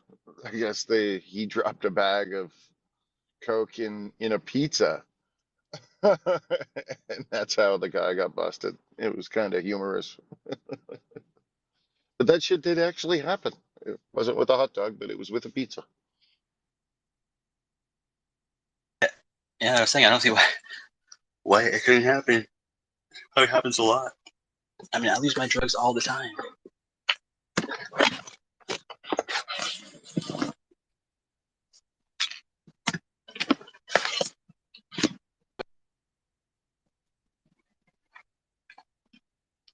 And it's great when you find them again.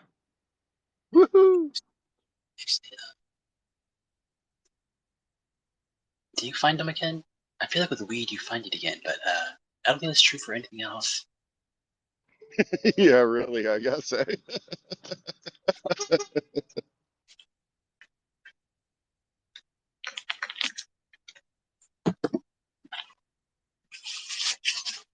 I got this eggnog mix because I got it as a gift.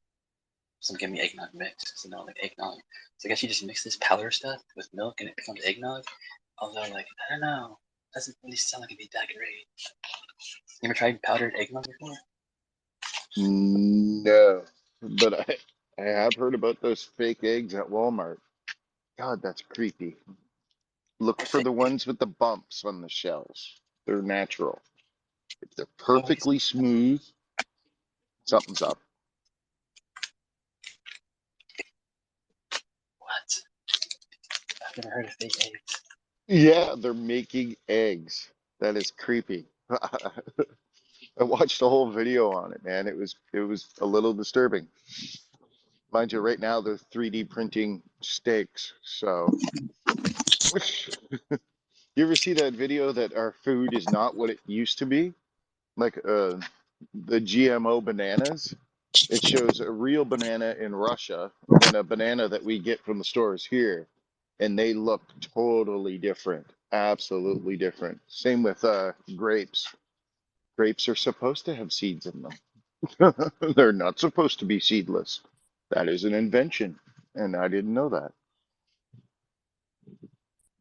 Sheila knows what I'm talking about. This GMO food, man, it's scary when we start making our own stuff. Why? Now, if we, why? Ugh, you have no idea what's in it. I don't know what's in it. I don't know the ingredients. And I've heard that'll be the next line of attack will be the food against the public, which is kind of scary. We put a lot of trust in our food from the grocery stores, a little too much trust. But what can we do, right? The only way we can combat something like that is if we grow our own food. And that's not plausible for a lot of people.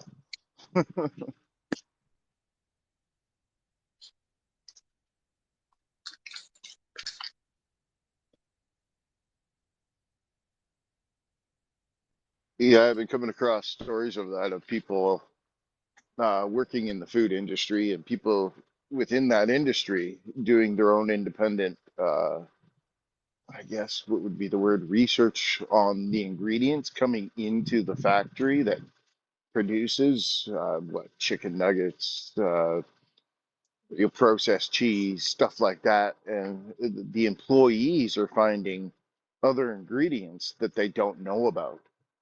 So I thought that was a little odd, and I'm hearing that across the board now. Coca-Cola, Pepsi, you name it. It's scary what's coming and what's going on.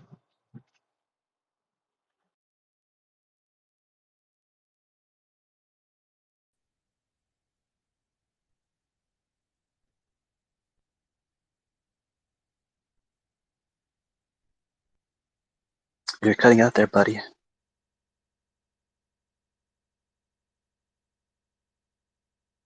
I'm in that bad area again.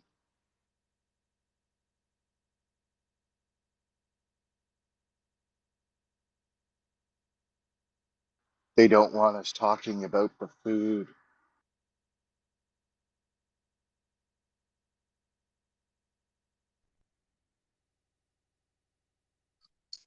Yeah, I mean, when it comes to like grapes, I don't see anything wrong with taking the seeds out of them. That's fine.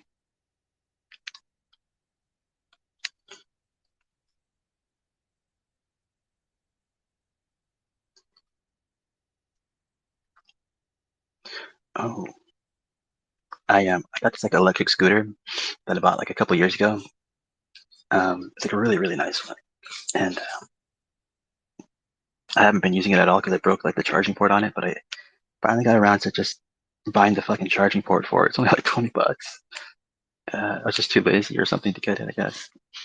And I installed it last night, but I don't know. I charged the scooter all the way back up, and like the battery died within like 10 minutes. I don't know what happened. Do you know how to fix that? Is that like you think the battery's dead? I had one years ago, Eco, Eco something. And yeah, that's what happened to mine. The battery was fine, but yeah, the charge port started to go on it. Yeah, or the charger itself, the fan inside the charger, must have, I don't know, got broken. So I had to bang it, just like a Nintendo controller to make it work. I mean, the charger for mine just looks like a regular like laptop charger. Oh, wow. The voltage I had going through mine, it looked like the plug-in cable on the back of an old tower. It had the three prongs, that big thick cord. You know what I mean? Yeah. Mm-hmm. Yeah. Huh. Was your like is it like a really powerful scooter or something? It went, look, it went close to 35 Yeah, that's kilometers how an fast hour. mine goes. Yeah. Yeah, it was actually, yeah, if it goes any faster, they classify it as a vehicle at that point. I didn't know that. Yeah, it's thrown into that classification of electric bicycle. I heard of a story of a guy getting pulled over because he was drunk on one. I thought that was kind of funny. Yeah, that's something that would happen to me for sure.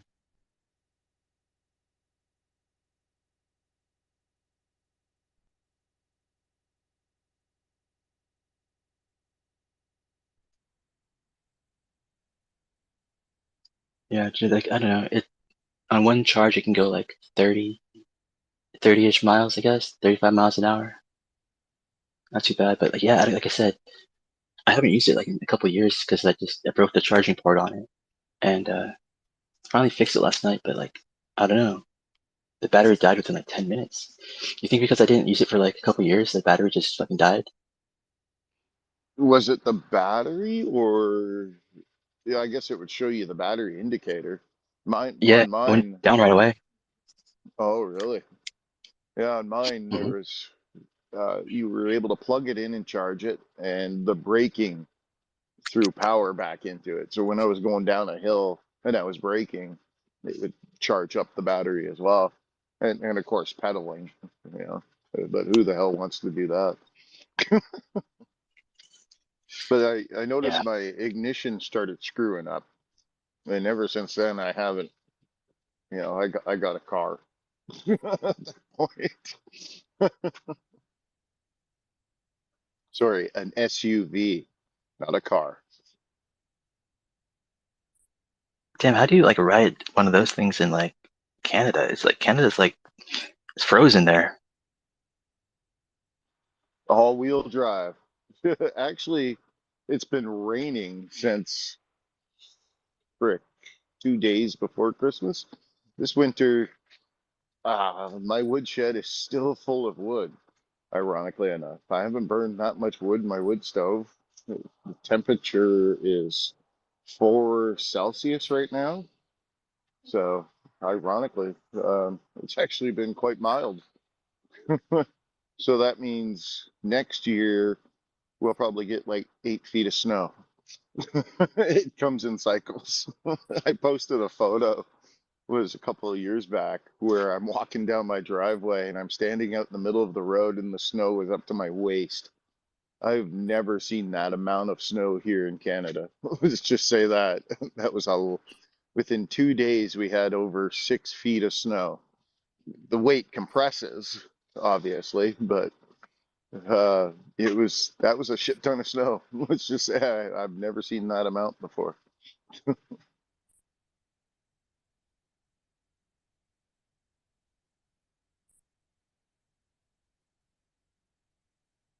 I've only seen snow like a few times in my life.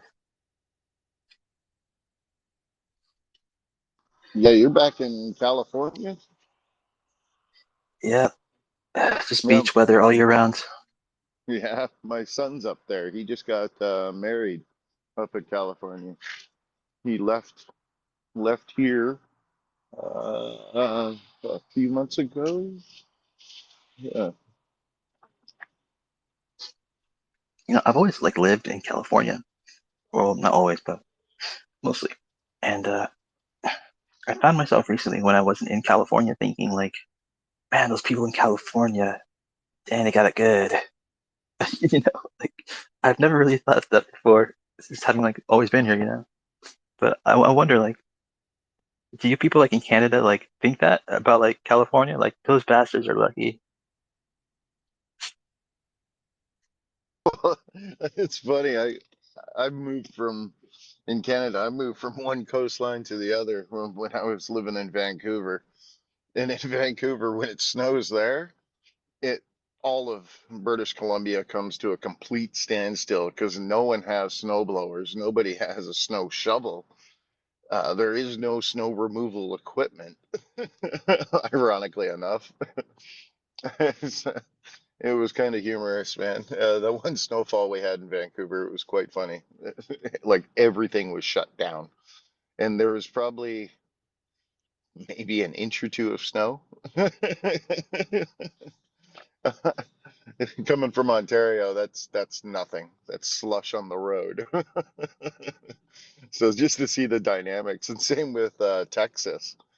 My buddy lives in Texas, and when they had that snow and ice storm, we made a funny TikTok about it back in the COVID days.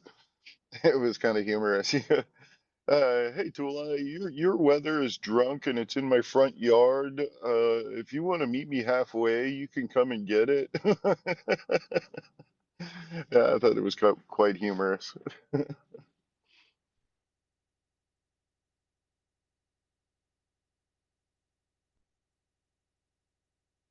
Oh, but you didn't answer the question. Oh, I did not hear your question. What was your question? Oh, I was asking like if people like in other places, like say where you are, for example, like do you think that like uh people in California are like, man, those bastards have it made with like their like great weather.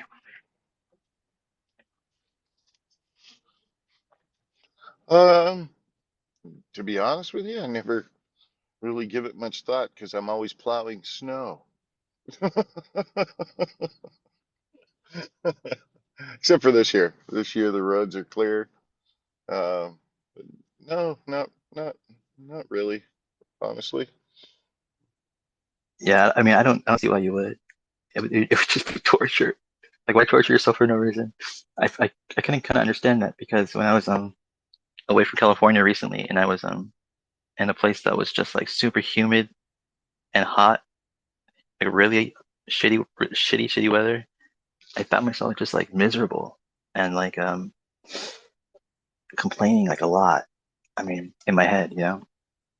But I mean, over time, like I stopped like thinking about like how shitty the weather was, and I kind of just like started to accept it, and I stopped kind of thinking about it a little like less and less. And I imagine if I like just like, lived there like all the time, I probably would just always just I guess I just probably wouldn't think about it much. I definitely wouldn't be thinking about like people in California and how they like got their weathers made or whatever. Probably over time. Yeah, you just adapt. Yeah, that's what we do up here, man. Really don't. We just take it day by day. The trick though is to keep stress out of the life.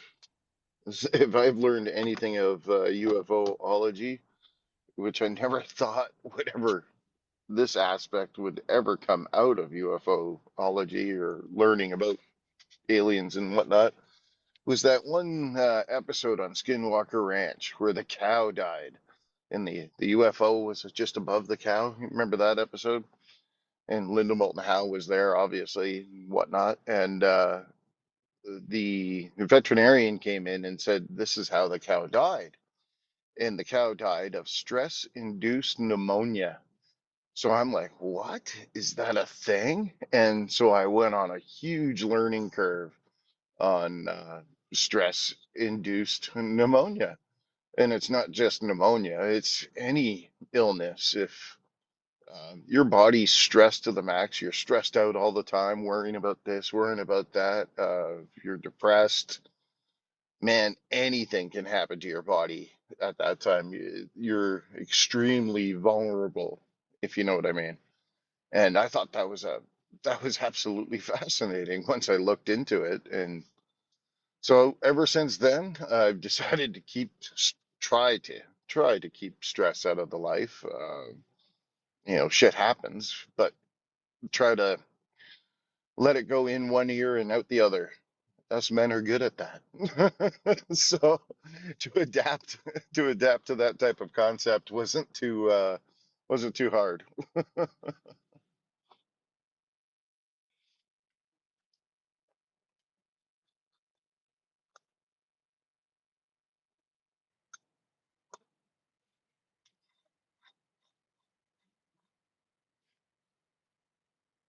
Oh, my mic's open again. It's tea time. I'm creating a song for you. Ooh.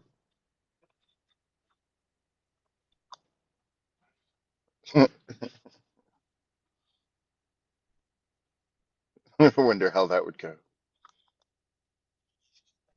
It's an old western. An old western.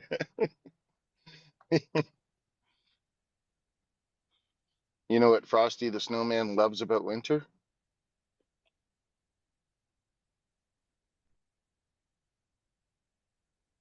Um,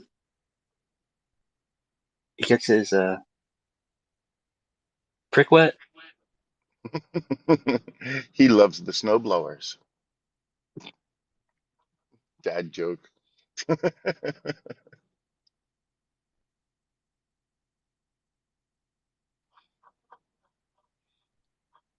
Damn it. It unmuted me again. It's doing that thing again, Logan.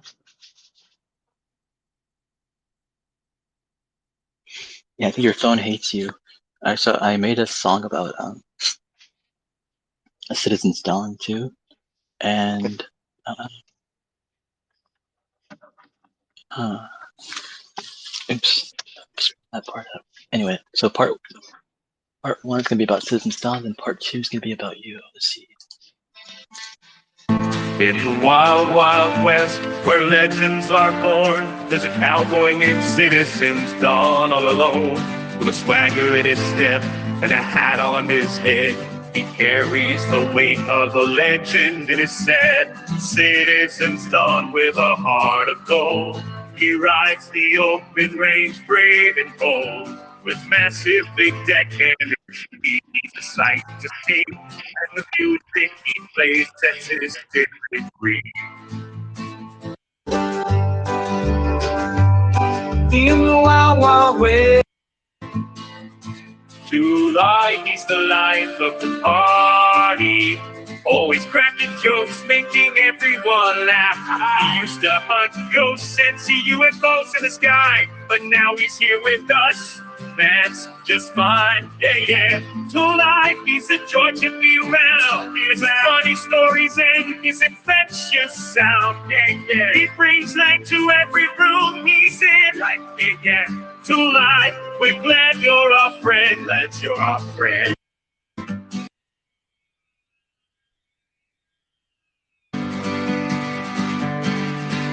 To lie, he's the life of the party. Always cracking jokes, making everyone laugh. He used to hunt ghosts and see UFOs in the sky, but now he's here with us, and that's just fine. Yeah, to lie, he's a joy to be around. With his funny stories and his infectious sound. Yeah, yeah. He brings light to every room he's in. Right, yeah, yeah. To lie, we're glad you're our friend. Glad you're our friend. Legendary. Right on. That's awesome. With the infectious laugh. A lot of people said, are you that baby that laughs in that GIF? So I was messing with them. I'm like, yep, that's me as a baby.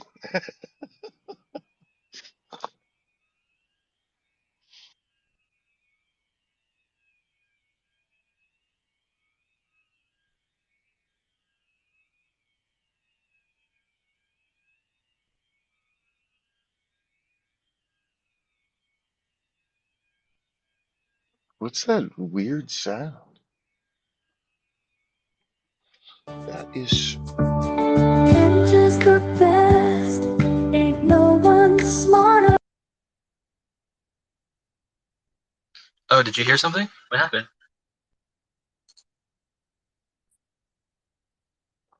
It was just a weird feedback of some kind. Oh. I get that on somebody every so often on X here with somebody's microphone. It's a weird, really faint distortion, I guess. I don't know.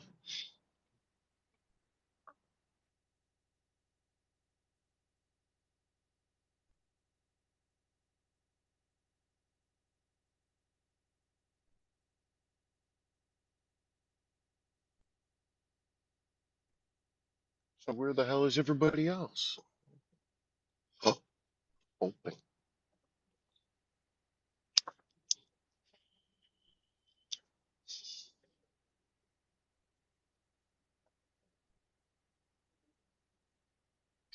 Where is everybody else?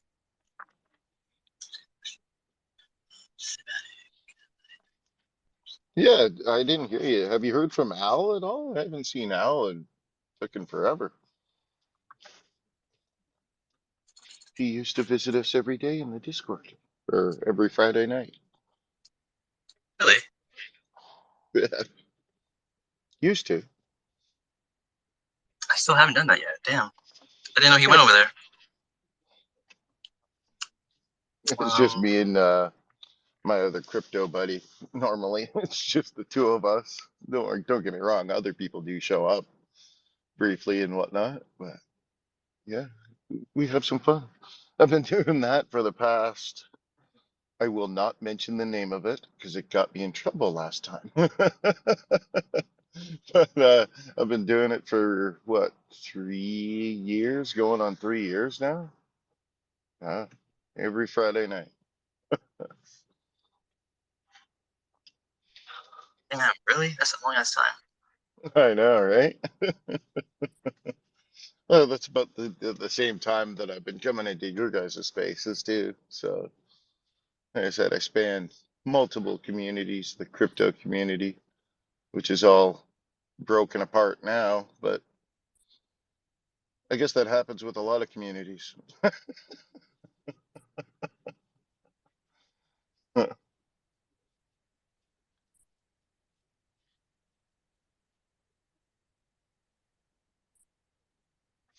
Japo. All right, I'm gonna head over there. I'll be right back. I was gonna say your song is about to play. I'm listening away.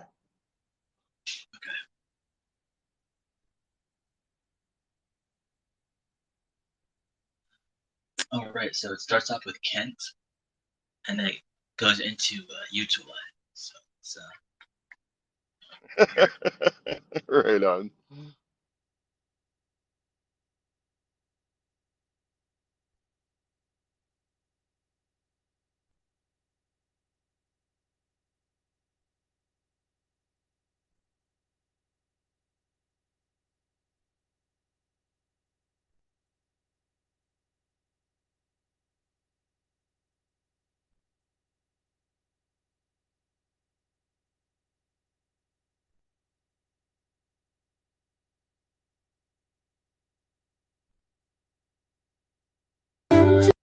Best. Ain't no one smarter. Just the best. Ain't no one smarter. He's got the knowledge. He's got the power. He's a UFO guru. The ultimate mind. Nobody knows more. He's one of a kind. He's got the evidence. He's got the proof. Can't be with whole mastermind.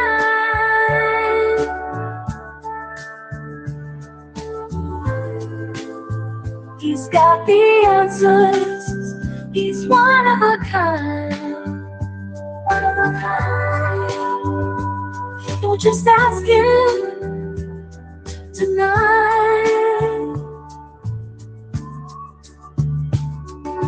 Kent is the best, ain't no one smarter. He's got the knowledge, he's got the power. He's a UFO guru, the ultimate mind. Nobody knows more. He's lost. He's a man of mystery with an enigmatic smile. A retired researcher chasing ghosts mile by mile. He's got a funny disposition and a laugh that's like gold. 2 eyes, the legend, the story's been told. Oh yeah, yeah. Do I, the paranormal man? He's got a heart of gold, and he's got a plan. With a laugh that echoes through the night, we'll sing his praises in the morning light.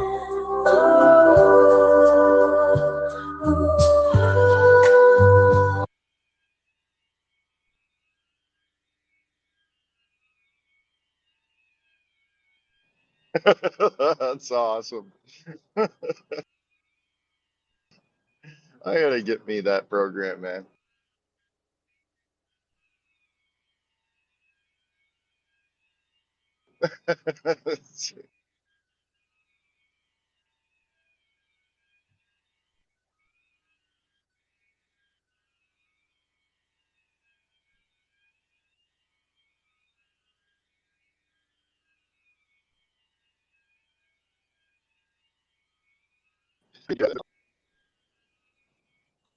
Straws we used to play with were just around and makes weird sound. That's what I'm hearing very faintly in the background. Anybody else hear that?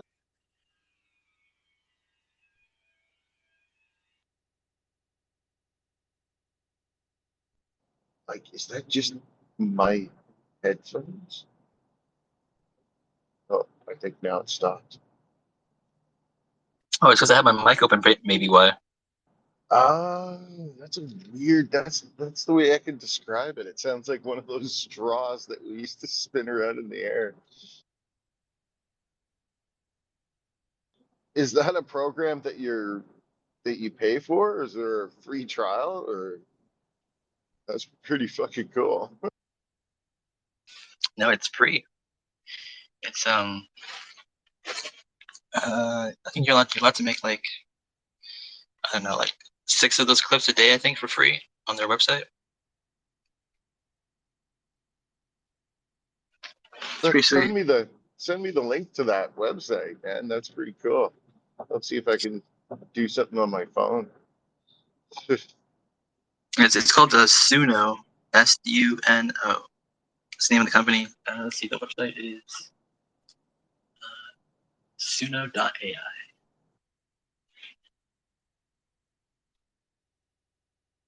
Actually, Miss Kitty, I made you a song, but you never heard it, I don't think, did you?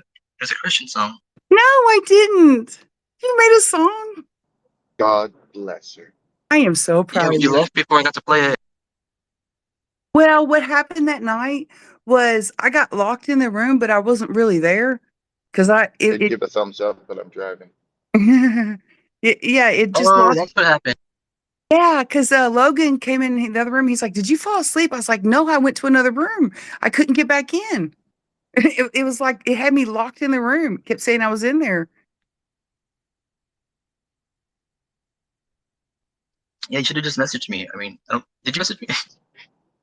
No, because I know you don't answer my messages. I was like, he's not going to see it. No, I'll just go on.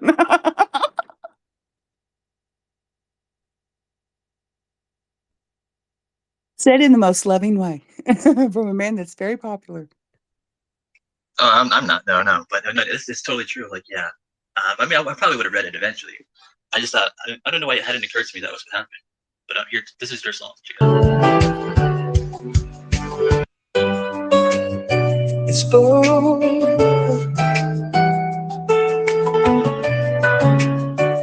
Yeah.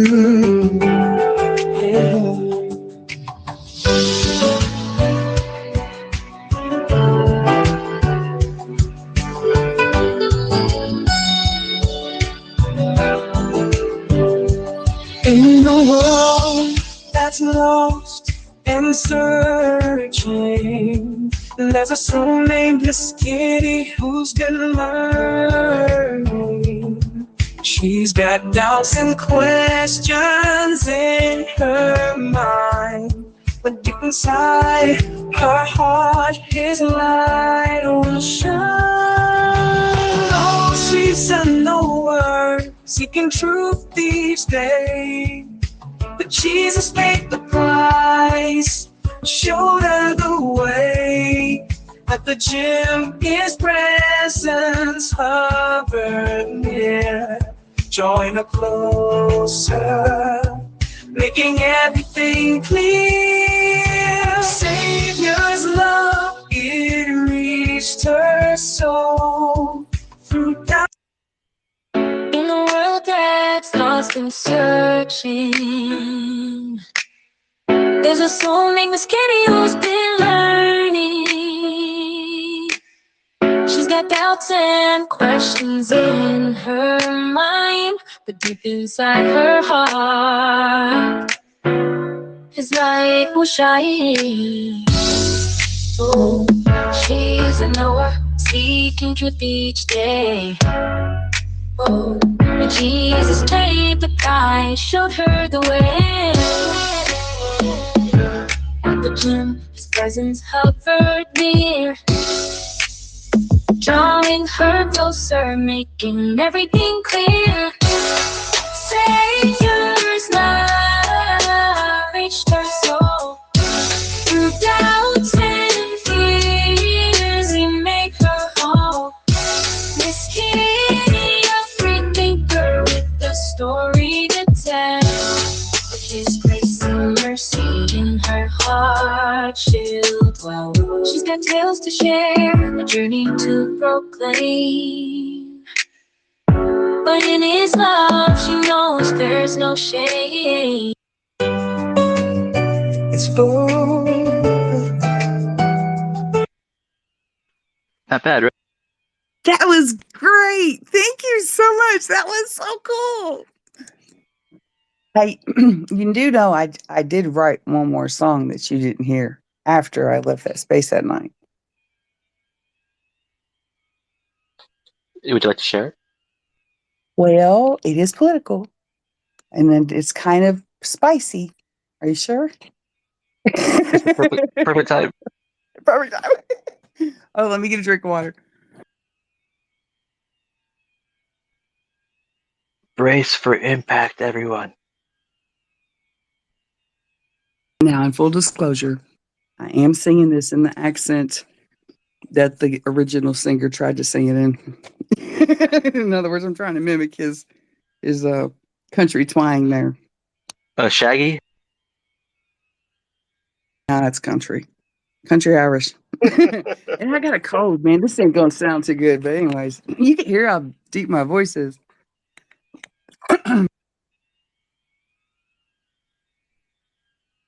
All right, I'm ready. Grandma got ran over by a train deer, walking home from our house Christmas Eve. You may say there's no such thing as trans deers, but Alex Jones the frogs and me agree. Boom, boom, boom. Crowder warned us this could happen. Benny said, I told you so. Tucker warned of this distraction as a way to take her eyes off Biden's polls. When we found her Christmas morning at the scene of the attack, she had glitter on her forehead and incriminating drag marks on her back. On her back. Grandma got run over by a trans deer walking home from our house Christmas Eve. You may say there's no such thing as trans deers, but Alex Jones, the frogs, and me agree. Boom, boom, boom. Something strange we found with Grandma. standing calmly in the snow, stood a great big massive reindeer, wearing nothing but a tutu and a bow. Boom, boom, boom. Suddenly there was commotion. Alex Jones burst on the scene, and we all just stood in wonder as the deer began to pose like figurines. Oh, Grandma got ran over by a trans deer walking home from our house Christmas Eve.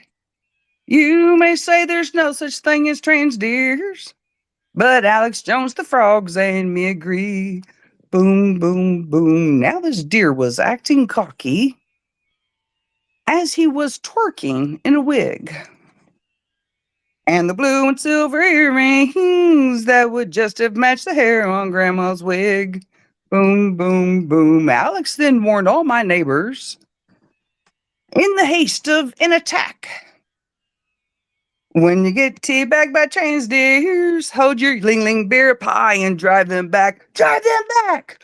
Grandma got ran over by a trans deer walking home from our house Christmas Eve. You may say there's no such thing as trans deers, but Alex Jones, the frogs, and me agree. Merry Christmas. Meow. That was freaking awesome. That last line was the best, wasn't it? Damn right.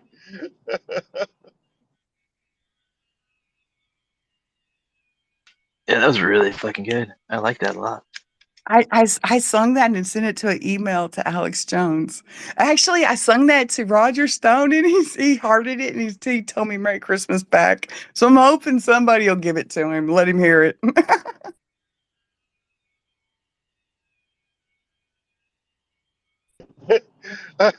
Well, he's not wrong. Right?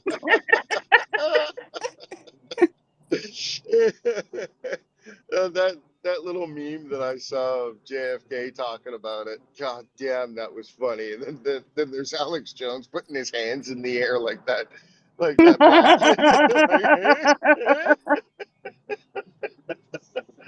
Oh my god.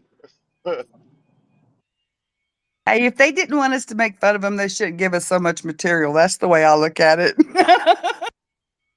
That's just the thing. The material is life. Oh my god. And people got a kick out of that when I posted that. Somebody asked me, uh, what's the word?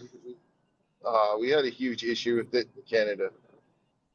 Your proper pronouns, yes. Because there was a kid in college that got kicked out of college up here because he didn't have a proper pronoun. So I gave it a lot of thought.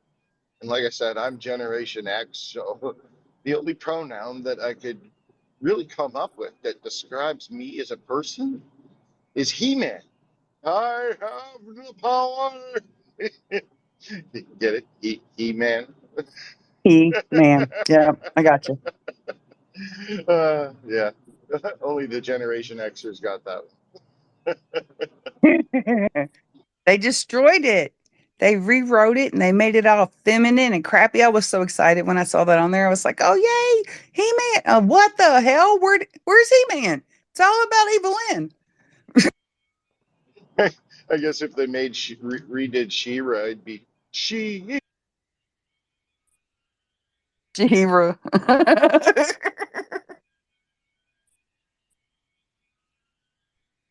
Logan, I found something I think you're really going to want to hear.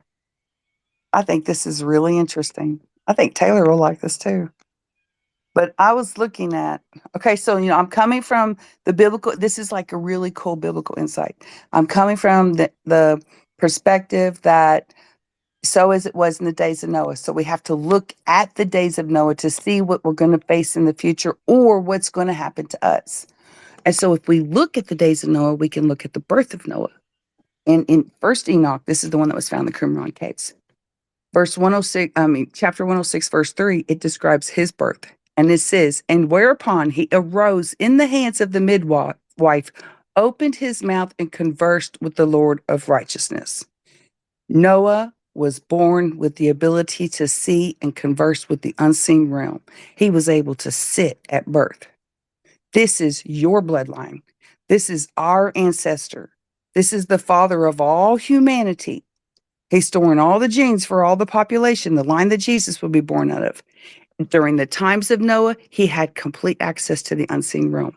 I propose that we will have access to the unseen realm again. And it'll depend on what you're tethered to what you'll see. I think that that veil will completely come down and people are going to come into the full powers that they had whenever during the days of Noah. What do you think about that? I think you're on point. I'm not on drugs I, either. I thought when I first heard the story of Noah, and I was just like, kind of like on Joe Rogan's side. I'm like, that's a little crazy. But as you get older, you accumulate more knowledge. And the funny thing the weird coincidence that I was able to find between the religion and the biblical stories and UFOlogy is that bigger question. I'll get to that in a second. But with Noah, I find it one heck of a similarity that we have that story, and we also have stories in UFOlogy of the Nordics. The Nordics are blonde hair, blue eye uh, humans that just lived to about 600-700 years old due to their technology. And when I found out about that race and whatnot, and heard stories over the years and Fong and blah blah blah, I I started to make that connection. What if? And then, but then that would change our dynamic, and then our origin stories as a human race. So if we already have humans out there that are a space-faring civilization, how long has that been going on? Are the stories true about these aliens coming down, Sumerians coming down and manipulating the human DNA from monkeys to Yeah, modern Stargate's men? more true than it is fake, right? I see how you're Yeah, going. but there's two things here that contradict each other. If we already have a human race that just happens to live stupid long out there, why do we have this story of the Sumerians making and mixing around with genetics to make us? I guess they both could still stand. They just take that DNA from the Nordics and manipulate it. They could do it that way. But as the story goes, they say they take, I don't know if they specifically say they take monkey DNA, but you know what I mean? Now that I'm really explaining it, they really don't contradict themselves. So humans could have been a space-faring civilization even in the Sumerian times. That's what I That's my, believe. See, yeah. I believe that we're an ancient race. I think that that there was life on Mars, that there was life on Venus, that there was population maybe on the moon, that there was population on the Earth, and that during a kinetic war in the heavens that there was a battle and that a planet was destroyed. But I think that they manipulated the DNA of humans on other planets. I think that Hmm. the first, like, because you see that a valiant Thor comes in, and who does he? The Venetian. He looks very much like the Nordics that you were talking about, and plus they had six fingers because they had Hmm. showed six fingers in those pictures. I don't know. I just really think that I do not put it.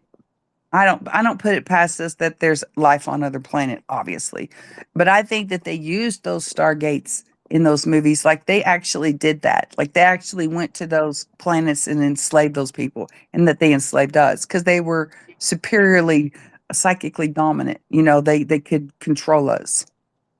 Hmm. Yeah, Yeah. I've come across, like I said, a lot of stories over the years since I've been on this planet. Yeah.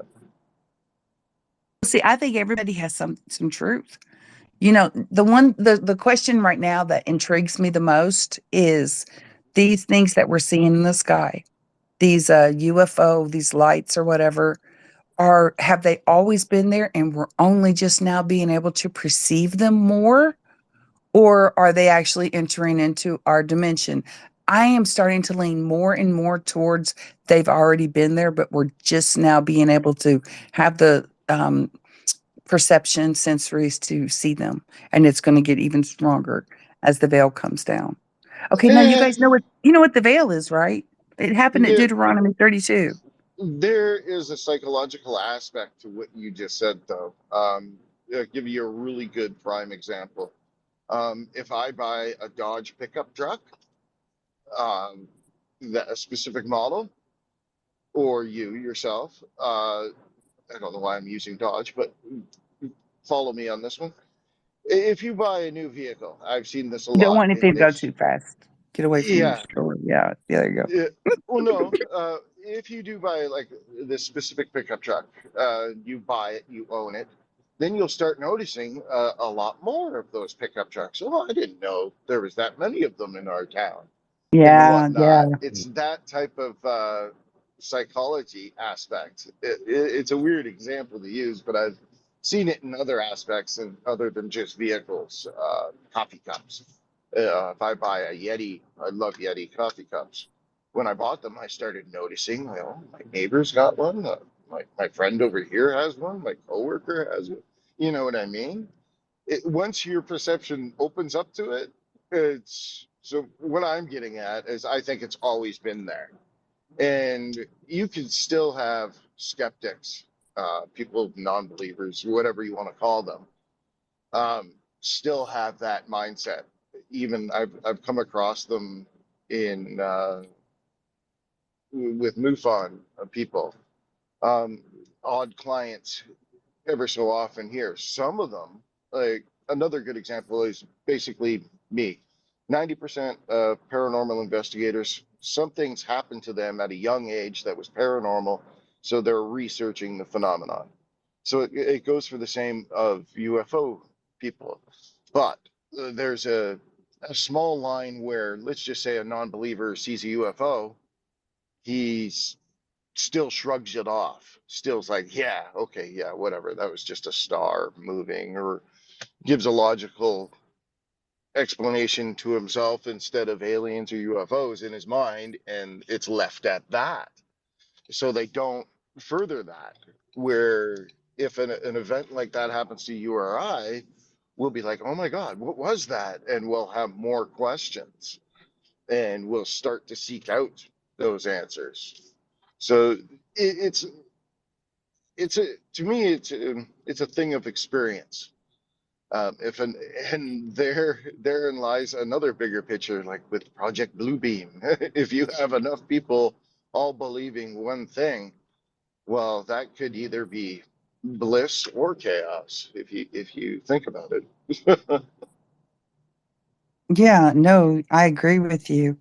I do think that as we get closer to what I believe is um, the end times, Revelation, or the day of the Lord, I guess would be more accurate. I see. I'm trying to look for patterns that happened before in during the days of Noah. You know, looking at the Nephilim. Okay, so we know the Nephilim's going to come back. We know, that the world's going to be wicked. You know, people are going to be altering themselves out of the image of God. I just never really looked at the positive aspects of what that could mean as well. I mean, because if we look at Noah's children, who would inherit the attributes of the father, right? It's like the parents, the children inherit the attributes of the parents. I mean, the children. Yeah, I said it right. Okay, there we go.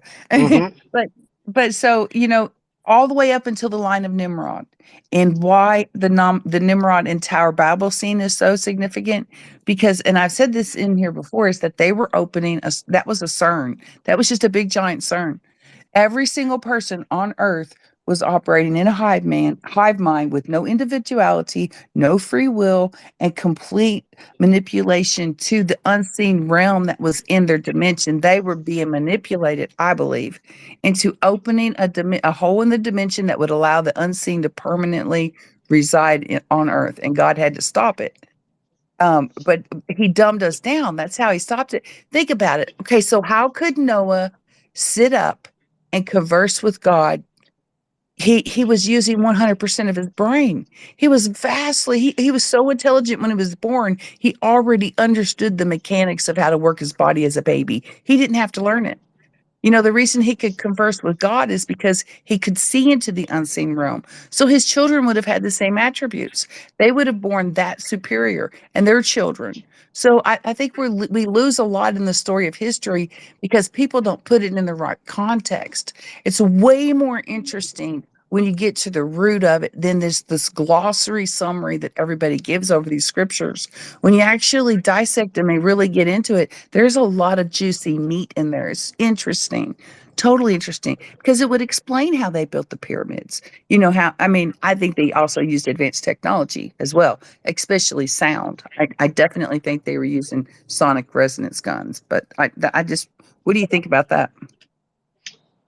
Well, that one is still up to debate, but to touch on what you were talking about real quickly, I know that I brought that up in with a conversation with my stepson, that I heard him talking to his friends, and when I heard him, I heard me. And I know genetically, my stepson is not mine. I'm his stepfather, but I've raised him since he was 5 years old, and he has a lot of my personality traits. I see a lot of me in him, type thing, especially the way he talks, the way he interacts with other people and whatnot. That is quite the imprint, if you will, how you can leave on friends, family. You know what I mean? I've met people in spaces that have left a mark, a positive mark, in some cases left a sour taste in my mouth as well. But you know what I mean? How people can leave. Where am I going? I'm going this way. And yeah, the jump back even a little bit further. If you have an advanced civilization and hypothetically speaking, crash land here on Earth in the Stone Age, and they have now no means to get back to their civilizations, no way to communicate. They're assumed dead. They've crash landed. Nobody from that advanced civilization knows where they are, and they start living here. It's a small colony that was on this ship, and they start living here. Within 2-3 generations, the entire history of that advanced civilization would be gone, guaranteed. And I think that has happened as well in the past. But Probably as a couple times. yeah, and as for what you were saying about the pyramids, there was a gentleman that built the Coral Castle. God, I used to say his name all the time, and now it slips my mind. I watched that video. Yeah, I know Yeah, what you're talking about. yeah, he made it for his Sweet 16, and he did it all by himself. And he did try to bring it to the scientific community, and they just kind of like, yeah, okay, whatever, be on your way, crazy man. And hearing some of the stories from the very few witnesses that were there and witnessed it, which were young children at the time, peering over the wall watching him work, it was quite the thing to come across as a good chunk of information. But He yeah, made his son work with him too, didn't he? Eh, eh, no, I don't think he had kids. Oh, okay. So that wasn't his No, son. yeah, he wrote the story about his Sweet 16. It's a really sad story that he tried to get his Sweet 16 over from the country that he moved from. And there is members of the family on other sides that were related to him that have, come in to the picture over since the early 90s, if I'm not mistaken. But yeah, some of those stories. Edward Lead Scallion is his name. Sorry, I knew it would come to me. And he moved Coral Castle from one location to another all by himself. Told the truck driver, That's yeah, crazy. yeah, he told the truck driver to take off for lunch, and the truck driver's coming back from lunch. Here's this huge bang, then comes running up around the corner and sees this. I forget the weight of this obelisk, but it was now loaded on his truck, and there was the old man dusting himself off, and he was just in awe, like, and he's looking around. There's no crane, there's no nothing. Like, that truck driver had a lot of questions for him, but the old man just kept quiet. Yeah. Can you imagine if the scientific community took him seriously? Or they did take him seriously and they were just like, yeah, this information cannot get out. What is So I'm trying to put what you said and trying to merge it with what I said. So what if there is, I like how I sound through Logan's mic. I sound like a robot. That's cool. I, what if they took humans from Earth through a portal to other worlds? Instead of the other way, them coming here, what if, they built portals on Mars and just came to Earth and got, just like they say in Stargate, how they would go to the different, go to Earth to harvest for other, I don't know, maybe there's more planets than that. I mean, I don't know. I don't put any limit on it. I just think that there's a lot more life out there. I believe in hollow moon, hollow Mars, and hollow Venus. I think that there's something, a remnant of every race that could have escaped this catastrophic event that happened in the solar system, the debris of which are circling Saturn, this exploded planet, which is a big piece of it's going to hit the Earth in, either 2029, 2036, or 2069 is how I see it. It's this big Apophis asteroid. And it's a piece of that planet. That's why all the dragon language around it. That's why it's called Apophis. That's why all these, the numbers and everything, all of it lines up to this is a piece of, in my opinion, Lucifer's rebellious planet that's going to bring the key to the bottomless pit. I think when it hits the earth, it's going to cause tsunamis and earthquakes. The tail of it is going to come in and burn off in the atmosphere and create wormwood. That it's going to block out the sun because the volcanoes are going to go off after the earthquakes go off. It's going to be a chain reaction, and we're due. I mean, if we look at it, Göbekli Tepe right there tells you, this has happened before in the past, and it's going to happen again. Oh yes, Herman's research. I follow a few other people, other researchers that Herman follow, and a lot of them are praising that man's research. I think he Yeah. might be grasping at a few straws at some very few aspects, but for the majority, a good 90% of his research, in my opinion, is on point. It being that being the beginnings of human language, symbolism. Because if you think about it, if you have a culture that's so far in the past, the beginnings are going to be what they stencil down on the walls, and we do see this in cave art all over the place. That's they what they're stenciling down is the life that's near them, an elk, a moose, deer, whatever the scenario might be, and that's no different from what we find at Göbekli Tepe. But the correlation to those symbols and animals that we see carved on those stones are locations. So with that basic, what Göbekli Tepe is specifically, just Göbekli Tepe, is to me, the way I put it, is a highway information center, and it Yes. shows you here you are type thing. Don't get me And wrong, you can, the other yeah, temples you can do put have it other in a meanings. simulator and roll it back and see exactly what date it was that those stars would had to have lined up for that astrological event to happen. And it happened to like 13,000 years ago.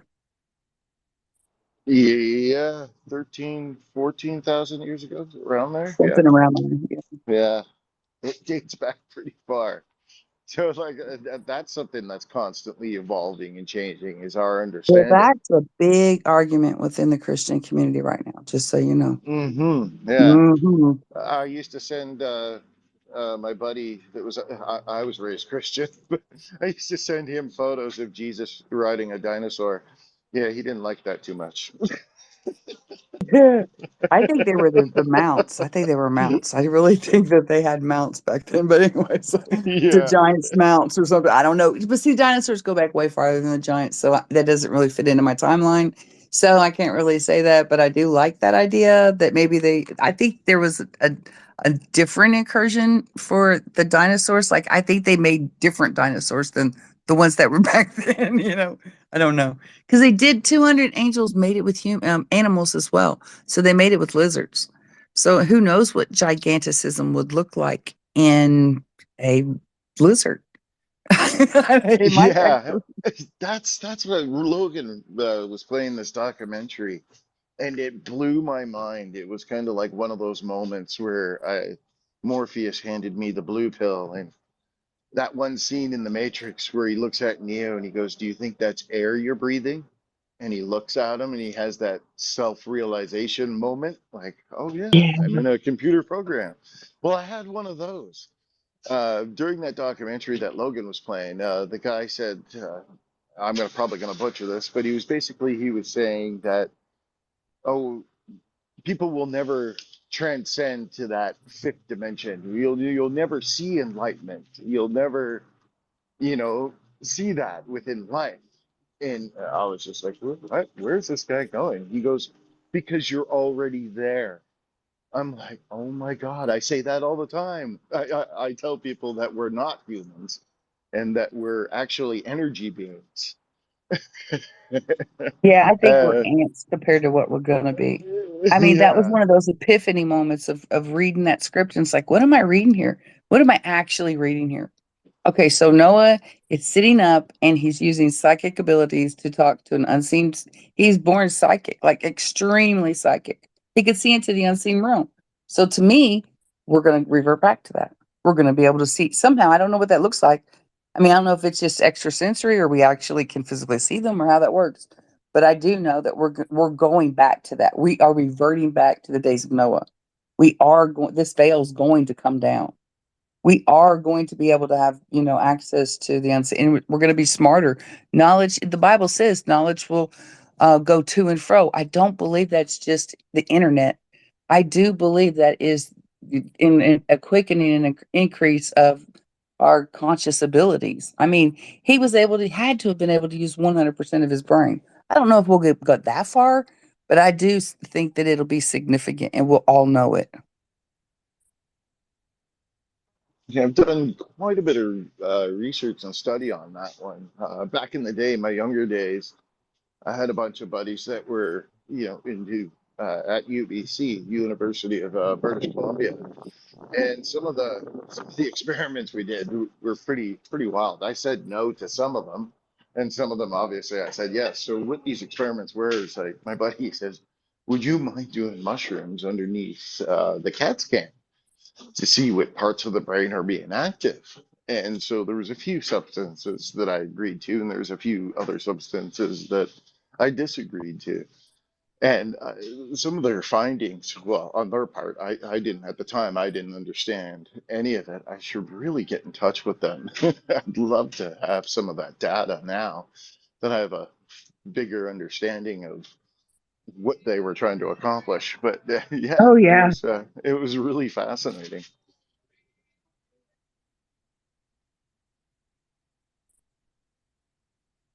Yeah, I talk about this place in the book of Enoch a lot, where Methuselah goes to the end of the earth, quote, and speaks to Enoch. I bet there's a Stargate right there.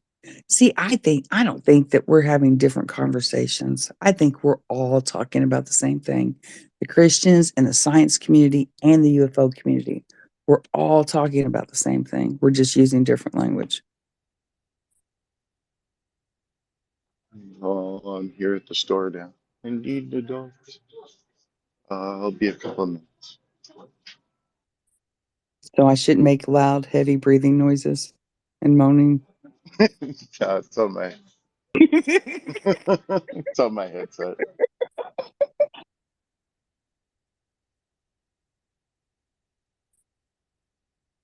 I did do that to my son. He was on the phone with the girl, and I was outside the door going, Anthony, Anthony, come back to bed. He just opened the door and gave me a glare. He's 25. Kids are so easy to mess with.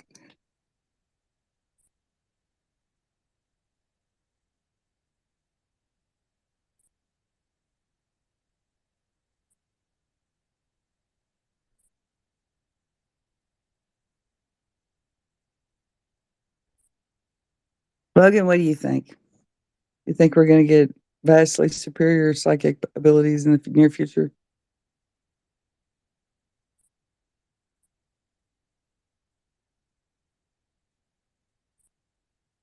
You know, I bet since he saw I was talking, he just left his mic open, set his phone down, and went out. He's like driving around town or something.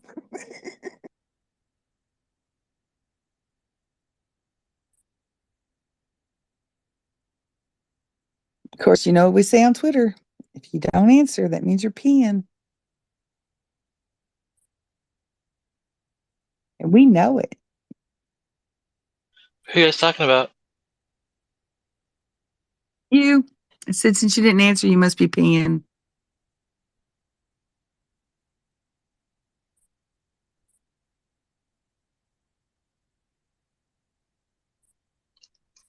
I'm trying to shut off Tool Eye's mic.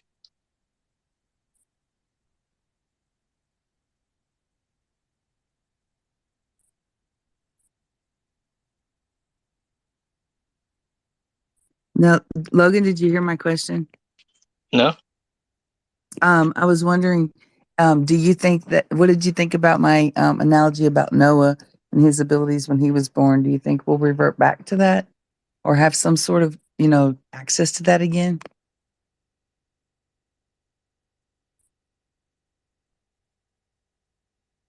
You might know it as something different. I think we have it now. But I mean, what about my premise that it will get stronger and that we'll be able to see more and more in the unseen realm? I think that's true, probably. Yeah, it's plausible. That's all I can say. It's as good as anybody else's theory. I guess. I can't prove it, but it seems to be the way the scripture reads.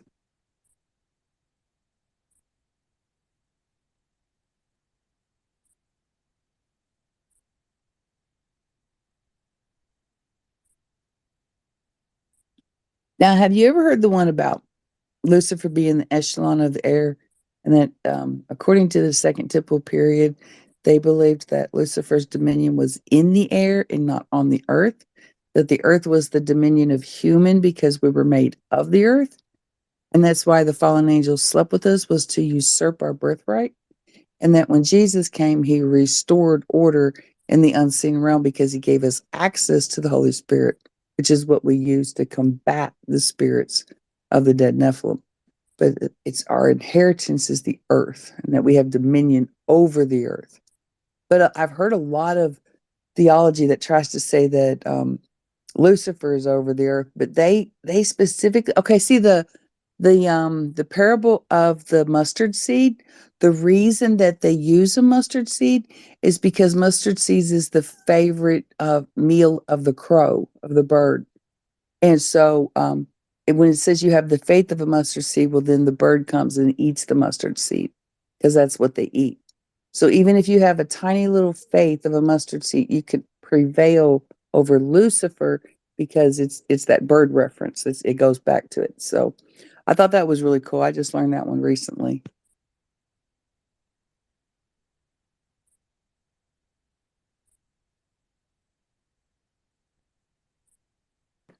So there is something to the birds being evil and doing Lucifer's bidding, according to ancient theology. I don't know how that plays out today, but I have seen some really crazy videos of birds doing some really crazy things. And it just made me think of that.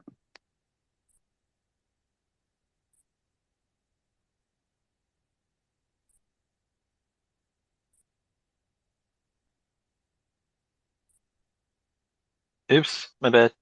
Man, don't have much time.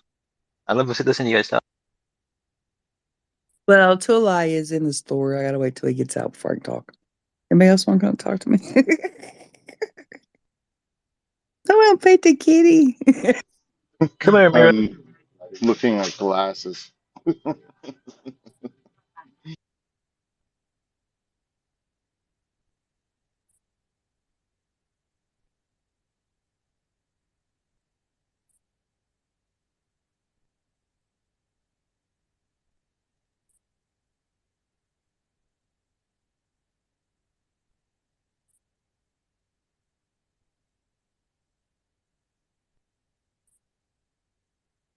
You know something I've been wondering about is bloodlines.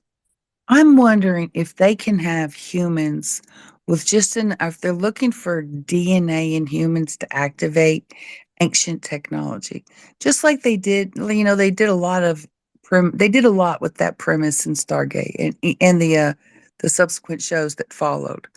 Atlantis, for example. You know, I do believe that there is something to, you know, there's just something there. It just really feels like there's something just right on the tip of that's true, you know?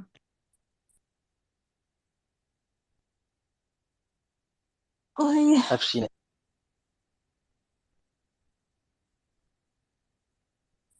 Good morning, Amira. Good morning. I'm snuggling my kitty. So weird. I swear. He dream Oh, walked. you snuggled me? Yeah. he I was like it behind your ear. he was in my dreams and I wake up and he comes running downstairs to my bedroom. My mommy. Snuggies. I don't know if you can hear him. Well, at least you got one that loves you. I think he's my familiar. Those cats don't love anybody.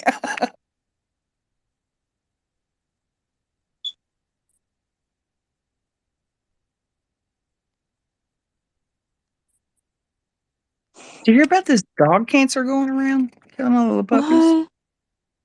Yeah, it's like real severe. I don't know. I swear COVID's going around. But I think Mello got COVID recently and then a whole bunch of people on TikTok have this weird cough. I have it. Oh no. I have it right now. I've been Yeah. noticing I've had everybody's it been for like getting 4 it. days. Like, I think I'm gonna just stay in. It's like a scratchy throat and a cough. Oh. Maybe the winter air. I get that if I talk too much in the winter. Humidifiers help. Did you say we talk too much in the winter? Is that what you said? No, when I talk too much, the air, like your Oh. throat dries out, and it's worse in the Yeah. winter because of the lack of humidity. Like when I was a kid, and then I think in my 20s, I would get nosebleeds in the winter, and I didn't understand. It's because it's so dry, and my skin gets all dry, like a mermaid. What state are you in? I'm If in you don't mind me. Canada. Canada. Yeah, it's really cold up there. Ontario, the place to go. Like it's 50 degrees here today, and people are like, It's "What's weird. wrong?" There was barely any snow, and it keeps melting away with the rain. We have like global warming Christmas over here. Global warming Christmas. Yeah, like every winter, there's less and less and less snow. I'm like, oh no. Do And a you bunch think of it could be that the maybe the position of the Earth is slightly tilting a little bit every year, yeah, and people it's keep maybe saying, pulling our seasons out of whack? I don't know, they keep saying something's happening with the Earth, and that's It why, feels like, like we're about a month behind, don't it? I feel like time's speeding up too fast. Like I think half of my life's gone by.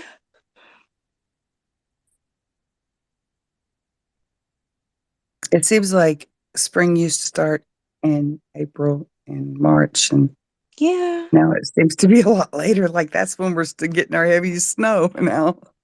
In some places, I mean, according to the past few years. I just hope this summer it's not too hot. I think my AC unit's broken, or it needs what? Liquid.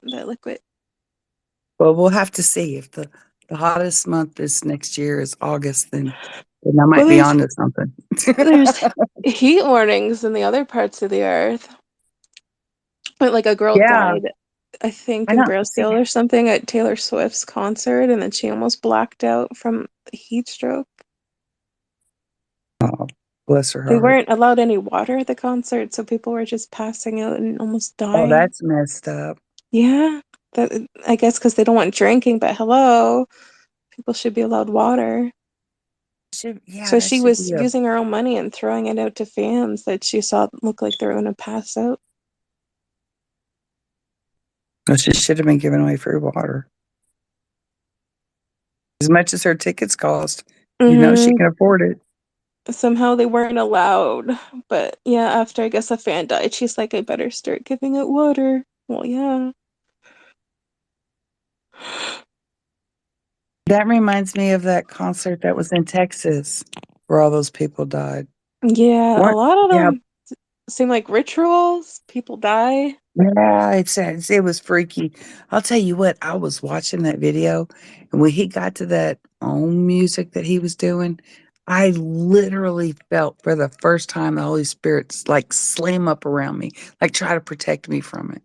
So whatever that noise was he was making, it was a frequency it was death. That frequency Uh, was death.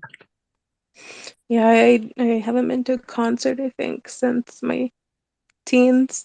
I don't like them. They make your ears pop. I hate that. After you have your ears have to get back to normal. And then, they don't always feel like giving a performance. I remember I went to Evanescence as a teen and I idolized Amy Lee and she just looked like she was miserable and didn't want to be there. Felt bad. You probably sounded like I did earlier trying to sing with a cold.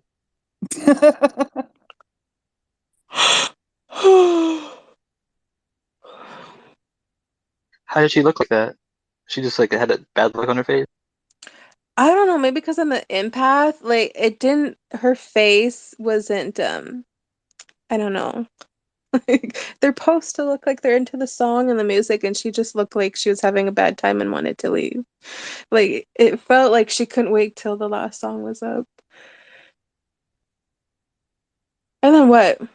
I think I went to a Pearl Jam concert in my teens, and it was just smoke full of smoke of cannabis everywhere. Well, I guess you would probably be into that, but I, I was like, oh God, I didn't smoke. I was with my father's girlfriend. Well, it sounds like a good time to me. If it didn't come with all the other spirits around, it would have been a good Yeah, time. there was probably a lot of spirits around. I think it's cool that you recognize your psychic abilities, though. I think more people need to do that. Oh, well, for the longest time, I was so confused. And I think it was like my late teens, early 20s, I learned what it was and a word for it. Yeah, we're all in the unseen realm. Every single person on earth is psychically gifted, but we don't Hmm. see it in this realm because there's a veil in between us. But that veil Well, is thinning, and we can feel it, and we're getting stronger. I think it's trauma induced. Like I grew up with a abusive narcissist, so I think I took on those abilities for like survival. Because I was like walking on eggshells. Because like you do one wrong thing, you get like thrown against the wall in a strangle. Yeah, so you tapped into them early. Yeah, but it was hard. It's still hard to like control it, like blocking things out. It's overstimulating living in a It's apartment. going to get worse. It's not going to get any better. You'll get Yeah, stronger though if you and then I get practice. I get ringing in the ears. Someone on here was like, "It's tinnitus." I'm like, "No, bitch, it's different than that." And yesterday, my ear was ringing twice. I'm like, stop it." I don't know. I think it's sometimes spirit talking or frequencies that are happening that I'm picking up on. Well, I will tell you every single time that I have one of those, I really focus on God and ask Him to protect me, and they almost go Uh, away immediately. So, whatever it is, I do believe that it's an attack of some type oh, some because people it's say not that as if, too. well, because He doesn't let it go on. He doesn't give me like an insightful meaning. He doesn't like give me revelation. This is, something benevolent or good or anything. It's always, He it puts a barrier between me and it stops. It's how it feels. I think I've gotten those attacks before where it was like nonstop and really bad, but I think that's gone away. Do you think those are like 5G signals where they're I'm trying to not get people sure. And then when to I was a teen, behave badly? I used to get, it felt like electrical shocks going through the whole body. I don't know what that was.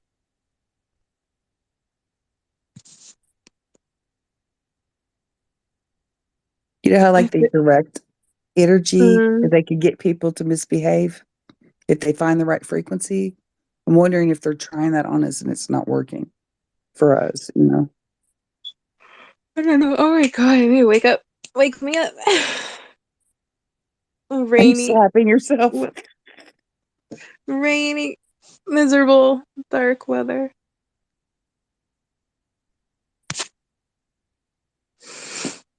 I keep listening for A, but I haven't heard one yet. So you must not be a real Canadian. Me and my grandma used to do that with each other a lot.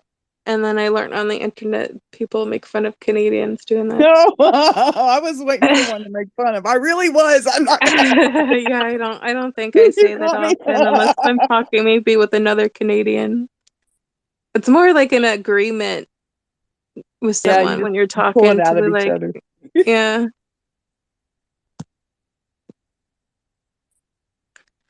I Yeah, only I pick fell on asleep. people I like. Though. I'm sorry. We keep trying to talk at the exact same time. I'm sorry. No, we're just not in tune.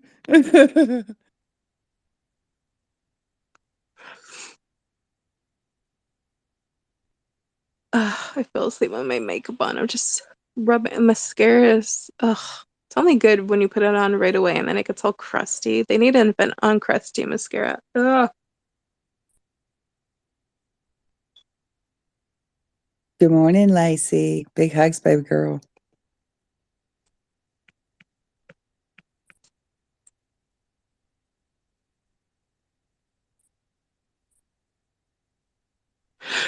Morning. Good morning. I wonder who the other one listener is down below. Good morning, everyone. Good morning. What's kicking? Hi, Lacey. Hey, Good to hear your voice. where are you? It's Tuli, George. I see you now. I'm still half asleep. Do you know who Doris Day is? Yes, I do. Good morning. Good morning. Rise and shine. It's the perfect morning. Good morning. Good morning to you and you and you and you. I think that's in a Wow. coffee commercial now. And you sound like her. She's the first one I learned to sing like. I love that. Yes, I remember that from when I was young. Oh my goodness. Yeah, they used to use that in the commercial with orange juice. Yeah, I remember that. Won't be long. We'll have to explain what orange juice is to these youngins. Right. I don't even like it, so.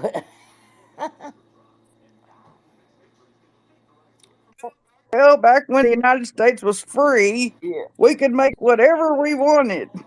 And we can stay healthy.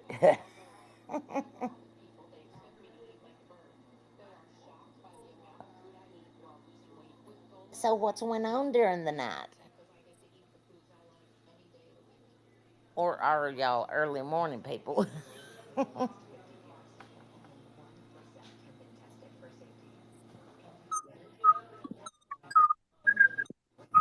Sorry, what was the question? What's went on during the night? What am I digging into? Not, n- nothing. Why? Is there something go on? Did I miss it? No. Oh, there was drama in other UFO spaces. I left. I couldn't handle it. Always I drama. didn't want to fall asleep to that. What is it, Put Mira? that in here. It was about Shane again, and I'm like, no, I'm not gonna listen to this. I left. Now what's he doing? Everyone was talking shit about him again. I don't know. Apparently he's addicted to meth. I'm like, don't we already haven't they already talked about this?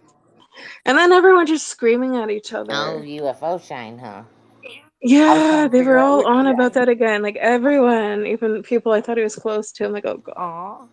I think they were debating um what is it? A swatter or a oh, what is the other thing? Like a dog hunter. They were debating on what happened with him and what those are. And I'm like, okay, yeah, I'm out. Like, Clearly there's a difference, but no Dog the Bounty Hunter's in my head. I used to love Oh that my show. gosh. Oh, I shipped him and his wife, and then she died. Oh, yeah, I think I I'm gonna used to shower. think he was cute way, Oh, way, way I back thought in he the was day cute when he first came too. out. When he first All came out. muscly, and I think I'm gonna have a shower. I need to wake up. Yeah. So do I. That's what I'm going to try to get done here in just a little bit. I just Yeah, wanted to drop Beth. in and say, hey, everyone. Beth was Hey, awesome.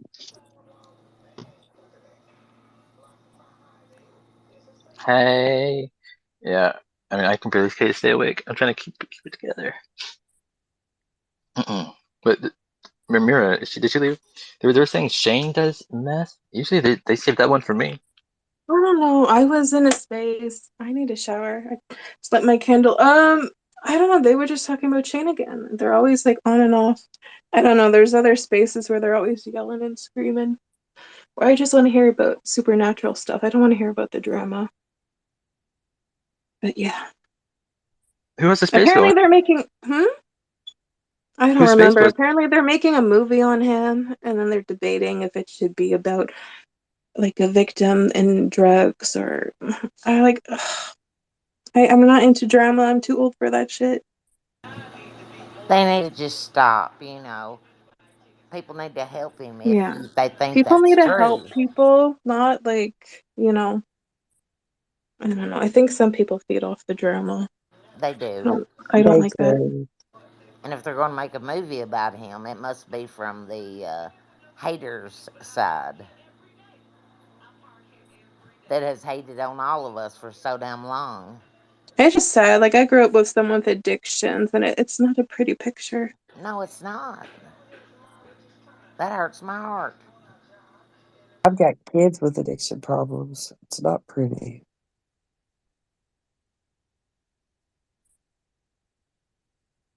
But most of my children got addicted to drugs when they were in elementary school because they wanted to pump them full of all these drugs that I told them they didn't need. They just need to go outside and run around. But they want to put my boys on this ADHD and Riddle, or whatever you call it, Ritalin, and I can't even say it, like the Adderall and the Ritalin together, just Ritalol. but, but yeah, and then when they're grown, as soon as they turn 18, they let them loose. They cut them off their medicine. Now they've got a full blown drug addict right there. They grew it from the time he was 7.